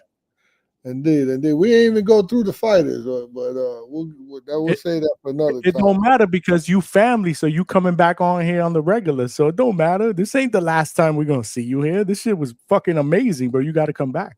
You a regular now. You family. That jodiste, yeah. Oh, you are Puerto Rican. Te jodiste, coach. But some guys, have the ability to put somebody lights out with one shot. And then you have someone like Berlanga because he was rolling at first 16, wasn't he? 16 first round knockouts, if I'm not mistaken. Yep. Yeah, he was rolling. He was knocking everybody out and doing his thing. But now we had to put him more on the functional power. We can't say he's a one-punch guy, right? And I like Hamzah. I like Hamzah's length. He's with Andy Lee. Andy Lee going to have him boxing. I also like Hamzah's fight on the inside. I like his jab length. I like his jab movement. I like the other trainer too for Berlanga. Mark Ferre. Yeah, I like him. I don't know him personally, but I like good what people, I see. man. I would love for you guys to kind of hook up, man. Good people, man. Great dude, man. Gives me access to the gym. Great dude. So we got Hamzah that he used to have a Mexican trainer, I think. So I know he pretty sure learned how to fight on the inside. Now he got Andy Lee that's going to teach him how to fight on the outside. I think he's pretty much developed, well-rounded, right? I think he's well-rounded. We could say that. But I gotta question his toughness a little bit with that fight with Bronco. Caballo, Caballo Bronco. Did you think Caballo won that fight? Because I thought he did. I would say no, because history tells you don't win a fight like that. You know, first of all, you're the champion, but you know what time it is with Hamzah and Turki, right? You know Turki want him to win. You got to be a little more dominant than that. Did he outpoint Hamzah? Definitely. He definitely did. But I think I have to question his toughness there. And I think with the hand speed of Berlanga and his functional power, I think he's a little more gritty. He's gonna out tough Hamzah. So I'm gonna pick Berlanga right by UD. Love it. Okay. Good prediction. Listen, the cards are stacked against Berlanga, bro, because there's plans for Shiraz, and that's the crazy part about Turki. Like, he's not shy about saying, like, he said it on social media, like, he'd be disappointed if this dude loses because he got plans for him. So Edgar had to spoil the apple cart, bro. Yeah, but one thing about the scoring is right. Have you paid attention to the scoring? It's pretty fair, I would say. Like, even though it was a draw with Hamzah, but all the fights with Tyson Fury losing, with it just I get a sense that it's not favored on one side too much. Okay, so I think I know where you're going with it. There aren't really heavy controversial decisions. There aren't many controversial decisions. Yeah. You're saying, okay. Yeah. So credit and shout out to him for that, because I think he probably had like let everybody do their job, and I don't see like his fighters being favored a lot. There's been some upsets, No, you're right. There hasn't been a lot of controversial what we could say is like blatant, like, oh shit, favoritism. But I don't know, man. I watched that fight again today, the Adames and Shiraz fight. I thought Shiraz did a lot of good things early in that fight. And then I thought Adames did a lot of really good things later in that fight, mid to late in that fight. He looked good. He looked good, dodging, weaving, slipping. He looked good, but I don't think he took advantage of a lot of it. Even though he got his wins, it could have been either or, 7-5, 5-5. It could have went either way. But I think so Caballo Bronco has it in him to do more versus Shiraz. I think he's the better fighter. He should have did a little more. Yeah. I think I think it's a really close fight. I think it's a close fight. I think the coach is a lot smarter than the fighter. His IQ, and I know I know the type of coach that he's cerebral, and I know he wants to embed that into Berlanga, but I don't know if Berlanga's brain capacity could handle that within the 12 rounds, right? I think mentally he's going to have lapses, and I think that Berlanga's been down, gotten up before, and fucking fought his ass off. He's not a chump. He's from New York stand up, right? Yeah. And I think he'll be a little more gritty. I think he'll pull it off. Not to say that it ain't gonna be some moments there for Shiraz, especially early on with the lateral movement and the jab that Andy Lee gonna have him controlling the air, controlling space. That's Andy Lee work. Drilling that right hand that Andy Lee learned from Emmanuel Stewart. So I think it's an awesome fight, man. And we got Katie Taylor. Yeah, hella fights. What you doing? Are you staying live? What you doing? I'm what tonight or you mean Friday? Friday, I'm doing live fight chat, bro. All these fights that's coming on. I'm live tonight. I'm live tomorrow night. We breaking it down. Thursday. We Taylor and it. the trilogy. I mean, how we got a trilogy where one fighter didn't even win? Because there's a lot of people that think that she might have won at least the second fight. Well, she didn't win, and we having a trilogy. We got to talk about that. Well, that's a money thing. Exactly. They want. That's a money thing. We have a trilogy where one of the fighters never even won.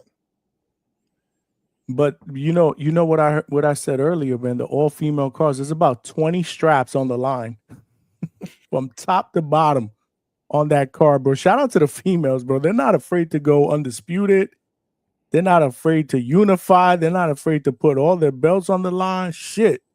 Sometimes I feel like the males need to take a page out of their book. But I think it's gonna be good. I think the women lack the pride that men have.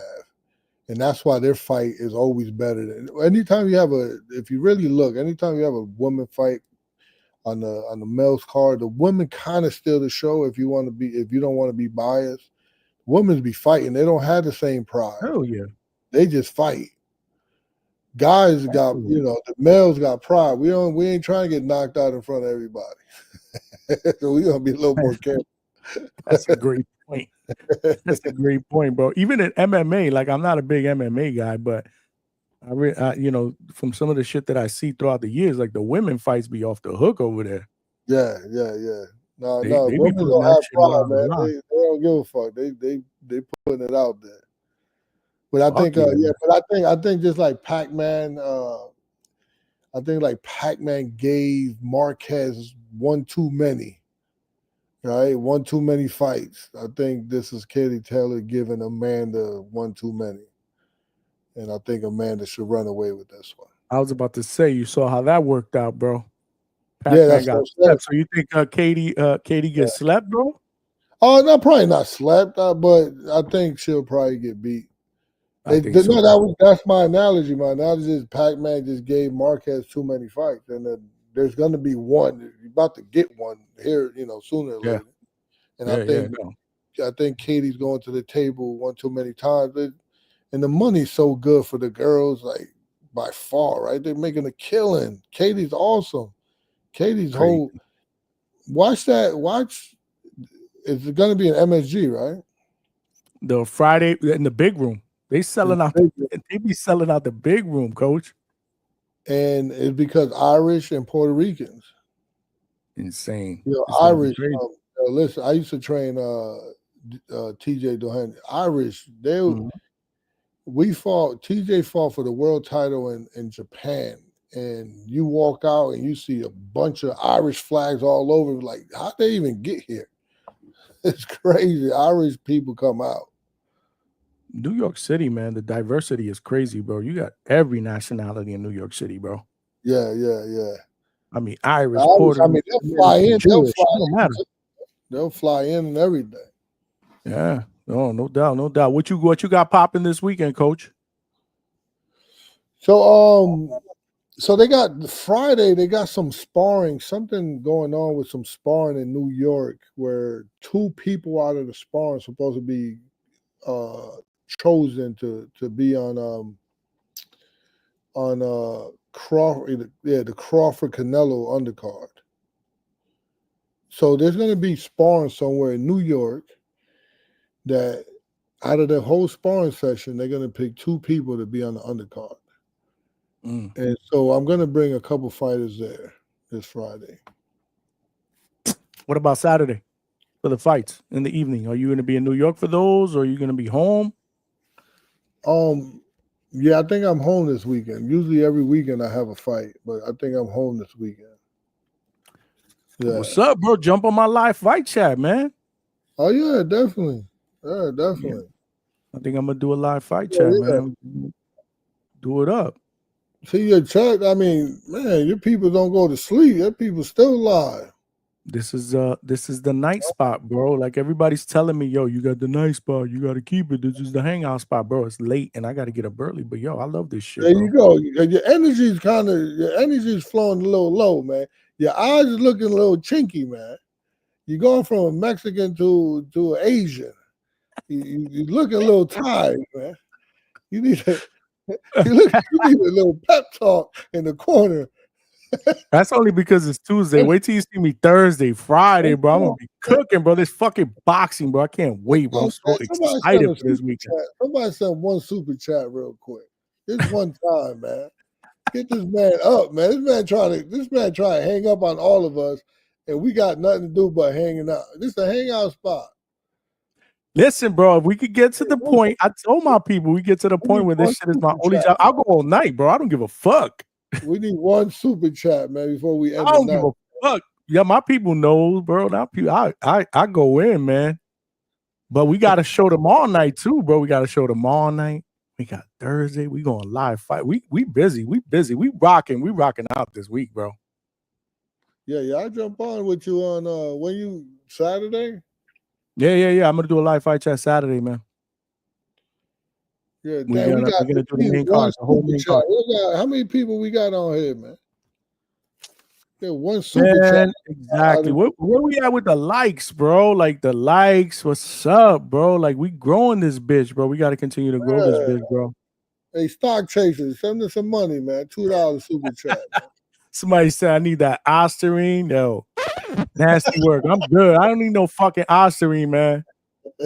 Stock chasers, stock chasers. So yeah, they screwed up my credential, man. I was trying to get a credential. Ness screwed that whole shit up.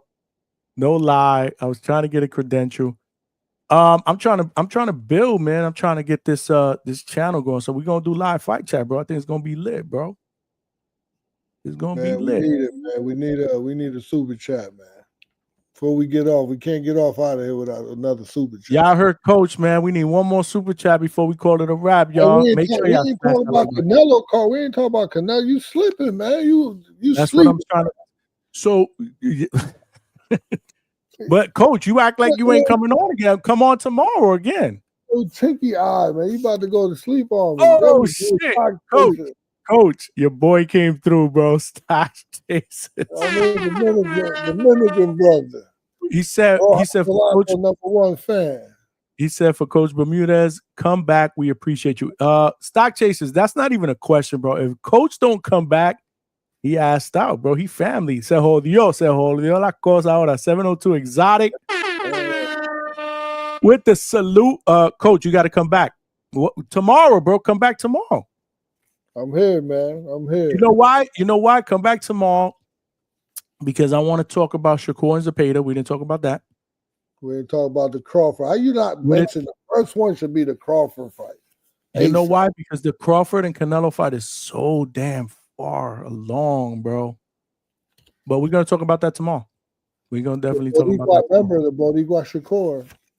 His father's Puerto Rican. Somebody put in the comment section earlier. we actually touched on this again. Can Shakur be the only one on the only Puerto Rican? Where's that super chat? I gotta read it to you. Hold on, I can't chop that up. I cannot chop that up. Right here.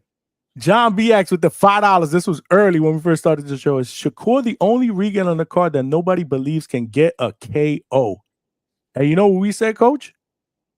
It'd be funny if he's the only one that gets a fucking KO.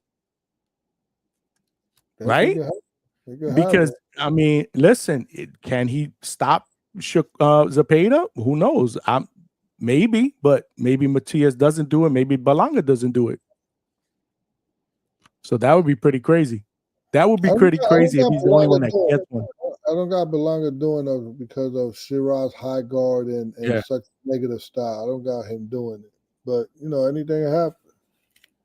Yeah, all those boys coming to win. When they come to win, they leave themselves susceptible to being knocked out. I'm picking. Listen, I think this is the performance that we've been waiting for Shakur. Like I've always said, that we need somebody to bring that type of pressure that maybe we can bring the best out of him offensively. Zepeda's going to come. He's going to bring pressure. He's going to throw volume. I honestly think that if there's any fight that he can stop somebody, it might be this fight. Yeah. We'll see. You seen that head on Zepeda? Mm-hmm. Boy's a pit bull, man. That boy got a noggin on him. Yeah. Got another super chat. Okay. Oh shit. The Nobody 92, $5. Welcome to the family, champ. I've never seen a super chat from you, brother. Appreciate you. I seen Shiraz doing pads with his lead hand low. He is known for his high guard. Yes, he is. I saw that fight today. Do you think that change is risky with Berlanga being a big puncher? That's a great question. Coach, you take that one. Do you think that change is risky with Berlanga being a big puncher? Berlanga is not a big puncher. He's a functional puncher. We done already established that. He had 16 guys that he got out of there. After that, once the level of competition stepped up, boy, everybody started going the distance. Man, start going the distance all the time now. I'm a Berlanga fan. I root more for, don't even know his coach, but I root more for someone like him because you broke up, Coach. You with me? Yeah, now I'm back with you. So I root more for someone like Berlanga's coach. I think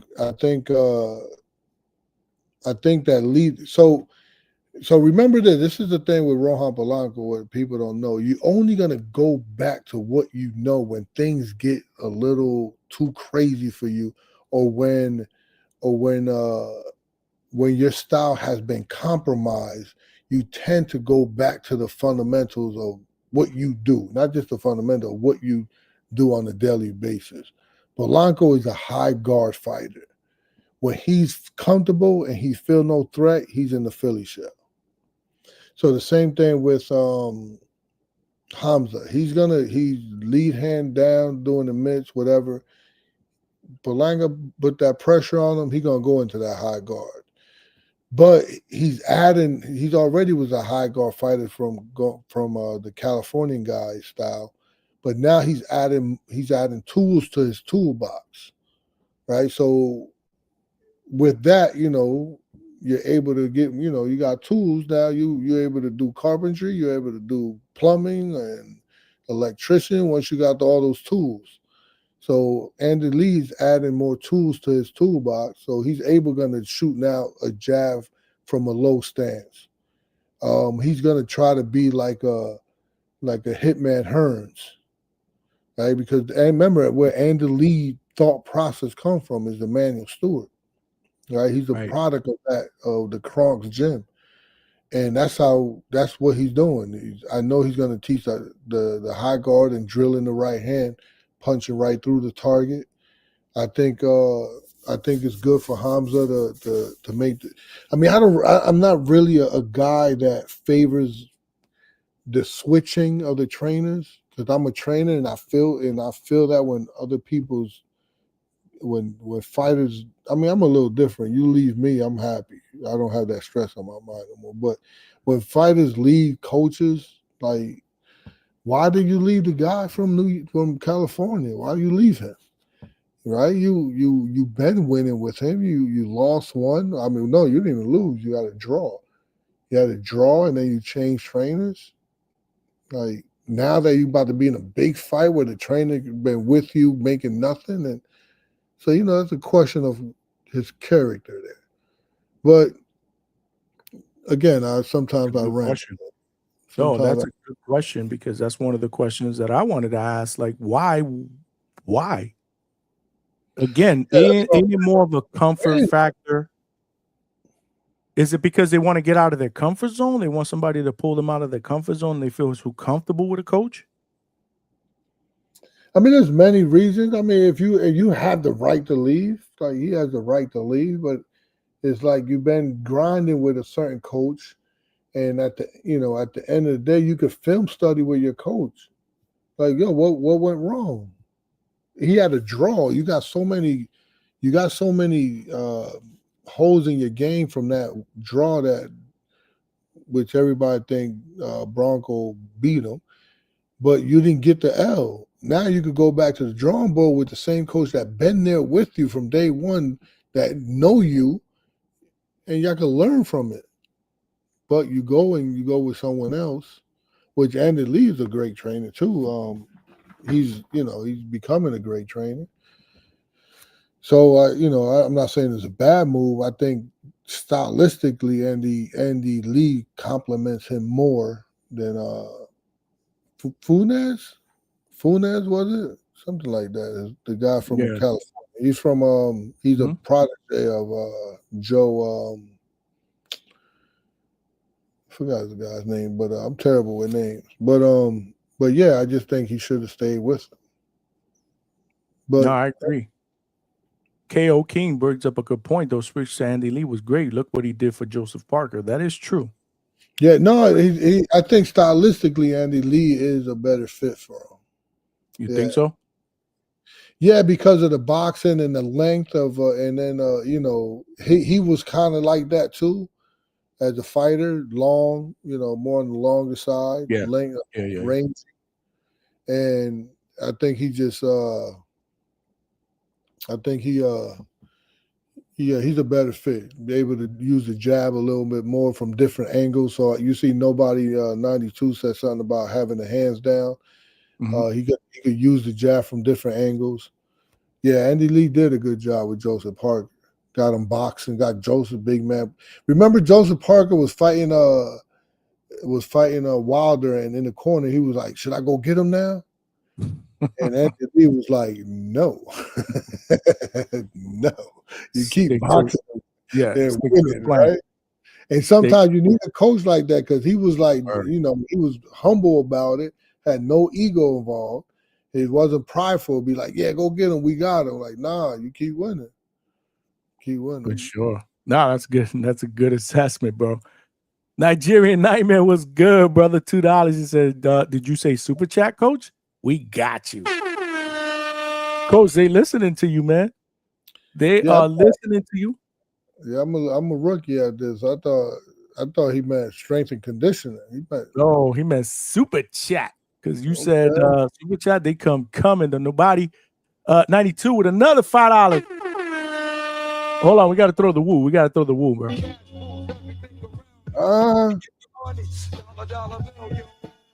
Come on, man. You know how we do it up late night at the Hangout Spot. What's your thoughts on Turkey saying he doesn't want to invest in boxers who run, and he wants fighters to fight in a smaller size ring? Good question. Well, did you see the Milnicki fight on the last one? Yeah. Vito Milnicki? Did you see the size of that ring? Oh, I never saw. That was crazy. I was sitting there right next to the ring, and I was like, "This is crazy." But the crazy part is, no one needed that much space, even though it was the smallest ring I ever saw. And everybody that fought didn't need that much space. So, yeah, I think it makes smaller ring does make for more exciting fights. And I don't think I think a lot of it his brand was taking a little hit by the type of fights that was happening, the performance. It was taking a little hit, so he got to come back to say something. I think it's a media marketing ploy. He's mentioning, the ring is going to get smaller as the fights go on, right? Yeah, that's and then I think his humor. I think he might be funny in in the Arabic language, right? His things, this is what I believe, right? This is my thought. I think he's hilarious in his language. But when he speaks English, it doesn't sound, sometimes you say joke in Spanish, and then you say, the English dude be like, yo, what did he say? And then you repeat it in English, and it's like, that's not even funny. It's funnier in Spanish. I get what you're saying. Yeah, so I totally get what you're saying. I think he's hilarious in his language, but he corny the motherfucker when it comes to English. I know exactly what you're saying. I know exactly what you're saying, bro. Yo, he wants the woo again, bro. He wants. Oh, he might want another verse. We got to throw the woo, baby. We got to throw the woo. $5 for the Nobody 92. I think Shiraz should have stuck with his high guard, especially facing a puncher in Berlanga. He should have hired Derek James as a coach. Interesting. Well, I'm glad that wasn't a question because I don't agree with none of that. Yeah, that's interesting. Berlanga, but you call him Berlanga a puncher. I don't agree with that. He's a functional puncher. He's not. We have to hang out. We have the Brian Norman spot. He's not a Brian Norman type of guy. But no, I think your spot, bro. We hitting the gym. We hitting Springfield. The DB spot, the Brian Bermudez spot, right? We hitting Springfield. We making that shit happen. I can't wait. We gonna do a fucking live from that. Shit's gonna be epic. Me and Coach gonna set that up. He should have hired Derek James as a coach. Yeah, I don't know if I agree with that one. Yeah. Yeah, I would have to question Nobody 92. Why? Because he teaches the high guard. Is that why? But I think he's with Andy Lee. I think he's with the right coach because he would teach him the long guard. Right? There's many different guards, right? You have the long guard out here, you have the full guard, you have the Philly shell, you have the mongoose. So I think the long guard for Shiraz will be better. Because when you have a long guard, especially someone like Berlanga, him coming in with his rhythm, and as he come in with his rhythm and he had his long guard in front of his face, he's going to start his offense from too far out. And when you start and I think Berlanga's IQ is not all there. So when he starts his offense from too far out, Shiraz will be able to see that and take advantage of it. So the long guard, I think, is better than him being long and being in a full guard, a high guard, with his hands to himself. No, nobody. What you talking about, man? Come back with a better. We're gonna give you another $5 question. That's what's up. Hold on. What we got? Nobody. Come back with another question, man. Curtis Robinson says, support the grind family. Appreciate you, my brother. Yep, we grinding, baby. We grinding. Yeah, I didn't get that last one, but hey, let me see if there's a response to that. Somebody said November 22nd, this will change to the Haney voice. That ain't happening. What's wrong with the Haney? It's gonna be a good fight, though. Again, it's gonna be a good fight. What's wrong with the Haney voice? Oh, you don't think he's gonna be Haney? Oh, no, Haney but the running thing is that on Ness is the boxing voice. That's the Haney voice. Because they rock with the Haney's over there. Over here's the Norman spot. So that's the running joke. The communities have the running joke between both of us. That's I got you. They have a running joke. That's what it is. Somebody said this is a record. Yeah. We usually do 4 hours. We pushing 5 hours, but it's all good. Yeah, stock changes right with us, yo. Yeah, man. Yo, dude, we killing it right now, man. If you guys watching this on we not streaming on YouTube only, Facebook Live and millions.co. Make sure y'all throw me a like. Come on over and subscribe. Have we hit the next goal of 2,200? Let me see. Because y'all Did we double that 10 that The 10 super chat. Where we we doubled at? that shit, coach. And that's thanks to you, man. Where Because we at? What number we at? we had 20. Ah, there we go. That's what I'm talking We about. had 20. And I owe it Let me all see, to you. man. Hold on. I didn't know I could see the comments like that either. Yeah, you can see the comments. Absolutely. The chat's been cooking the entire show, man. We pushing 5 hours on the Hangout Spot live at nighttime. You know how we do here at night. Yeah, we're going but to 3 in the morning. My man Twisted. Hey, Johnny can't have. No, we're not doing 3 o'clock in the morning. That's for damn sure. Let's go, Johnny. We go to 30. We got 30 super chat. Hell no. Shit. You about to do You gonna this make for me want to stay here for 30 super chats? I think half of the people are gonna fall asleep halfway through the next hour. You gotta do this for a living, man. Oh, I love this shit. Coach, I love this shit. I'm telling you, we working. Coach, we working. We working. We trying to get this. We right now we trying to make this our only job. Indeed. We are trying to make this our only job. We could do this shit all night if I'd have to get up in the morning for the day job. What's the day job about? I work from home, so I'm good. But still, what are you talking about? What the fuck? I work from home. We got another super chat coming in from Toledo Trees, who was on the panel earlier with all that background noise he was asking you. How do you feel about bare knuckle? I knew he was gonna. I'm surprised he didn't ask that question earlier. Yeah, you should know. Like, you know, I mean, them motherfuckers be out there fighting in Toledo, man. Them motherfuckers be in the streets fighting. He's a big bare knuckle guy. Nah, but you know, I could watch two ants fight, man. I love coaching, man. I've actually one of my hobbies is rooster fighting too. Really? Oh, you definitely Puerto Rican. Yeah, you Puerto Rican. Yeah. Look, gallo.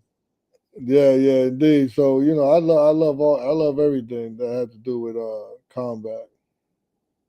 Yeah, Toledo Trees is a big bare knuckle guy.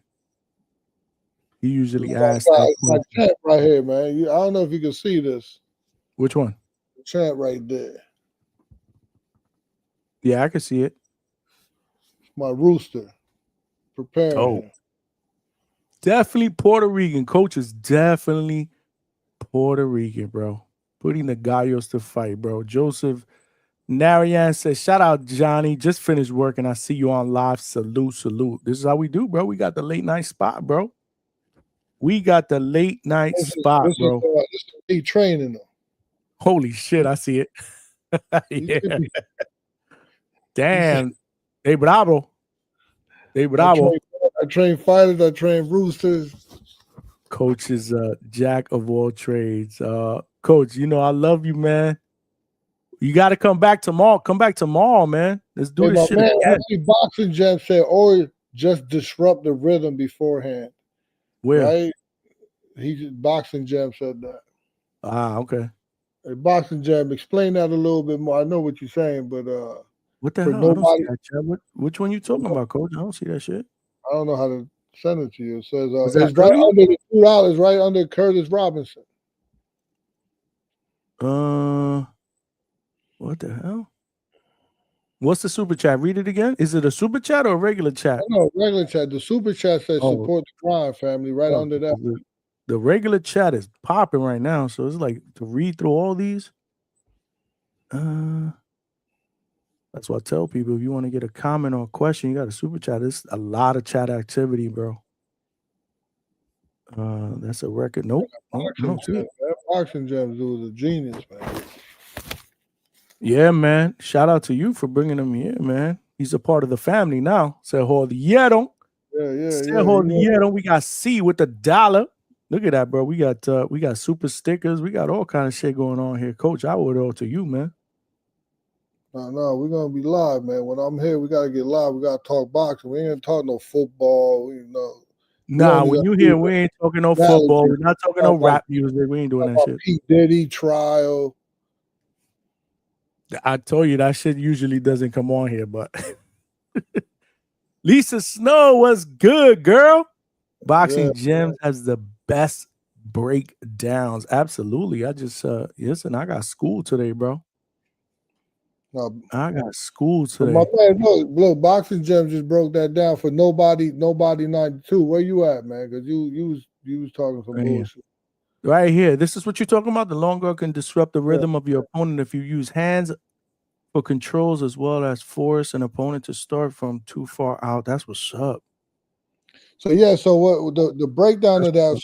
So before when he was training out in California, he used to have the high guard, right? So when you had the high guard, you give somebody time and space to come at you, to make a decision whether they want to come or go.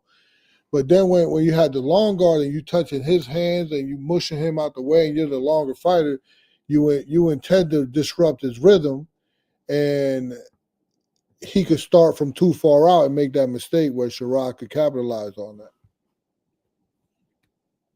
So, Derek James might not been the best trainer to nobody 92. Yeah, no, you said that. That's what's up. Yeah, what kind of dog is that? That's crazy. You got that little dog out there. Oh yeah. No, that's my right hand, bro. That's Kobe, bro. Somebody send a super chat for Kobe, man. That's my right hand, bro. He always in here, bro. He don't leave, man. He's part of the Hangout Spot, man. Nah, your breakdowns are freaking amazing, bro. I love it, man. Why haven't I had you on here before? I don't know, man. All I do, my head is down and in the boxing books, man. Or, but like I said, to Jolita now, because now you're a regular, bro. You got to come on. Whenever you want, you can come on. Definitely. Let me see what else did I miss anything? That's crazy. Somebody said that's crazy. My dog's name is Kobe too. Yep. That's Kobe, bro.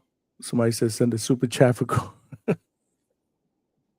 Super chat for Kobe. Shout out to Kobe, bro. My wife, let me tell you something. These dogs, we got 2 dogs, Kobe and Callie. And they get better treatment in the house than I do. They are children. Ask a question. Okay, nobody. Okay, nobody. You got another question?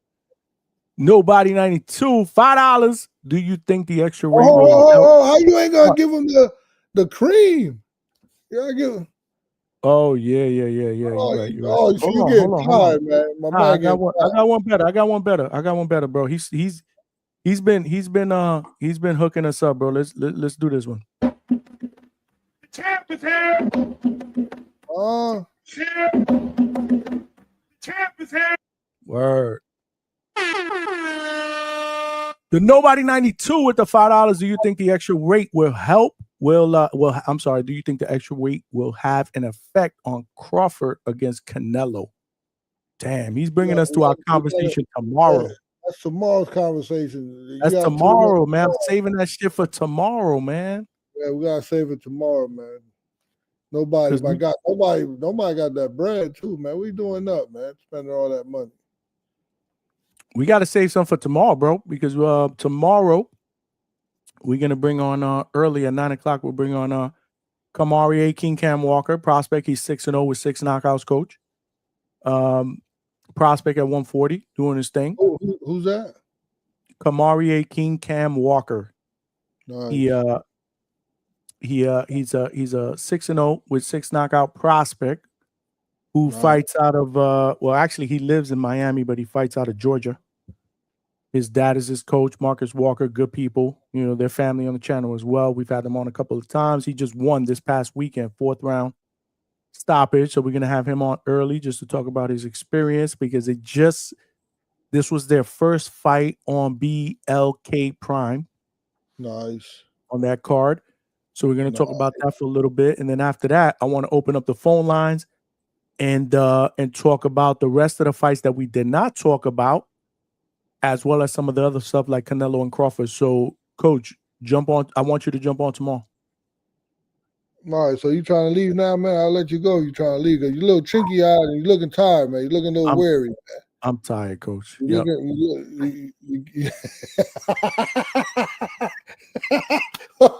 I'm tired, Coach. Coach, I'm beat, bro.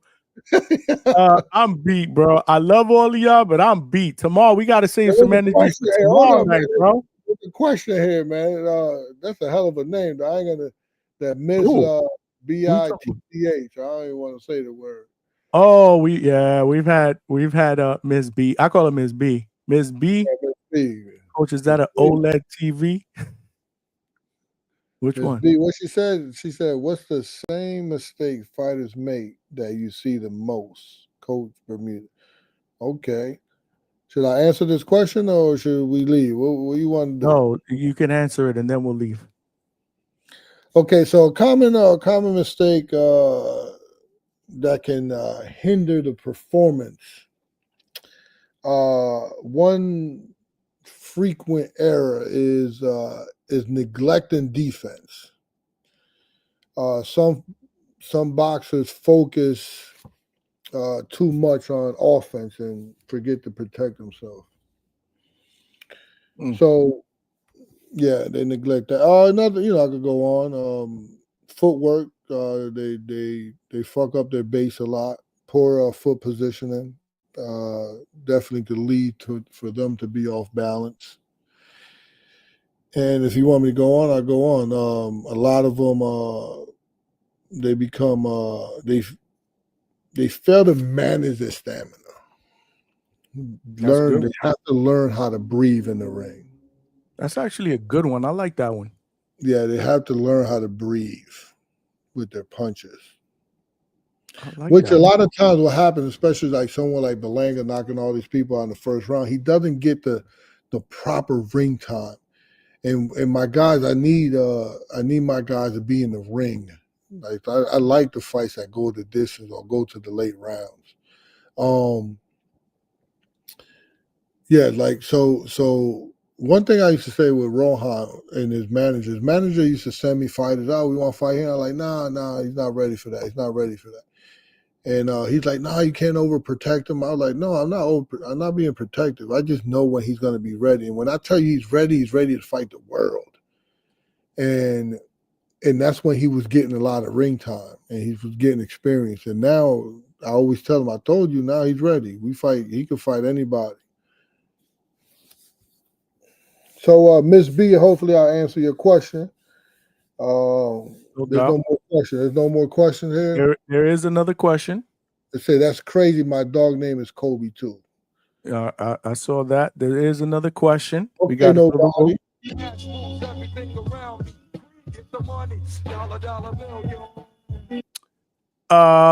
Yes, sir. The Nobody 92 again. He said, before you leave, let's get a Rohan Polanco update. How's he looking for this camp? We talked about that earlier, but Coach, take it away, bro. So something right here on me, right? Something right here on my neck. This shit, I don't know what the fuck happened. I had the body shield on, and we're going through some drills, especially it was the format that Boxing Gem drew up. So we going through some drills, and with the body shield, it's the rival body shield that anybody could just handle those punches. And he hit me to the liver, and I had the body shield on. And I don't know what the fuck, I don't know, all this shit cramped up, this whole side. This motherfucker's strong, man. That motherfucker's strong. I didn't tell him that, and nobody told him that because I don't want him to be like, so we go at it too. We go, But yeah, he's strong, man. He's penetrating through. Where he at? He upstairs? Yeah. I got killers up there, man. So tomorrow, let him come down and say what's up to the Hangout Spot. I'm gonna have a couple. What time you gonna be on? I have a couple. I told you 9 o'clock. 9 o'clock Eastern Standard tomorrow. And so everybody got to tune in tomorrow, man. I want at least 200 people on here, man. Yes, sir. Let's do it. So I got Cam early at 9. Let's do him right after that, bro. Let's get him on, man. Yeah, no, we get him on. We get I want to introduce let's get them all on, Coach. Hey, all right. Okay. What's up, bro? This is how we do it up. But here's the kicker. Here's the kicker. And you're gonna laugh at me over this. You're gonna fucking laugh at me over this. You can translate, right? Oh yeah. We good. Okay, because my Spanish, I speak Spanglish. So again, you're gonna have to translate for me. The last time I translated, I was in the ring, and ring announcer was talking to the fighter went on and talked, and he was talking and talking, and then when it came out to the translation, I was like, he said he's fine. And the whole crowd was like, what? I'm about to translate all this shit. He was too long-winded for me to translate. The questions won't be crazy, bro, but I definitely, yeah, I understand everything. And I can probably but the questions are not good. It won't come out good. The questions won't come out good in Spanish. We New York Regan, man. We New York Regan. So if you could definitely translate at least again. We won't do no hardcore. We get Broadway Joel on. Or that we could probably get Broadway Joel because he's been we've been texting back and forth trying to get him on the show or whatever. So we could definitely make something happen. But actually, Broadway Joel was here. I don't know if it was yesterday or the day before. So he made the trip up. You can make the trip up. Oh, I'm making the trip up. That's not even. We're gonna talk offline. I'm making the trip up. I want to hit the gym and I want to spend time with you and the fighter. So we will make that happen. That's without a doubt because I like to do that stuff. Okay, we got another super chat here. We got another one? No, that was the last one. Do we? Come on now. We Come got on. You another trying to one. leave, man. We 30, man. What the fuck?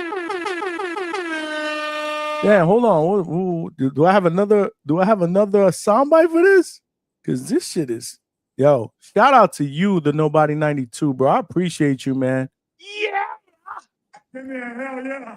Why didn't Merengue Abreu reach his full potential? Merengue Abreu. Merengue Abreu, that's my guy. He's one of my favorite fighters that I ever trained because I love when we're like the complete underdog. There was a time, right, where it was me and Merengue in the corner, and I had like a regular t-shirt on. He had his whole outfit didn't match. We looked at like straight opponents in the corner. We looked at the other side. Everybody was matching. Everybody was matching. They had I was actually like, damn, that's a nice outfit. There was like clubs was matching the outfits, right? Shoes was custom made. The trainers, the whole gear, they had like fucking looked like they had 10 people over there in the corner. It was just me and Merengue in the corner. And we was in London, England. And we're sitting there looking like straight bums. And Merengue is my favorite fighter, and people should go watch this fight. Merengue knocked his ass out. Boy, it was one of my best moments. It was awesome, man. It was awesome. Because all that stuff don't mean nothing, man. All that shit talking, or that people be doing, that doesn't mean nothing when that bell rings. But Merengue stopped him, and that was an awesome victory. Yeah. Wow. But, sometimes they don't reach their full potential because the lack of structure. And sometimes in boxing, man, you got to get lucky, man. Sometimes you got to get lucky, be at the right, it's about timing. Look at what Brian Norman Jr. was, he got picked really as an opponent for Santillan, was his name? Mm-hmm. Santillan, yeah. You know what I'm saying? And you just got lucky because you got picked. You look vulnerable, and you got picked, and then he knocked his ass out, But some people have to struggle to get to the top. Merengue he's a beautiful person. He didn't get the, what factors in it is the regimen, structured regimen. He really wasn't structured like that. He'd fight and take off forever, and fight, take off forever. So he had a lot to do with that. I remember they brought us out. PBC brought us out to when Errol Spence fought this Italian guy, and And they brought us out because the Italian guy wasn't going to make weight. And they brought us out. We had to make weight and just to be on deck. So I said, you ready? Because we was running. Actually, we was at the track running sprints, and his leg was done. And then I get a call from Samson Lukowitz. And he's like, "Yo, is he ready to fight?"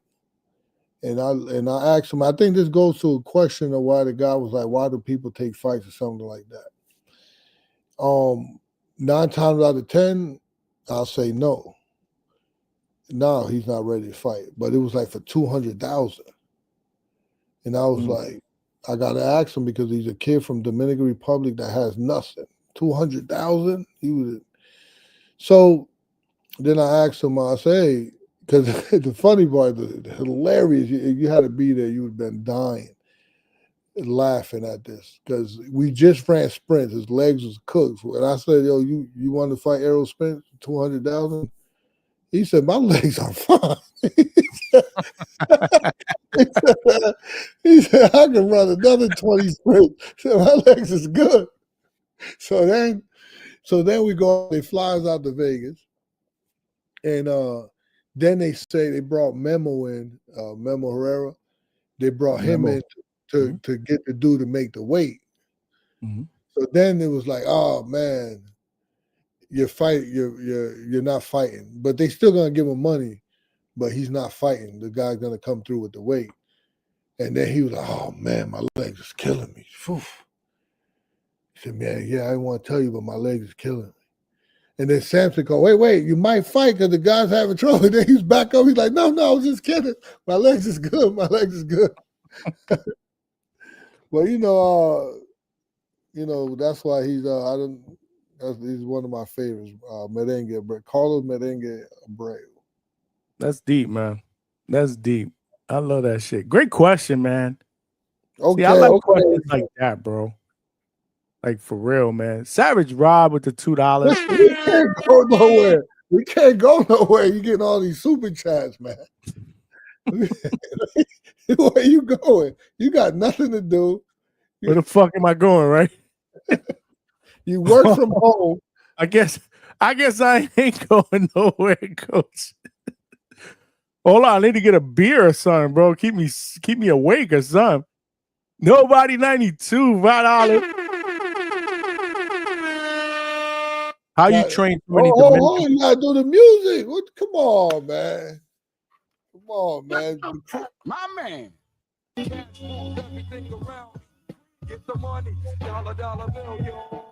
He got to get multiple sound bites, bro. Not just one, bro. That's what's up. My brother, man, I appreciate you, man, from the bottom of my heart, bro.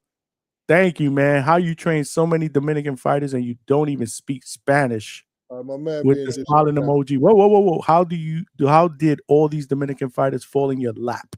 That's a good. On the low, he's being disrespectful. You think so? I speak Spanish. Like I speak Spanish. My shit twisted. My shit fucked up, but better than mine. Better than fucking mine.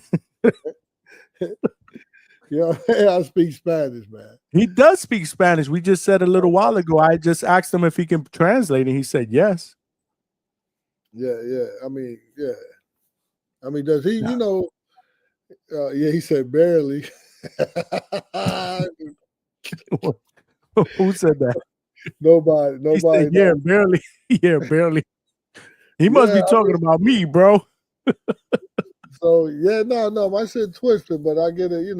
Boxing is a universal language.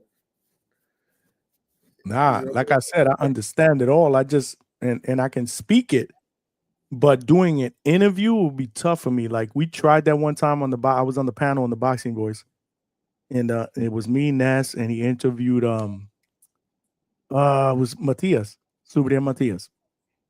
Oh, nice. And I was struggling, man. I was like, man, this is not good, bro. You got to get Broadway Joel or Cesar Seda, one of them dudes, bro. Like he always gets, like Broadway Joel is really good.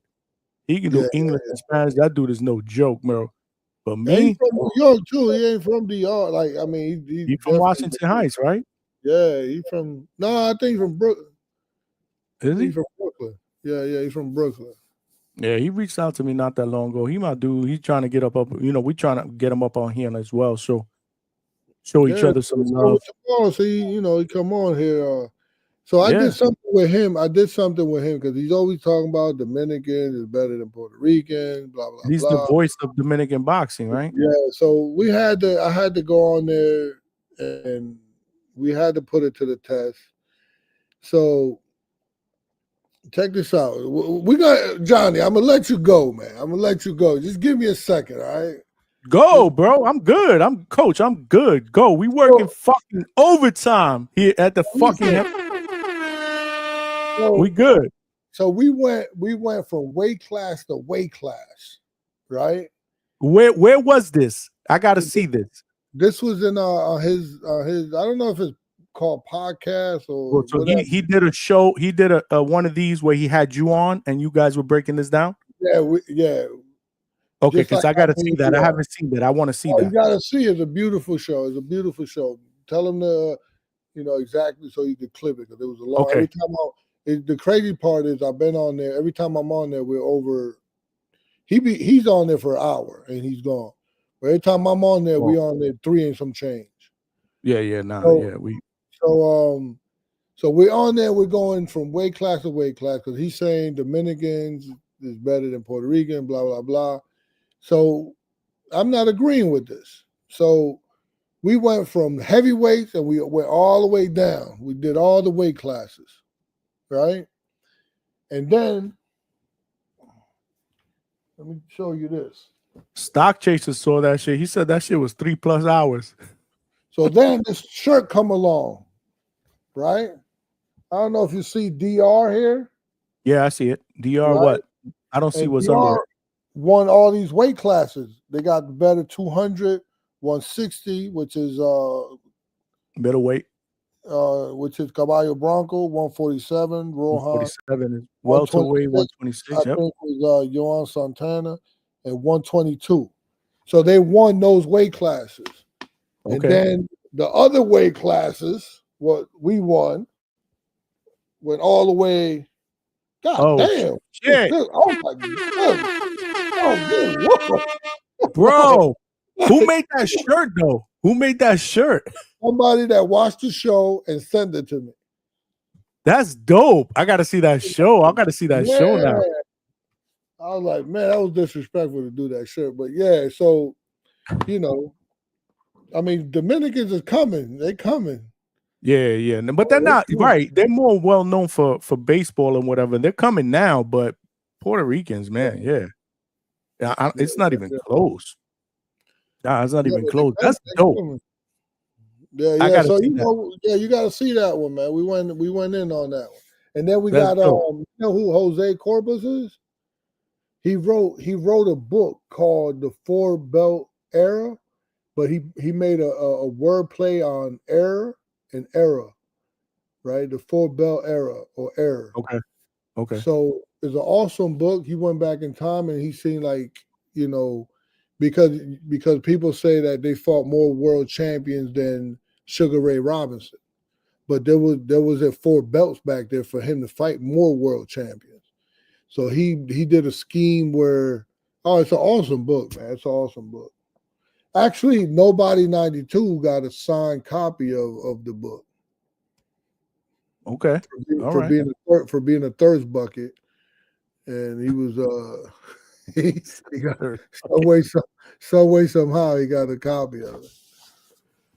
That's what's up, man. I didn't even get a signed copy of it, and I bought 2 of them. That's crazy. Coach, this was an fucking epic show. He got another question out here. He must have ran out of money. My man ran out of money, man. He deserved for you to put the question up. He ran out of money. Without a fucking doubt, bro. He deserved a song for that. Yo, I'll write it for you and I'll ask it for you. The Nobody 92 been representing, bro. Yo, I appreciate you, champ. You gotta answer my question. How all these Dominican fighters felt in your lap? Hector, Javier Fortuna, Guzman, Abreu, Rohan, Miguel Arias. listen, this goes for life, right? This is not just boxing or me being a boxing coach. This is for life. When you're good at what you do, they come find you. Mm. When you're good at what you do, you don't have to advertise. My gym here, we don't even have a sign up. We don't even have a name for the gym. There's nothing outside saying this is a boxing gym. If we don't go outside, you motherfuckers stay here. You just put your head down. You work hard on your craft, and people start to notice. The people that need to notice, they will notice. And these guys noticed a long time ago, and they was writing for Tuna off. I made him a world champion. They definitely was writing Guzman off, made him a world champion. So Polanco will be soon the world champion. Miguel Arias is a monster puncher that's developing his skills. He's a pleasure to work with. I think my best project is going to be with Fernando Peter. But it's not, the thing is, it's not because I got Cubans, I got people from Australia, I got people it's not just Dominicans. I got a Canadian kid that is people think Rohan is good. This kid's the best kid I got in the gym. He's Canadian.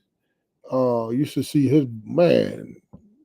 I don't want to be corny and call him Sugar, like Sugar Ray Robinson and Sugar Ray Leonard. But the man is on that level. Like you would, if he was back in the day, he'd be Sugar. His name is Thomas Blumenfield. He'd be Sugar Thomas, definitely. But he's really, really fun to watch, man. Nobody 92 knew that, bro.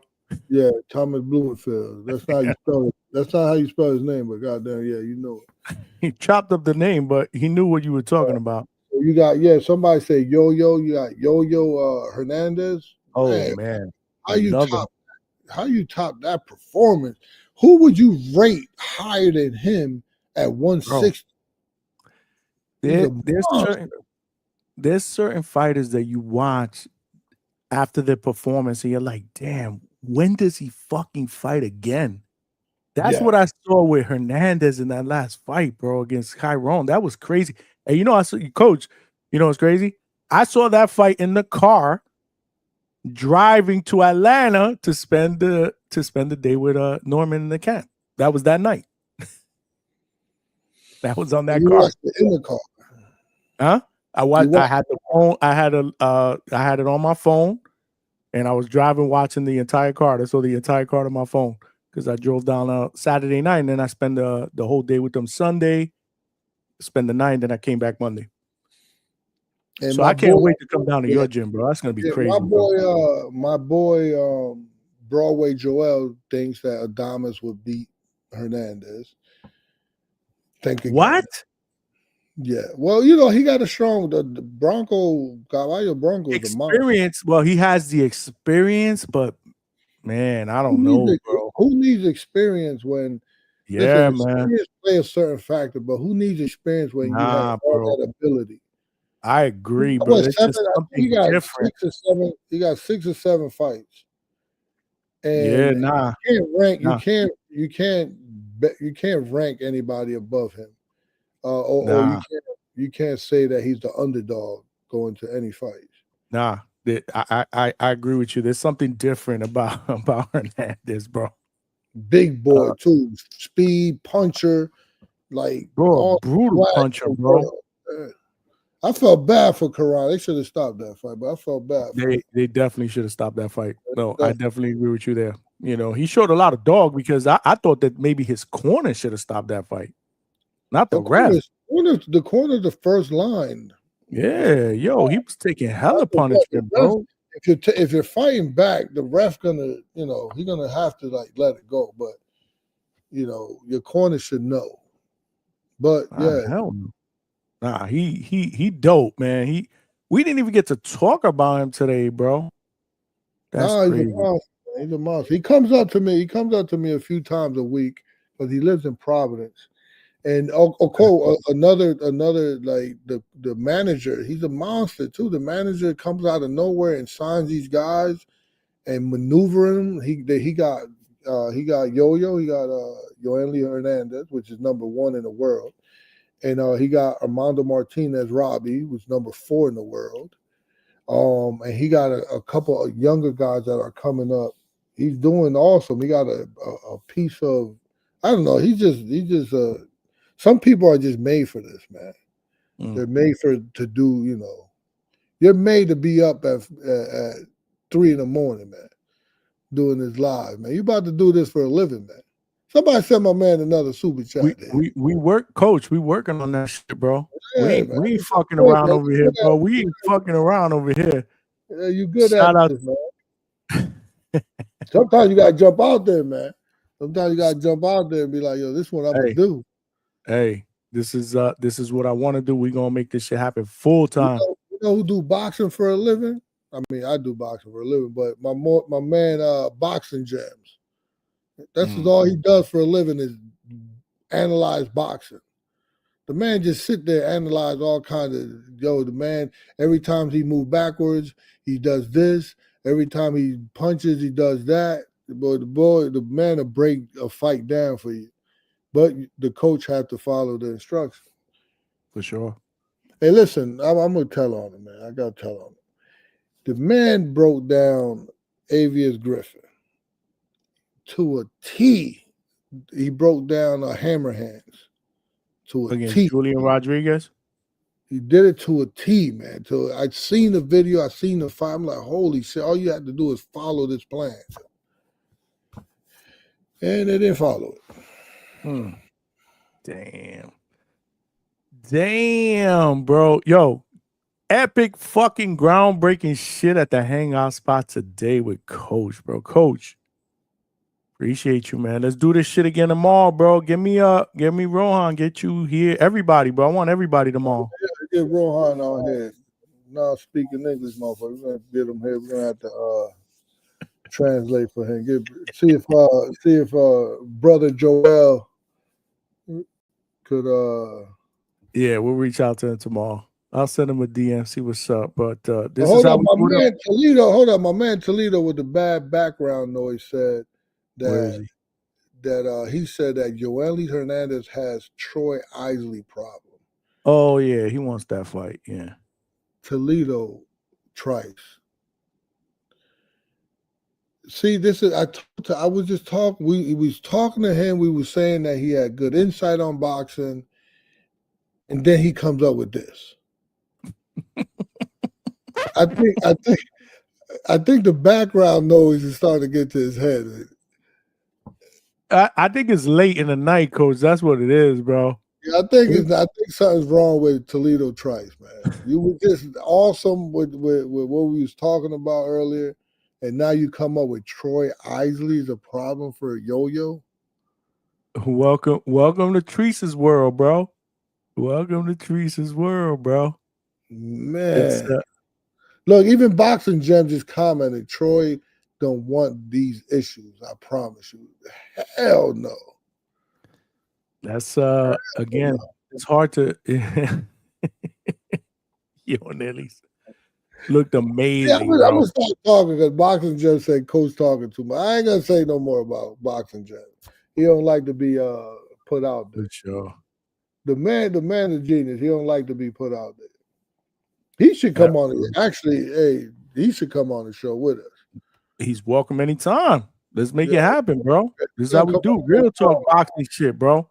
Real talk boxing shit. We got Rachel Donaire. What's going on, Rachel? What's good? Yeah, we here late. We doing it up here at the Hangout Spot. Yes, we are live. We had a great interview with Rachel. She family. She's always welcome on the panel as well. Rachel, we go live. You know the deal. We go live late night, 9 o'clock until, holy smokes. We usually do 1 o'clock, 1:30. It's 2:30 in the morning Eastern Standard Time, but it's okay. Well, Rachel married to one of the greatest, man. How can you not love? Sir. How can you not love that, sir. Yeah, she jumped on the panel last week, but she's always welcome on the panel as well. We are here with Coach Hector Bermudez. Where's she at? Taco Tuesday. We do Taco Tuesday. We do whatever Wednesday night, 9 p.m. We do Thursday nights, whatever that night is. We are the late night slot. Sunday nights, we do Sunday nights as well. Yeah, look at all the people on the chat, man. They ain't trying to go to sleep, man. One more question. Telling you, if I was to do this shit all night, I would probably be popping all night, bro. But you know, I got to get up in the morning. Somebody asked a question, man. Somebody said, BGG, damn, you still live, Johnny? Yup, we still live. We working, bro. Ain't nobody can question the work ethic, bro. We working, baby. We work here at the Hangout Spot, bro. We put that fucking work in. Respect. Hey, I just got a text, right? So I'm fighting this guy who is 14-0. You're not personally. You're not talking about you. Hell no. I'm a boxing coach, man. Who's fighting who? That's 14-0. So I have a Mondo Martinez Robbie who is fighting a kid from Colombia who's 14-0, 12 knockouts. I think Armando Rob, I think my guy's like 14 or 15-0, 16, somewhere around there. He's also undefeated. So I tell Boxing Gem, I said, Boxing Gems, we have a victim, right? I send him the name, and he does what he does. He sits, he watches all the guys' fights and break down. And I just got the results, right? So now this is what he tells me. I'm just going to give you a snip of what he does, right? He's awesome at what he do. I'm just going to give you a snip because he don't want me talking about other things, but I could talk about this, I think. So what the guy does, right? The guy that we're fighting, what he does is he pre-slips left, he says. The guy pre-slips left, pauses on the pre-slips, then throws the swivel jab. Will wing the rear hand as well as times. Time the jab with overhand or small slip rear uppercuts by watching for the pre-slip, then pause. So now this goes on forever, right? Mm-hmm. And then from here, I had to create drills to then, that would complement, his analysis. And this is what we do here. We have a strong team, and we've been very successful with it. So I'm not going to say too much about Boxing Gems because, he gets shy on us. He's a nerd. He just put the yeah, you saw that, right? I just put it on the screen. So Rachel Donaire know who he is. She just said, "Hey, Boxing Gems, what's up? Salute to you." For sure. We should have him on the show. We got to get him on the show tomorrow, man. Let's do it. Let's fucking do it, man. Tomorrow we back at it 9. Johnny trying to hang up. I'm done, bro. I'm tired, man. I love y'all, but I'm fucking done. We got another sewage chat. We got another sewage. Don't get me wrong. I love it, bro. This is my night job, bro. This is it. But man, I'm freaking tired.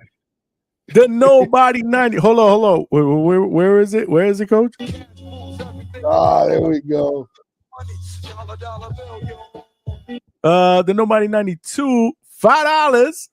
Appreciate you, my brother, man. What you've been doing tonight has been amazing, bro.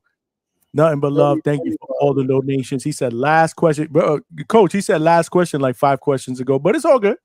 I love it. I appreciate it. This is how we do. What happened to John Pascal in the last fight? Woo, you answered that earlier.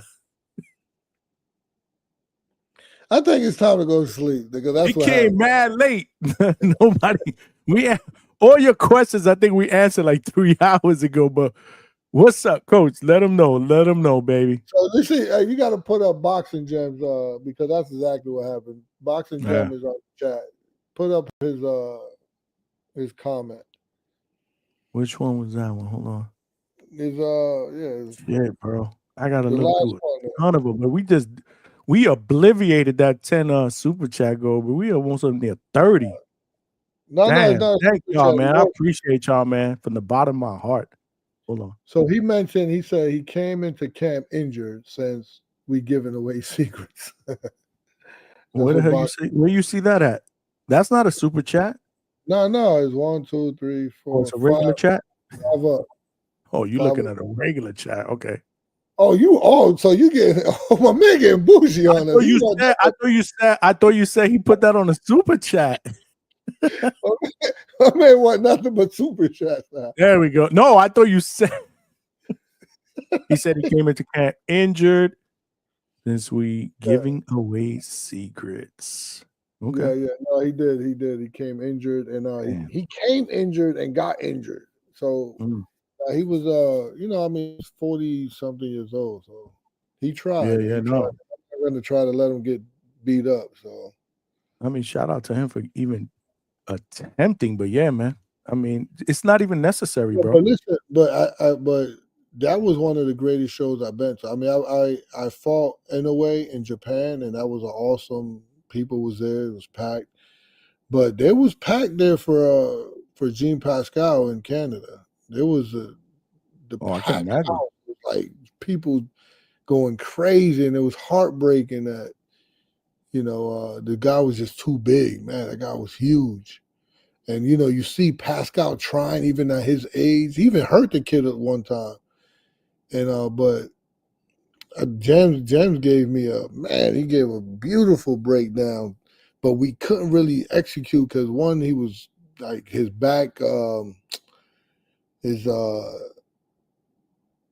abductor muscle was hurting. So he really couldn't push off his back leg. But James gave us a breakdown. James told us like every time you touch his defense, he parries out. So we was trying to go around the guard, and it was there. He actually hurt him a little bit with it, but the dude was just too big. So I stopped the fight. I knew what it was about to happen, but before he could get hurt, I just stopped it. Did he get upset? He was just hurt. He was hurt that not mad at. He wasn't mad at me. We did a press conference afterward. No, he wasn't mad at me, but he was hurt that so many people there for him, and I think it was kind of like the last hurrah for his career, and that was, and even talking to him after the fight is like his whole life is boxing, and it's hard to let go. Boxing is a drug, man. You ask Rachel Donez, she would know boxing is a drug, man. Once it gets you, boy. For sure. Toledo Treats is back with the $2. Okay, super chat. That's all. At this time of night, that's all you should be. I ain't reading anything else but super chats, bro. We need one more for 30, though. Y'all want to throw one more up in there? Does Jake Paul beat John Pascal? Yeah, probably Jake Paul is too big for him. That guy was too big. Yeah, it would be too big. His real weight class is he's really a small 175 pounder. But he was able to win the title there. But he it's too much. You gotta put up nobody 92. He ran out of money. So he's right under that. You gotta give my man. He ran out of money, man. He said he ran out of money. He's right under Toledo Trice, man. Oh man, epic show, man. Epic show, bro. Coach, you made my night, bro. This has been amazing, bro. Great show, great breakdowns, man. Tomorrow we doing it all over again. Because this is how we do. You ain't gonna put my man chat up. Which one? I think I read them all. It ain't a super chat, but he. Which one? Okay, my bad. I didn't see it. Which one? It's right under Toledo's Trice super chat. Yeah, my man. That one. Okay. Nobody was good. You get your chats right here for free, bro. Anytime, brother. Because you family, if there's a particular fight, if there's a particular fight we we would want to break down for. Is there a way we can contact you to get a breakdown for it? So he wants to see if we can get with you for a breakdown for a fight. So you definitely could get with me. So then get him here. We got him here. Yeah, so then I could point you in the right direction. Yeah, no, for sure. And you're gonna be back tomorrow night, right? Or tomorrow night? You hear me? Tonight. Later on tonight. Yeah, you gonna come back on later on tonight? Yeah, man. I'm trying to get boxing gems on there because I don't think he ever did anything like this. Let's do it. Let's do it. Oh, right. my man, he got one more. Got another one? He just came back. He was talking to boxing gems.